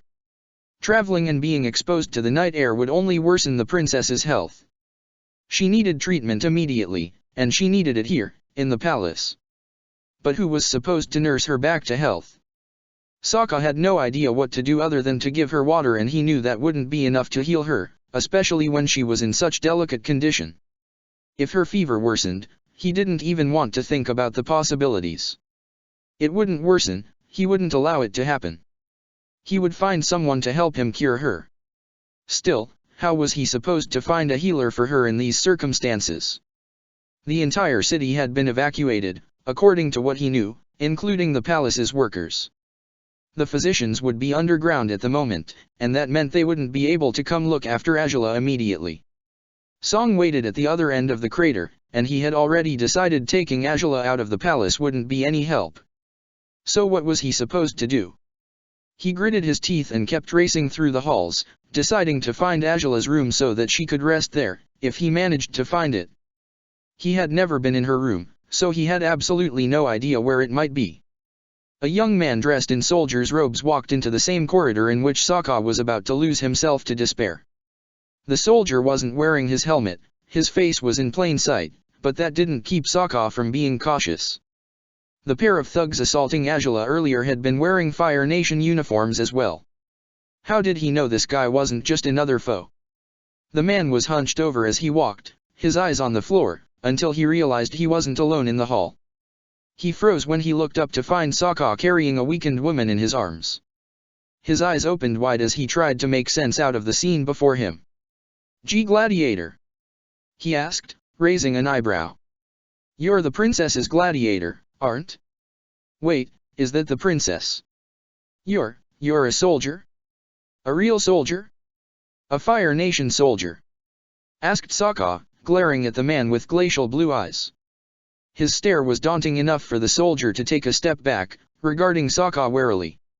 "Why yeah, I usually guard the gates, I've let you enter the palace a few times now," he replied, hoping to appease Sokka with his explanation. "The princess had ordered us to take off our helmets so that we could tell apart our allies from our enemies." "Huh, really?" said Sokka, still wary. Well, if the guy hadn't been a Fire Nation soldier, he probably wouldn't have recognized Angela in such a frail state. She barely looked like a princess right now, disheveled, unconscious and cradled in his arms as she was. And if he knew Sokka to be her gladiator instantly, then he was probably telling the truth about his identity, probably. "Well, if that's the case, where is Angela's room?" "The princess's room," repeated the soldier. "It's 2 halls down, then you turn to your right. It's a big door at the end of the corridor, a gold and crimson door, you can't miss it." "Huh," said Sokka, still distrustful. "Let's hope you're right about that. Enough questioning me, though. Why is the princess here in the middle of a lockdown?" asked the soldier, worried. And why are you? You both should be underground right now. We were underground just a while ago, actually, stopping those prisoners and rebels from escaping, Sokka retorted harshly.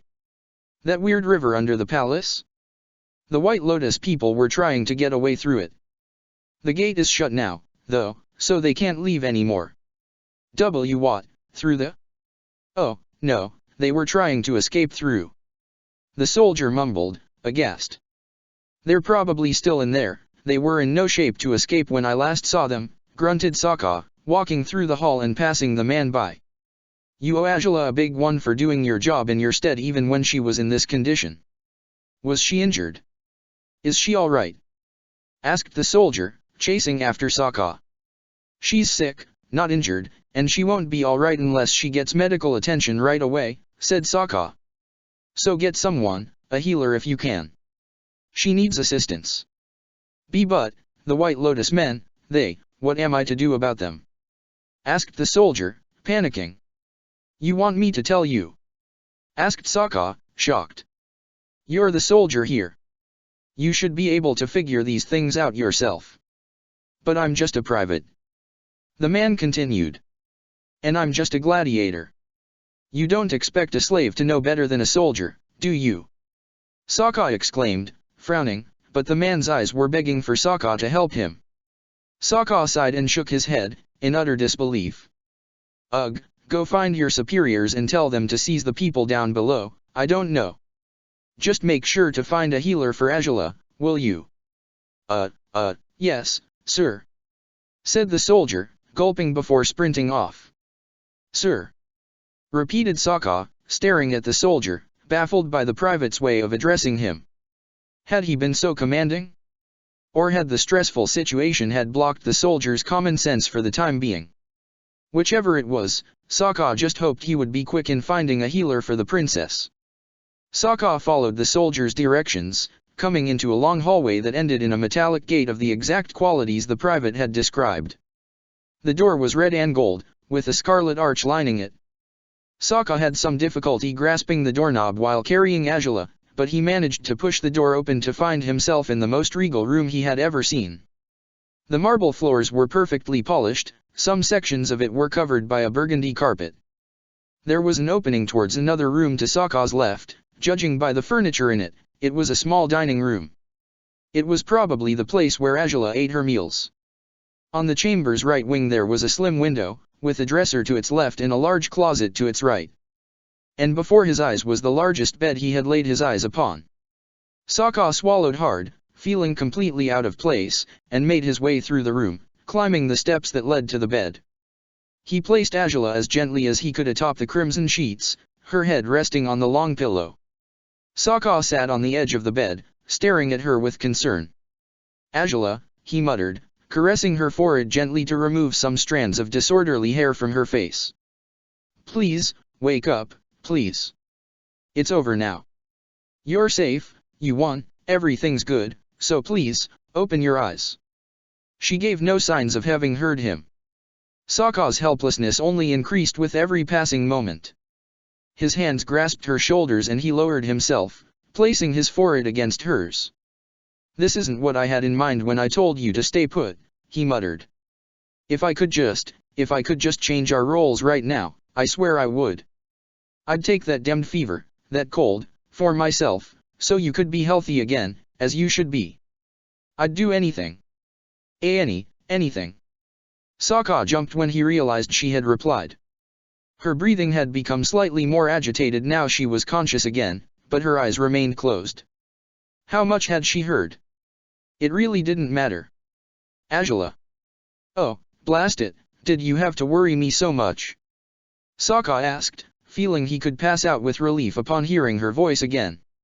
Azula actually mustered a weak smile before opening her eyes to find Sokka perched atop her. If the situation had been any different, she might have pushed him off her immediately, but the idea didn't even cross her mind right now. I'm sorry. She muttered, at which Sokka shook his head. No, don't apologize, Azula, he said, placing his forehead against hers anew. You did nothing wrong, don't say you're sorry. You don't have to apologize for any dash. I made you. I made you fight those guys. She muttered. You told me not to move an inch, but I. Never mind, said Sokka, smiling weakly. You saved my neck, Azula. They would have killed me and raised that gate again if you hadn't done what you did. But you did it all, Sokka, are you crying? Her gaze was unfocused, even more so in the darkness of her room, but she was certain she had caught sight of something glistening in the corner of Sokka's eyes. He was startled by her question and he shook his head as a response, closing his eyes to keep her from seeing she had been right about her assertion. That cold is really bad, you're seeing things now. I'm not, you're really. I'm not delusional, she said, the last sentence almost indignant, to Sokka's relief and slight amusement. Maybe not delusional, but you are badly sick. After all that happened, you're too stressed to make any sense out of what's going on right now, said Sokka, his hands cupping her face. That, said Azula, closing her eyes again. Stay that way. Please. Sokka smiled and nodded weakly, trying to cool Azula down even if only slightly. She was breathing deeply through her mouth, her lips slightly parted. You didn't have to help me, said Azula, surprising Sokka when she spoke again. You could have just joined them, couldn't you? What, you'll tell me now you wanted me to help your kidnappers? Asked Sokka, raising an eyebrow. I didn't want you to, but I thought you might. You thought you had me all figured out, huh, princess? Asked Sokka, grinning proudly. Think again. Maybe I'm not as predictable as you thought. But, why? Azula asked, opening her eyes again and looking into his. Why did you? Instead of choosing the easier way out, you went and, why, Sokka? Because. He stopped on his tracks. The words weren't spoken, but they needn't be. His silence brought him to internalize his feelings at last, to realize why he kept pushing himself so far for Azula's sake, why no matter what he did, he still felt there was more he could do for her. Why he was mesmerized by gazing into those amber eyes, why he would marvel over how beautiful she was even when she was as untidy as she was tonight. It wasn't as though he actually hadn't understood what it was. The knowledge of what he felt towards her had been there for some time now, waiting for him to simply accept it. He had cowered away from it long ago, and running from it had only led him to make mistakes he could never truly repair. He wasn't going to do the same thing this time around. He refused to lie to himself again. The answer to her question was a simple one, even though embracing it promised to make his life far more complicated than it already was. Because he was in love with her. And he could accept it this time. In fact, admitting it, if only to himself, felt almost as though removing a vast weight from his shoulders. After finally giving a name to what he felt for her, he was filled with a sense of freedom he hadn't experienced before this moment. He couldn't help but smile, his thumb caressing her cheek gently, as the words repeated themselves in his mind. He loved Azula, he loved her. Why, when they said what they said? Azula continued, unable to infer the meaning of Sokka's silence. Everything, the things they said, they were true. I've hurt you, I've treated you like scum, You have hurt me, but I've hurt you as well, said Sokka. So in those regards. But you've never hit me, or? You conveniently forget I've tried, said Sokka, smiling weakly. Back when we first met I tried to strike you and paid quite the price for it. And then you were in pain for months, years, and I never even said I was sorry. Sokka stared at her in surprise before his gaze softened again. Never mind, Azula. Stop thinking about. And I've acted superior, like they said. I left you without food, and you've acted superior from time to time, Azula, said Sokka. But how many more times have you surprised me by treating me as your equal? And if you're going to tell me you left me without food in that forest, which isn't true because I was the one who chose not to eat, then how about you look a little further back and think about our stay in jailing? Who brought me food when that idiot governor planned to make me starve? But I've done things to you that I shouldn't have, Sokka. And not all the things you've done were bad, said Sokka, smiling. You see, that's the same problem those guys had. They were only thinking about the lousy stuff. But what about all the amazing things, Azula? What about the times we've laughed together, what about every experience we've shared? How about all those times you've helped me out when I wasn't feeling so good about myself? Back when Piandao left, when I had to fight that kid and I was struggling to figure things out, you were there for me, Azula. You saved me from myself, you've helped me become the man I am today. Wasn't that something you said Piandao had achieved, instead of me? Azula asked. I think you said so once. Maybe back then I thought so. Now I see things rather differently, said Sokka, smiling and stroking her cheek again. You really are silly, asking me why I'd choose to help you instead of them. Didn't I tell you some time ago that I'd never choose anyone else over you? Azula had forgotten completely about that instance. She blinked a few times, lowering her eyes now as she wondered if she really should have questioned him so much.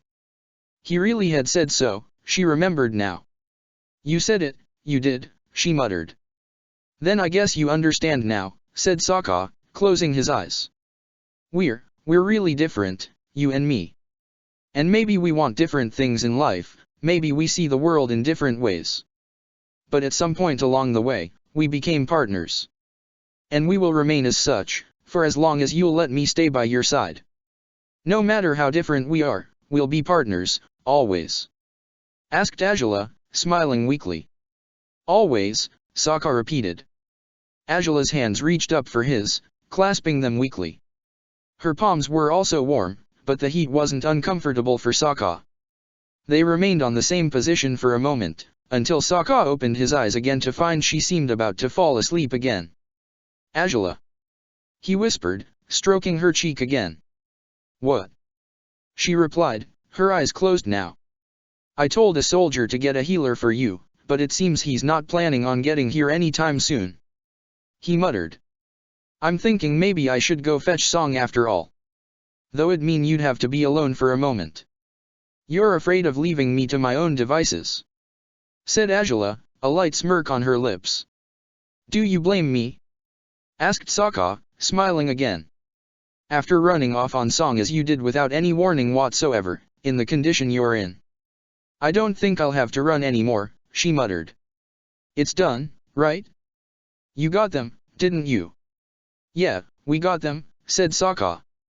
No need to fret about that. Just stay here, rest, and I'll go get Song as fast as possible. All right then. Said Azula, nodding. Just a little detail, said Sokka, gulping. The fastest way possible is actually, on the back of your dragon. Said Azula, no longer as relaxed as she had been before. So, would you mind if he gave me a ride home and back here? Asked Sokka. He was the one who brought me here after all. He let you ride him? Alone? Asked Azula. What a traitor. He did it for you, Azula, said Sokka, smiling. Don't be so harsh on him. I should be harsh on him, and on you, but I can't afford it right now, said Azula, sighing. Go, then, but only this once. Not going to happen again, make sure to tell her that. I will, said Sokka. And I'll be back immediately. I promise. You'd better, muttered Azula, her grip on his hands tightening a little before she released him. Sokka leaned forward, pressing his lips to her forehead again. A groan escaped Azula's throat, and one of her hands reached out once more, her fingertips touching his chest.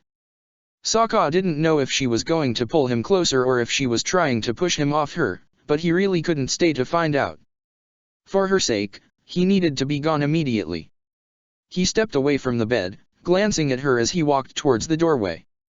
Azula lowered her hand and dropped her head back on the pillow, her breathing heavy again for a moment. Sokka kept his eyes on her until he was already at the door. He turned around unwillingly, and he was about to shut the door behind him when someone called out to him. Sokka. The captain had been passing by the hallway when he had spotted the gladiator closing the door. He had stopped on his tracks and looked at him, astounded to find him in the palace. What are you doing there, why? Sokka. He repeated, and the slave gestured at him to be quiet. Good, you're here, Captain, said Sokka, approaching. Go in there and keep Azula company while I... What is she doing there? Asked the captain, shocked. I told you to take care of her, not to bring her home while we were still handling a crisis. You promised you'd keep her safe. Well, I'm sorry to inform you that Azula is too much for either of us to handle, said Sokka, unwilling to raise his voice in case it might disturb Azula. Sick as she was, she realized there was something happening and she flew to the palace before I got home. I came here to find her and bring her back, but her condition has worsened, she's in bed right now. I'm going to fetch Song right away, so that she can tend to Azula while you people deal with your issues. The matter is almost settled, admitted the captain. Apparently the White Lotus men were trying to escape through the weird river underground. Yeah, said Sokka, nodding and walking by the captain. I'm going to get Song. You keep an eye on Azula for now. Wait, how did you know that? Asked the captain, surprised. Come back here. I have no time for explanations. I'll tell you all about it later, alright. Watch her and don't let her run off on you. But. Do it. And with that, Sokka took off, leaving behind a very confused royal guard. Had the slave just given him an order? He was really irritated by the thought, but he decided to repress his urge to follow Sokka and shoot a fire blast at him. If anything, he understood and agreed with Sokka's sense of urgency. The captain turned around again, heading into the princess's room apprehensively. He pushed the door open and found Azula lying on bed, wearing strange clothes. Her feet were filthy, which was most unlike her, and her face was flushed. She moved her head sideways upon hearing him enter the room, and he heard her mumble. Sokka. The fact that she would call out for the gladiator before calling out for anyone else made the captain's stomach sink. She could have asked for her father, or for her friends, her brother, even for the captain himself. But she would call the gladiator? Was it because he had just been here and she guessed he might have turned on his tracks, or was it because she simply wished it were him again? No, princess, he said, approaching the bed quickly to get a better look at her. Her hair was unkempt, and she was shivering lightly. It's me, princess. Your captain. Azula opened her eyes, and it took her a moment to recognize his features. She nodded in acknowledgement, and the captain was certain he hadn't imagined the disappointment that crossed her face upon discovering it was him instead of the Water Tribe man. Aruishi? She muttered, taking him by surprise. She hardly ever had called him by his given name before. Did you get them all? The White Lotus, they, in the river, you must. A squad has already been sent to secure them, said the captain, nodding. Private Whaley informed Captain Kuo about the White Lotus men trapped below. All the available men have headed down to find them. Good, good, said Azula, taking a deep breath. Princess, how? Asked the captain, looking at her with confusion. How did you know they were there? Who do you think took those men out?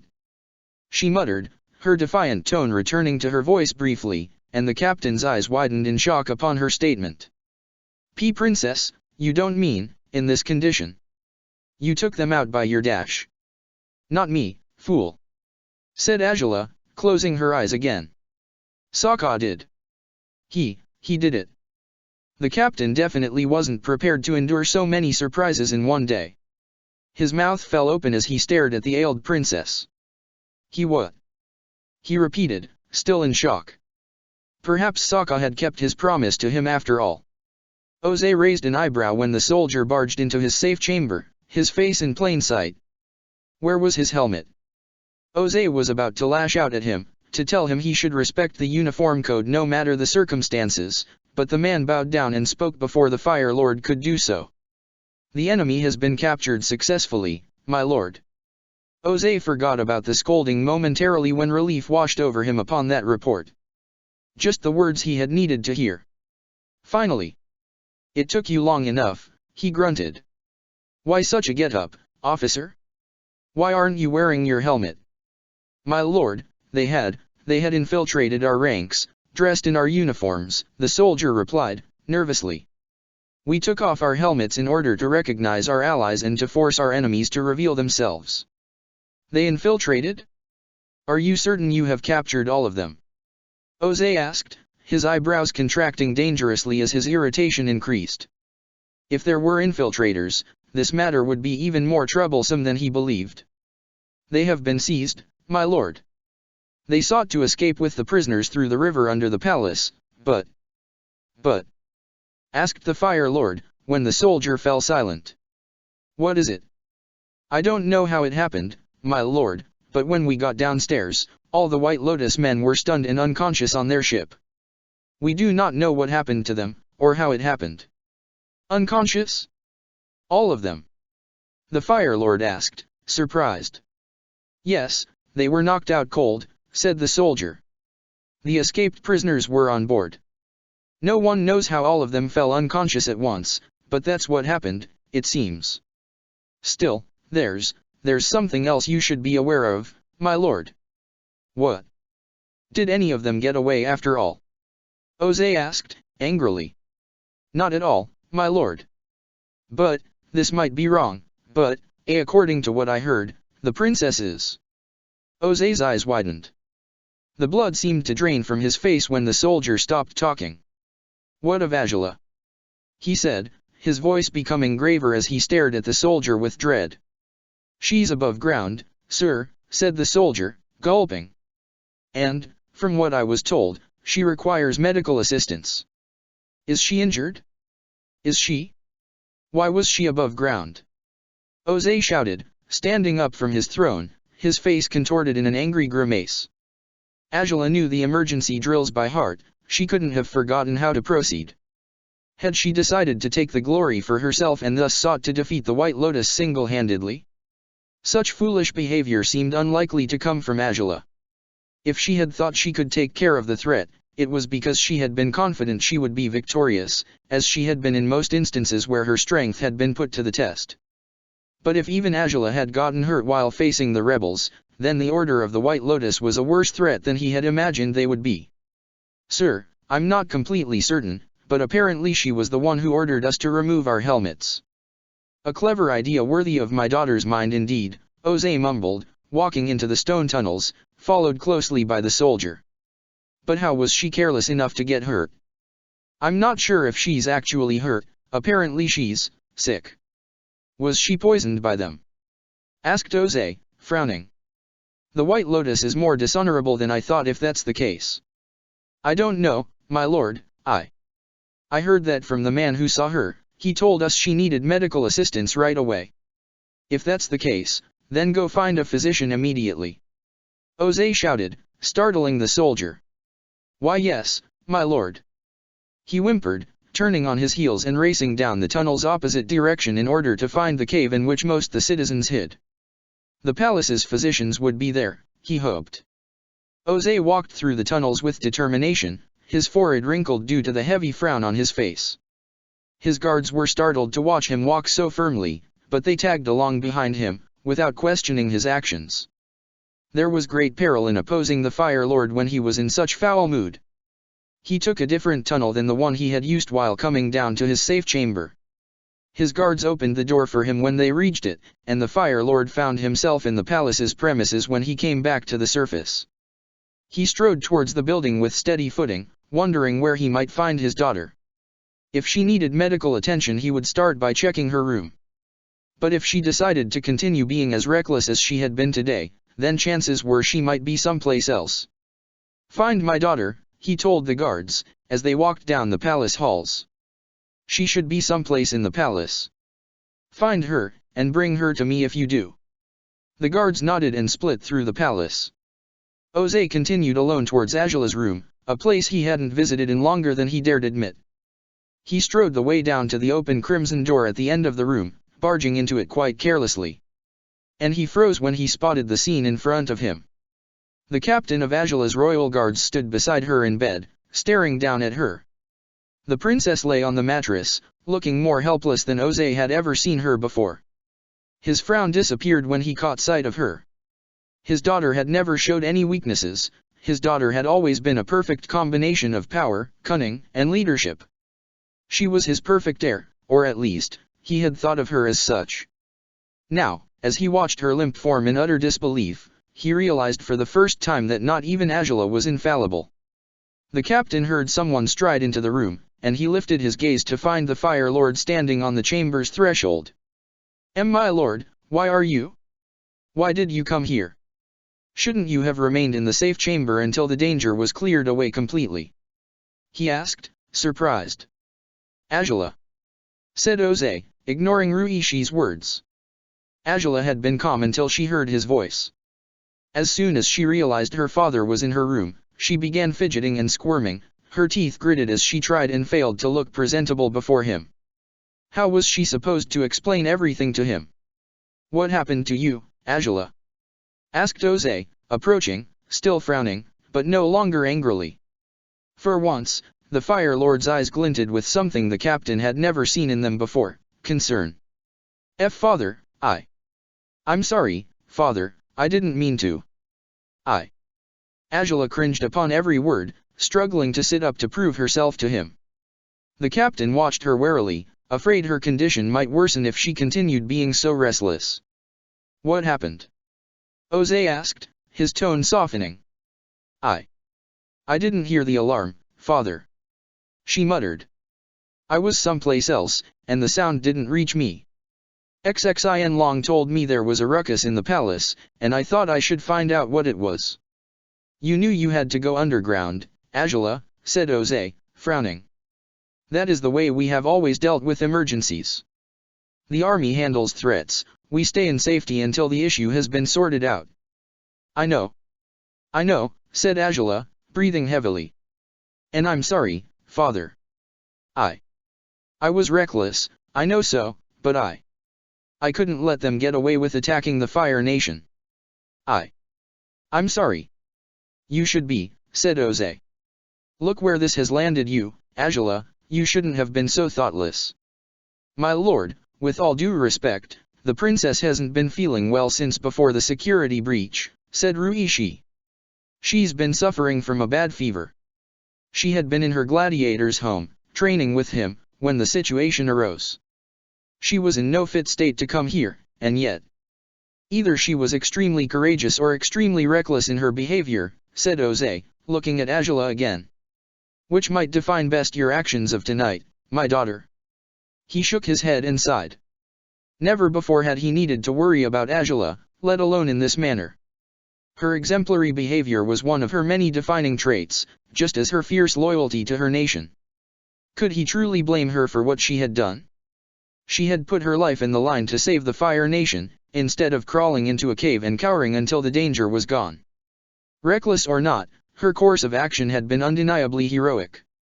At the very least, you are safe now, Angela, said Oze, sighing before turning to the captain. Was she responsible for what happened to the White Lotus men who were attempting to escape? I was told they had been stunned.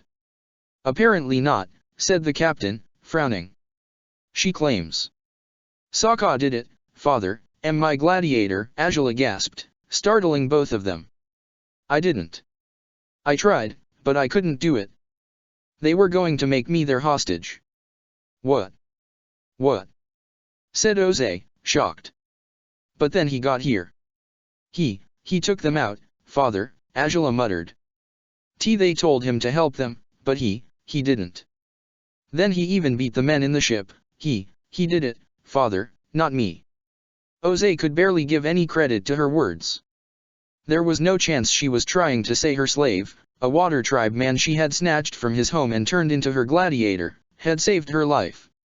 No, not just her life. If he understood her words correctly, then this slave had saved the Fire Nation.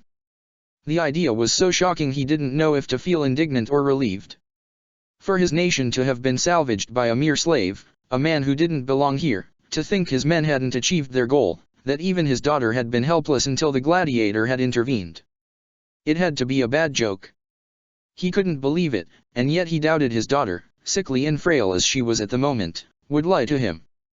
What could she possibly gain by doing so? The slave, Captain? Is this true? He asked, frowning. Was he the one who caught them? The one who? What of our men? What of the army? What of her guards? Why was the slave protecting her instead of you? I didn't know the princess was here, my lord, said the captain, lowering his gaze and swallowing hard. We attempted to find her when the alarm rang, but we couldn't. Her gladiator showed up and said she was in his home, sick with a bad cold. Given her condition, I told him to keep her there for her sake, but apparently she gave him the slip and flew with her dragon to the palace. And you were fine by letting a gladiator protect my daughter's life, muttered Jose, studying the soldier. I suppose you had already done so before, but in these circumstances, Captain, do you really think you can justify your actions? I'm sorry, my lord, said Ruishi, lowering his head. I cannot justify them at all. I have failed you, and the princess. And so has every single member of the army, apparently, said Jose, shaking his head. A gladiator protects the princess, saves the Fire Nation and takes down those who threatened us, and to think of what might have happened if the princess hadn't been as reckless as she was. Would we have captured our enemies if she hadn't behaved as she did? The captain was startled by Jose's question. The Fire Lord's gaze was fixed upon his daughter's figure. Angela was still breathing heavily, her headache so powerful she couldn't find it in her to respond to what they were saying anymore. I don't know, my lord, said the captain, dropping his eyes in shame. Is Angela speaking the truth, or is her disease clouding her better judgment? Asked Jose. I fear it's the only explanation we have for what happened tonight. The rest of the army was fighting against the White Lotus agents that were still above ground. Nobody was aware of those underground. I take it the princess figured out what they planned to accomplish, and somehow the gladiator took them out. A gladiator? Jose repeated, shaking his head again. Out of anyone who could have done this, a gladiator. The captain didn't respond, but not only because he lacked an answer. Voices were coming into the room from the corridor. The two men looked out towards the hallway, frowns on their faces as new arrivals headed towards the room. No. This way, Song, said Sokka, pulling Song down the right hall. This palace is so big, how did you know where her room was? I thought you'd get lost. Honestly, so did I. Let's just be glad we found it, replied Sokka, gulping and barging into the room carelessly, to find there were more people in Angela's chambers than he had expected. Song froze in place, her eyes wide as plates, when she spotted the man in red robes, wearing an opulent hairpiece atop his half-knot.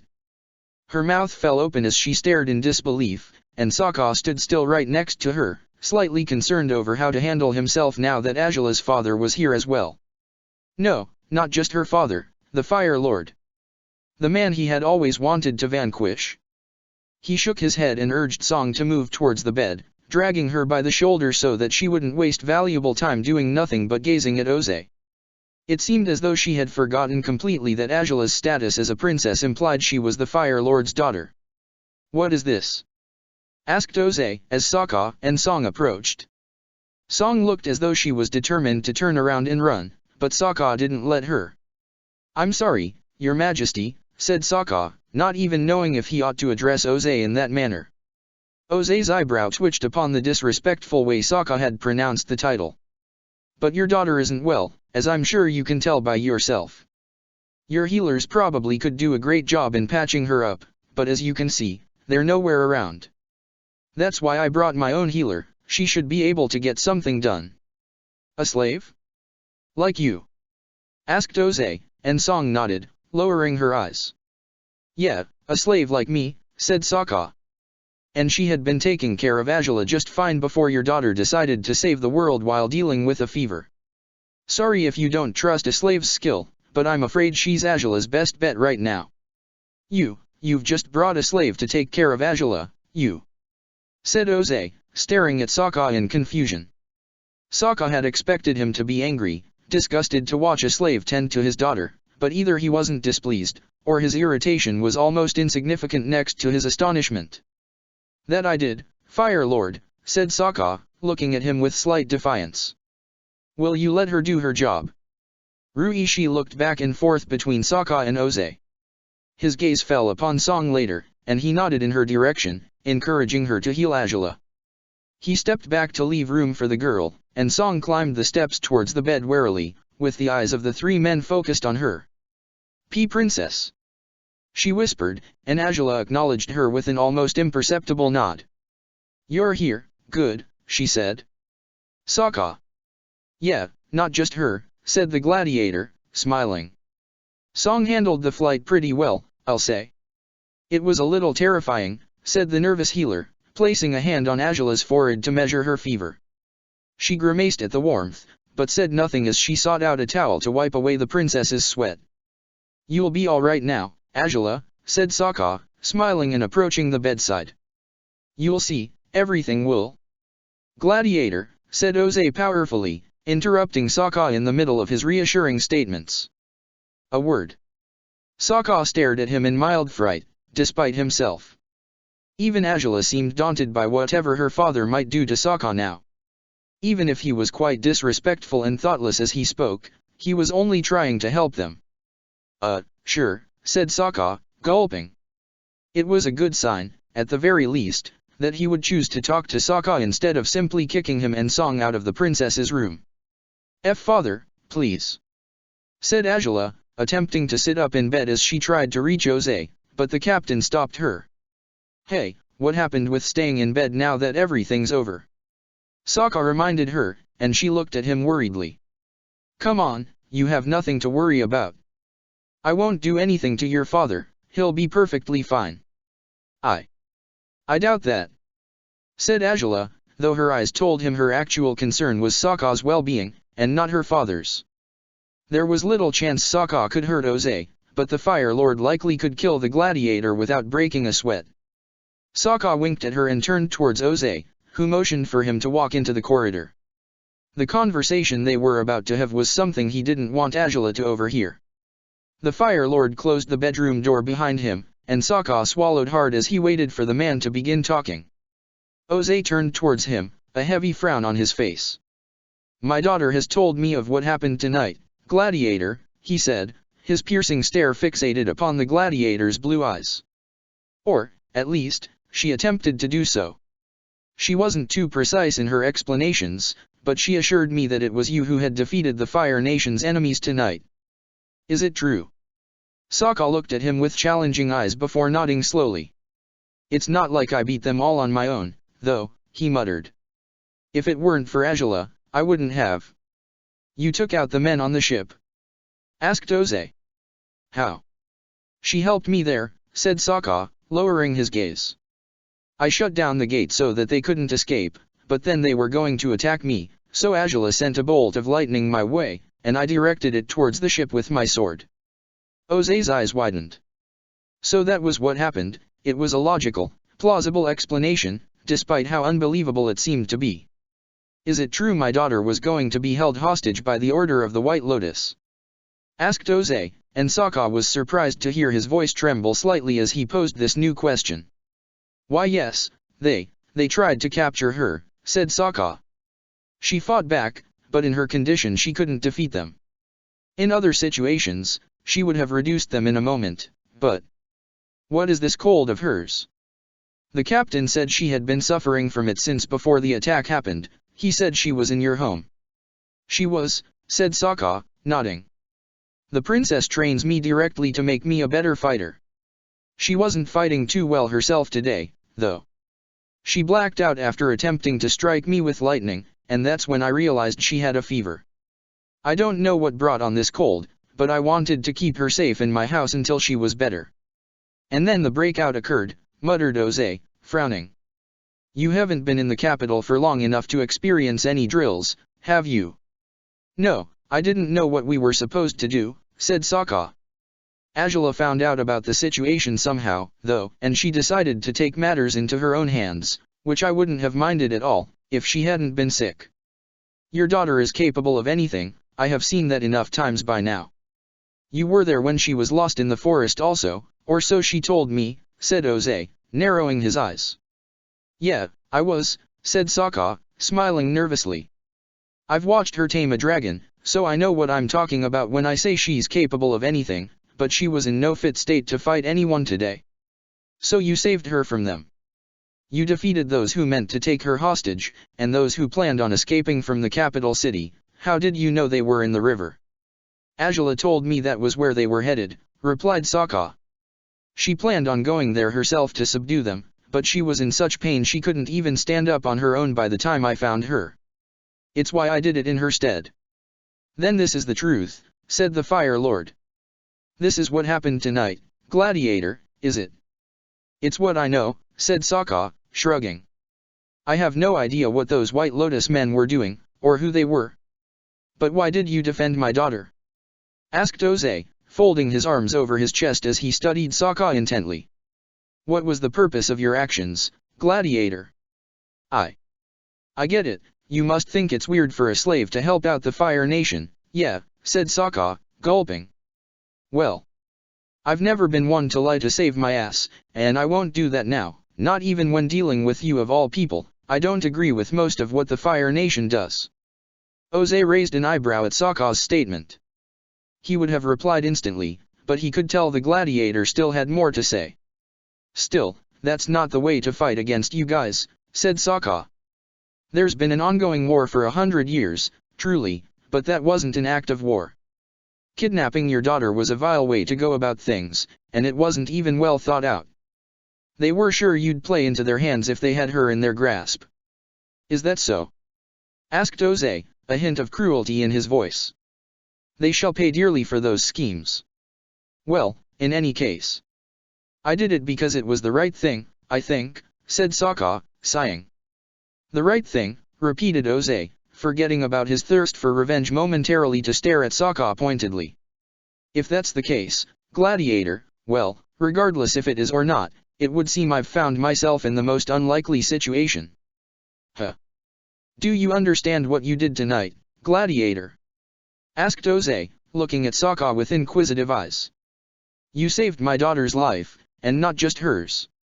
You saved the entire Fire Nation. Sokka was astonished upon those words. He hadn't quite seen it that way. He had saved the Fire Nation? Really? Oh, his tribesmen would be so proud. I guess I did, said Sokka, gulping. There's truly nothing I can do to thank you for what you have done tonight, said Oze, shaking his head. The Fire Lord owes his nation's safety to a slave. Don't worry about it, I didn't. I am a man of honor, Gladiator, said Oze. And even if you fail to understand the value of what you did tonight, I don't.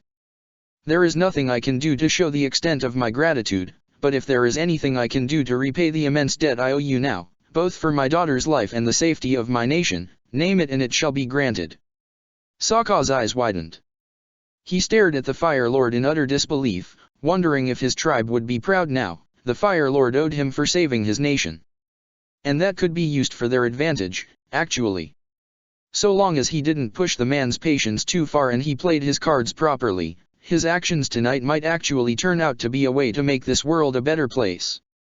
You are welcome to take your time to think about what you want to ask for, said Oze, turning as though to leave. In the meantime, I shall ensure the men from the Order of the White Lotus have been secured. Wait, said Sokka, holding up a hand to stop him. Just wait. What are you going to do with those men? Question them, naturally. And afterwards, execute them, said Oze, bitterly. Clearly, keeping them alive will only be a hindrance. We had those prisoners for the briefest moment and that brought forth this entire situation. I've thought of a request, then, said Sokka, frowning. Since I saved Angela's life, then you have to let those guys live. Oze stared at him in utter confusion, his mouth agape. Let them live? Is that really? You have them in your grasp now, don't you? Asked Sokka, frowning. Shouldn't that be enough? They are rebels, terrorists, criminals we simply cannot trust. I didn't tell you to trust them or to release them, said Sokka. I told you not to kill them. And don't torture them either. There are ways to interrogate people without making them suffer. This nation has spilled enough blood as it is, and if you really are the man of honor you said you were, you'll accept my request as you said you would. You're probably thinking your daughter's life is worth more than that of 1,000 men, aren't you? Asking for you to spare these White Lotus guys still would mean you're getting the better end of the bargain, don't you think? Oze stared at Sokka in shock. This wasn't what he had thought a slave would ask for. Money, perhaps, lands, or being revoked from his status as a slave were the possibilities he had foreseen. Yet he was asking him to spare these rebels' lives. Are you certain this is what you'll ask of me, Gladiator? Well, said Sokka, rubbing his chin with his thumb. You said I'd saved your daughter and your nation. So that should mean 2 favors, right? Oh, really, now? Asked Oze, and Sokka was suddenly aware of how similar Azula was to his father. How many times had he heard her say those same words, with that same voice tone? What shall the second favor be, then? I'll have to think about that one a little more, if you don't mind, said Sokka, gulping. I already fear the day you decide how I'll repay the second debt, said Oze, at which Sokka smiled nervously. Very well, then, Gladiator. They won't be killed, as you requested. Thank you, sir, said Sokka, unsure of how to address him. Oze raised an eyebrow. Your Majesty might be more suitable, or my lord. Yeah, probably, said Sokka, scratching the back of his neck. I'll be off, then, said Oze, his gaze falling on Azula's door again for a moment. There's much to do to restore the peace on the capital city after this security breach, and there are many White Lotus members to question. Say. Why, your Majesty, said Sokka, before Oze walked away. Now what? Asked the Fire Lord, albeit he only seemed uncomfortable by Sokka's constant delaying him. About this security breach. Said Sokka. I've been thinking about it, and there's one thing I can't put out of my head. The White Lotus guys were pretending to be members of the army, weren't they? Yes, what of it? Well, adding that to the fact that they knew how to access the secret river under your palace, there's a conclusion you can reach easily without even having to interrogate these guys.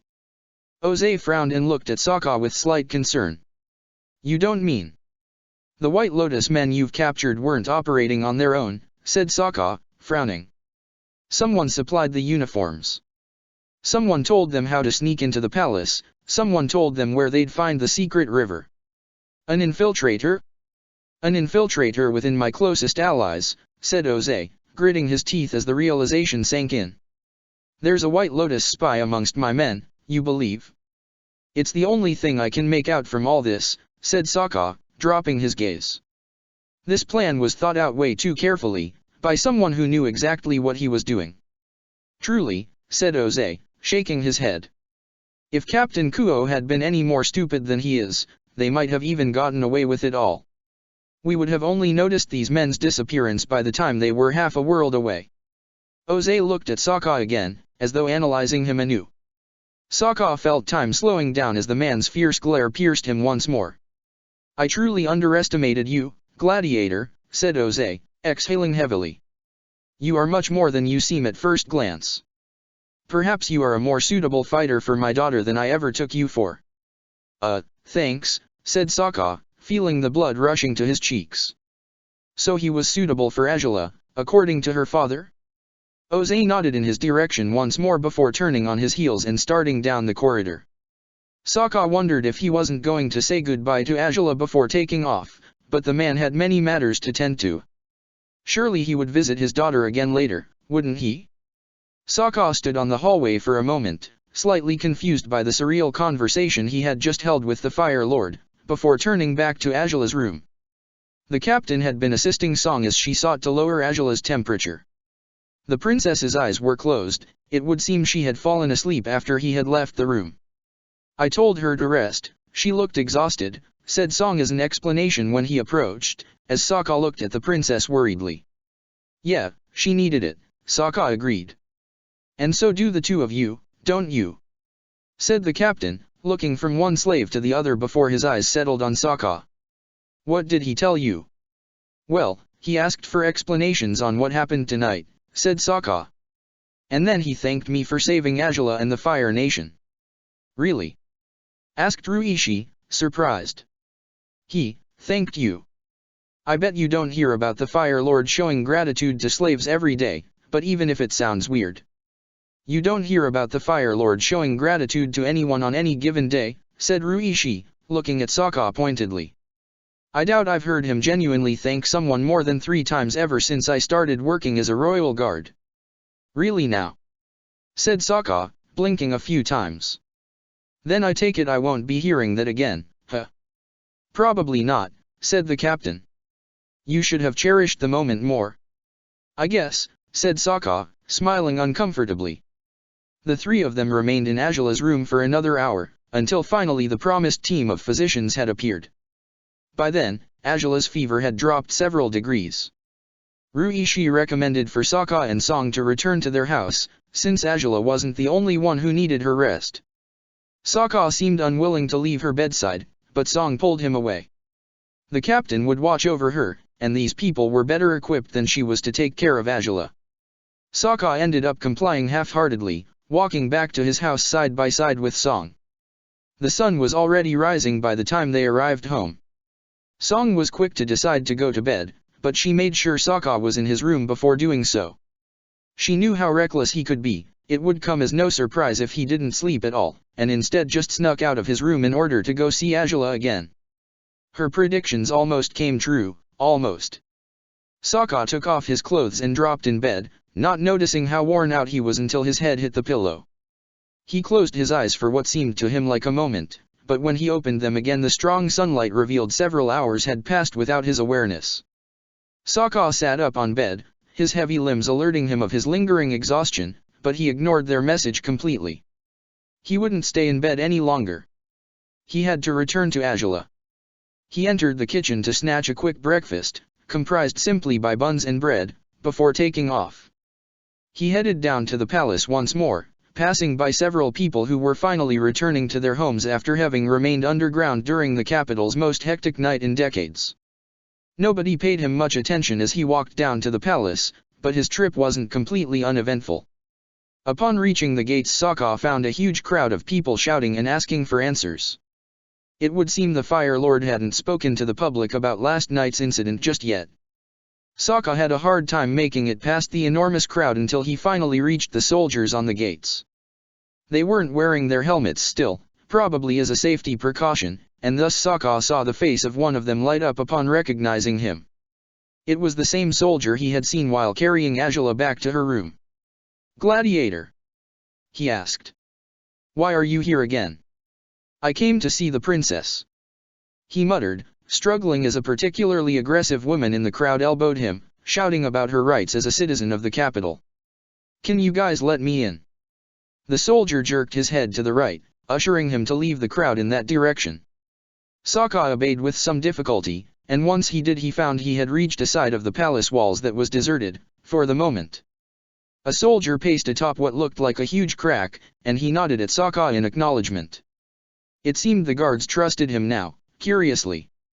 Sokka nodded back before approaching the crack. He slipped through it with some difficulty, and with that, he had made it into the palace. 2 guards stood vigilant next to the crack on the inside, but they didn't attack him. They knew he wasn't a threat. "Thanks for letting me in," he said, smiling at them before jogging towards the building. The men gave him no answer, though they watched him with interest and even slight admiration. Sokka entered the palace, struggling to find his way through the mazes of corridors that looked so alike to him. At last, he found the hallway with the crimson door, and he headed towards it with determination. Azula was still asleep when he entered the room, while a physician kept watch beside her, sitting on a chair. The physician glanced up towards Sokka when he heard him enter, but he only acknowledged him with a nod, much like the soldiers had. "Is she any better?" Sokka asked. "She's improving progressively," said the healer. "She put herself at a great risk by getting involved in those fights. You told the Fire Lord she had even conjured lightning." "Twice, at least," said Sokka, nodding. "It's a wonder she survived," the man said, shaking his head. "Her body is incredibly strong and stubborn for having withstood so much strain without collapsing. Anyone else would have been done for with only 1 lightning bolt in those conditions, but 2. "She's not like anyone else," said Sokka, before he could try to hold his tongue. A blush crept up through his face, but the healer failed to notice. "Truly," was his response, before falling silent once more. Sokka didn't know for how long he stood there, watching Angela breathe gently in her sleep. She looked better, at the very least, but only time would tell if she would recover soundly or not. If her bending from last night had really taken its toll on her, she might be in bed for longer than most people would while suffering from a cold. After half an hour or so, Angela stirred in the sheets. The healer jumped off his chair and approached her as she woke up, assisting her as she sat up and asking her if she felt any better. Angela responded groggily, accepting the man's offering of food, and after rubbing her eyes she realized there was someone else in the room. Sokka?" she asked, staring at him in confusion. Since when have you been there?" A while," he replied, smiling weakly. "Feeling all right, Angela?" Angela snorted and gave him a half-shrug. "Well, I wouldn't say all right, but I've been worse," she muttered. "Why are you here? Why do you look so terrible? Did you even sleep?" "I look terrible?" asked Sokka, surprised. "I hadn't seen bags under your eyes since the forest," said Angela. "Don't tell me you spent the whole night." "He arrived not long ago," said the healer, bringing a tray with food for Angela and placing it beside her in the mattress. "Here's your meal, princess." "Good," said Angela, picking up her chopsticks before starting to eat. Sokka watched silently, the healer standing by Angela in case she reported she was feeling unwell. The princess took her time with her food, but despite being in bed, she ate with as much decor as possible. The healer put away the tray once she was finished, and he placed a hand in her forehead again to check for fever. "It's going down, princess," he said. "You'll have to stay in bed still, but the fever is starting to fade." "It was about time," stated Angela. "About time," the man repeated. "Princess, nobody should be as well as you currently are after undergoing such intense situations." "I suppose I'm made of better material than most people," said Angela, shrugging. "Anyone in your condition should stay in bed for a week," said the man. "That fever was dangerous, princess. It could have taken your life. Fevers don't kill people, let alone firebenders." "It could have killed you," the healer insisted. "Especially after unleashing 2 lightning bolts." "2?" Angela said, frowning. "What, were there more than 2? "No, of course not," said Angela, smiling innocently. "Now, are you done with your nagging? Because I'm afraid it's the slave's turn now." "My turn?" asked Sokka, surprised. "What did you come for if not to reprimand me for my irresponsible behavior?" said Angela, dramatically. "You're dismissed, Pharaoh. Return in an hour if you feel obligated to check on my health, but I wager it really won't be necessary." The physician seemed irritated by being waved off in such careless manner by the princess, but he obeyed nonetheless. He closed the door of the room with a little more force than necessary on his way out. "Well? At the very least sit down, would you?" said Angela, bringing Sokka back to his senses as he stared at the closed door. "Right," he said, smiling, and sitting beside her on the chair the physician had been on previously. Neither spoke for a moment, both apparently at a loss for how to start this conversation. Angela took a deep breath and rested her back against the headboard. Upon her silence after that motion, Sokka decided to say the first thing in his mind. "You shot more than 2 lightning bolts, didn't you?" Sokka asked. Angela smiled a little before sighing. "In all truthfulness, I managed to fire 2 lightning bolts properly," she muttered. "I sought to attack the White Lotus men with another one, but it partially backfired on me." "It what?" asked Sokka, aghast. "It wasn't a pleasant experience," said Angela, shaking her head. "Don't ever try it." "Angela, it backfired on you. Is that why you were?" "That's why you were stunned when I found you," said Sokka, a hand going to his forehead. "I heard the ruckus and headed to where I'd heard the sounds, but I was sure you'd collapsed because of the fever, not much as you're not easy to predict, neither am I, Gladiator," she said, smiling. "I could put up with the fever to a certain extent, but not with the backfiring. In any case, Sokka, what you did was, well." "Oh, no, don't even start with that," said Sokka, shaking his head. "I didn't do it so you'd thank me, I didn't think you had, replied Angela. You're the kind of person who does great deeds in order to make up for his mistakes instead of doing it to earn people's gratitude.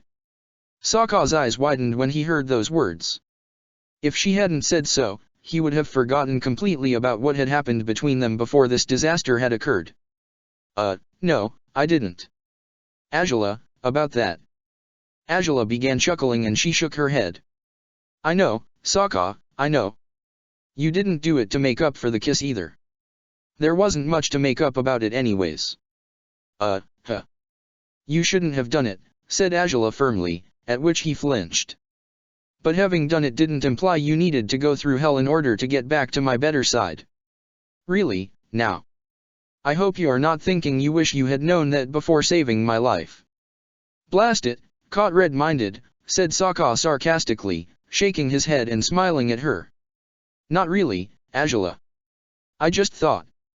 I thought you were more upset about it than that. I was until this mess happened, Angela replied. For some reason I can hardly fathom, almost getting abducted and having your nation endangered by a group of rebels pretending to be members of your army gives you the impression that a kiss really isn't the end of the world.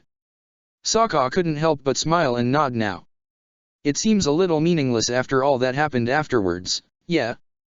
I just don't get it, Sokka, she said, looking at him in confusion. I know you said what you said, but they were offering you to take you back home, to get you to see Piandao again, and yet you refused so blatantly, you just lifted me and walked away. Why? You're never going to stop asking that, are you? Said Sokka, sighing. He didn't plan on explaining his new discoveries to her, not even if she had just said the world wouldn't end because of a kiss. A love confession might not be the end of the world, but it promised to turn it into a very uncomfortable place for him to live in. Well, until I make any sense out of it, I probably won't, said Angela, looking at him with questioning eyes. Why pick the Fire Nation, Sokka, when you were offered that deal? Angela. Said Sokka, shaking his head. That deal may have sounded brilliant, it might have seemed like everything I could have ever wanted, but as far as I remember, I struck a deal with you first of all, didn't I? You offered to take me back home as well, or is it you forgot about that now? And no, I didn't forget, but it sounded like they would have been able to take you to the South Pole far sooner than what I offered. So you think I should have broken my deal with you to accept theirs, when they were completely blatant about using me as a tool to reach their ends? Asked Sokka, raising his eyebrows. At least I've gotten everything I could off you. I'm glad you have the decency to admit that. Our deal may look one-sided, but it really isn't, said Sokka. We're both getting what we want in the end, I think. I still don't know why you want me to reach the top of the Ran Dash. That's not the topic of the day, is it? Asked Angela, interrupting him. No, it isn't, said Sokka, smiling. But really, Angela. I made a promise to you first of all. I'm not about to double-cross you just because a group of strangers came by to tell me they know Piandao and they can take me home. But, your people have always wanted to take down the Fire Nation. You did, not even 2 years ago, said Angela. This change of heart. You told me not 3 days ago that so long as I was true to myself, I wasn't a traitor to anyone, Sokka reminded her. If you actually meant that, then you'd understand that what I'm doing isn't as strange as it seems. You were true to yourself by not letting them take me? Asked Angela with a small voice, as though talking to herself. I was true to myself by telling them that what they were doing wasn't the right way to fight this war, said Sokka. I wasn't going to let them take you, no matter how they tried to convince me that they'd give me everything I'd ever wanted. How was I supposed to trust the words of a pair of men who were more than happy to talk about turning a weakened girl into a slave? Angela's hands balled into fists atop her sheets. The scene repeated itself in her head, and she sighed as she recalled how helpless she had felt. She never wanted to feel that way again. You really saved me, Sokka, said Angela, closing her eyes. The more I think of what would have happened if you hadn't showed up when you did. Don't do that to yourself, said Sokka, smiling kindly. Just be glad everything was sorted out. If something like this ever happens again, I'm sure you'll be perfectly capable to handle the situation with your own power. I hope so, said Angela, glancing at him again. And about what they said, about Piandao. I'm still having a hard time believing it, said Sokka, grimacing. I know you warned me about Piandao being more mysterious than I gave him credit for, but, do you really think he was just trying to turn me into a tool? I don't know, Sokka, said Azula, frowning. His past is turbulent, but I believed he was moving on from that. It's why having you train with him was the best option I had. If I had still thought he would threaten the Fire Nation, I would have never let him teach you the way of the sword. I talked to him about you a few times, said Sokka. Over those 2 spats we had, he helped me relax and taught me to understand your point of view without losing myself in the process. He said something to me as well, actually, Azula muttered.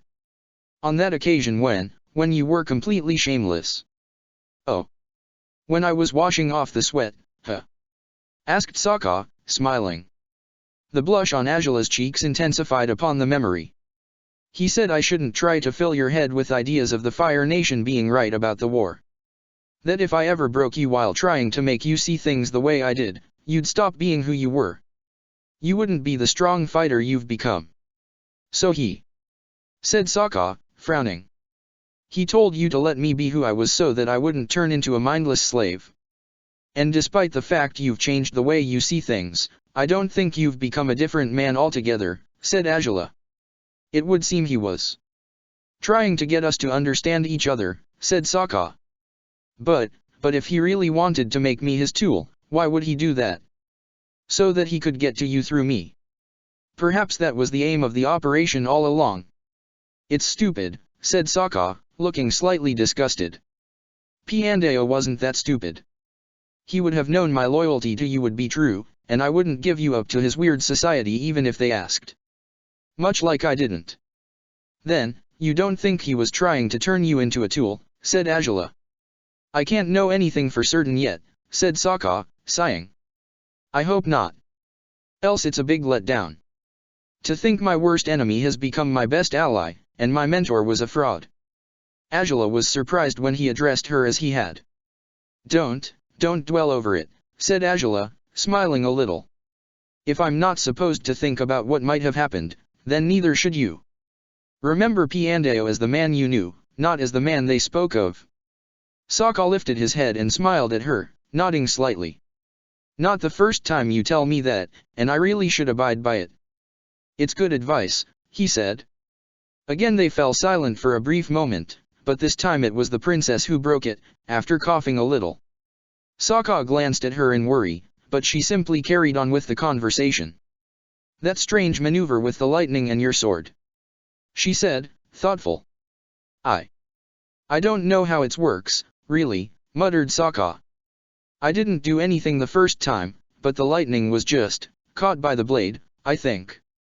But you managed to use it to your advantage later, didn't you? Said Azula. I have no idea how we managed that, to tell you the truth, Sokka admitted, smiling. I'd say fortune was in our favor, despite it all. We'll have to practice it more, it seemed a handy trick, said Azula, smirking. Huh. Practice it? Sokka repeated, shocked. Are you sure you're not just looking for excuses to electrocute me? Of course not, said Azula. We need to figure out the mechanics of it, or else we won't know how to handle it if we ever need to resort to this movement again. You think we'll ever have to do that again? Asked Sokka. Who knows? Said Azula, shrugging. Nobody could have predicted what happened last night. Who is to say a similar situation won't arise in the future? Who is to say so indeed? Said Sokka, sighing. Well, we can try and figure out this attack, but only once you're fully healed. And I demand you think of how to ensure my safety before throwing your lightning bolts towards me, all right? Fine, said Azula, sighing and dropping her head back against the wall. Yet there was the subtlest smile on her face, a smile that told Sokka she might choose not to respect his last condition. But before he could call her out on it, the princess spoke again. What did my father want from you? Oh, he just thanked me for what I did, said Sokka. Told me he owed me the safety of his nation and his daughter, and if I had any ideas on how he ought to repay me, I should let him know. Is that so? Did you ask for anything yet? Asked Angela, surprised to hear her father would actually seek to return the favor. I told him not to kill the White Lotus men, said Sokka, at which Angela's surprise increased. I know you probably think that's completely crazy, after what happened, but as I told him, the Fire Nation has shed enough blood as it is. If I could save those lives, even if they might pose another threat to the Fire Nation in the future, then I would. Angela breathed deeply and nodded. I'm not all that shocked, truly. You have an odd way to stay true to yourself, but yet you've done so by requesting that, said Angela. I've still got another favor to ask of him, said Sokka. And I guess I'll give it more thought than I did with this one. My father shouldn't have decided to repay you himself, I'm sure you'll make him regret it, said Angela, smiling. Would have rather done it yourself? Asked Sokka, smirking. What would you have done to thank me for saving your nation and your life, princess? Would you give me a brand new set of clothes? Or maybe my own palanquin? Your own palanquin? You want me to ask my father to adopt you, by any chance? Asked Angela, raising her eyebrows and making Sokka laugh. I'm just joking, Angela. I really don't need any remuneration, I said so, well, not from you, he said. Still, I won't deny getting your father to do as I say is more fun than I expected it to be. You're incorrigible, said Angela, smiling and shaking her head. Say, what do you think about these White Lotus guys? Asked Sokka, growing a little more serious upon touching this new topic. You'd thought the symbol wasn't important back when we were at Piandeo's place, but I was proven completely wrong, Angela admitted. It's clear it's an association of some sorts, but who are their members? What is their real objective? What are they trying to accomplish? I take it, from what those guys said, that they want to take down the Fire Nation, but if they spoke of Piandeo as one of their bigger leaders, and yet he wasn't here, I take it they might not understand the purpose of the group as well as they thought, said Angela. If Piandeo sent them, he would have known it to be a suicidal mission, and yet I don't think it was Piandeo who sent them, said Sokka. Or the one who devised this particular mission. I think, and I already told your father, that there was someone else involved in this. Someone with easy access to the soldier's wardrobe, for starters. Someone, well, yes. I recall having wondered the same thing, said Angela, frowning. I asked them who had provided the uniforms, and they didn't answer. There's someone helping them, Angela, said Sokka. Someone within this very city is a member of their group, I bet. And he's conspiring against the Fire Nation under our noses, without our awareness. Grunted Angela, gritting her teeth. Curse it. I take it my father is already doing everything he can to discover who this double agent might be. I don't know for certain, but he probably is, said Sokka. Has he come to see you again? I was asleep all along, if he came I didn't notice, said Angela, sighing. He has much to do right now, though. In such critical situation he really shouldn't. He shouldn't have time to spare for his sickly daughter. Asked Sokka, raising an eyebrow. I'm not going to demand his attention as if I were a child, Sokka, said Angela, rolling her eyes. He has to take care of the Fire Nation first. I'll be fine soon enough. If you say so. Said Sokka, looking at her warily. Again, a moment of silence. Angela sighed and looked at Sokka sideways, her mind racing as she thought again about what had happened the previous day. Even after asking him a second time about his decision, she still couldn't give credit to the fact that he had chosen her instead of returning home. He probably hadn't seen it that way, of course. What's on your mind now? Asked Sokka, when he realized she was looking at him. I guess my father thanking you makes sense, but I probably ought to do something as well, she said, smiling weakly. I just don't know what to. Never mind, Angela, said Sokka, a little exasperated. You don't owe me anything at all, I mean it. I owe you my freedom, and my nation's safety. Even if that's meaningless to you. I didn't say it was meaningless, said Sokka. I did what I thought was best. I followed what I believed in, and I'd do it again in a heartbeat if I ever had to. Doesn't mean I shouldn't thank you for it, said Angela, sighing. I really can't do anything as I am now other than saying the words, but I owe you so much more than any master should owe their slave. Thank you, Sokka. For everything you did yesterday. Everything? Asked Sokka, smiling a little. Likely, said Angela. Just, don't expect another kiss as a reward. Oh, I know, Else you'll likely get sick as well, said Angela, her blush intensifying again. Sokka found himself flushing also, but he nodded. That had been rather unexpected of her, pleasantly so. Huh. Well, it's okay, I wasn't expecting anything else anyways, he said, grinning. Really, though, thanks. Hell knows where the Fire Nation would be, where I would be, if it weren't for what you did last night.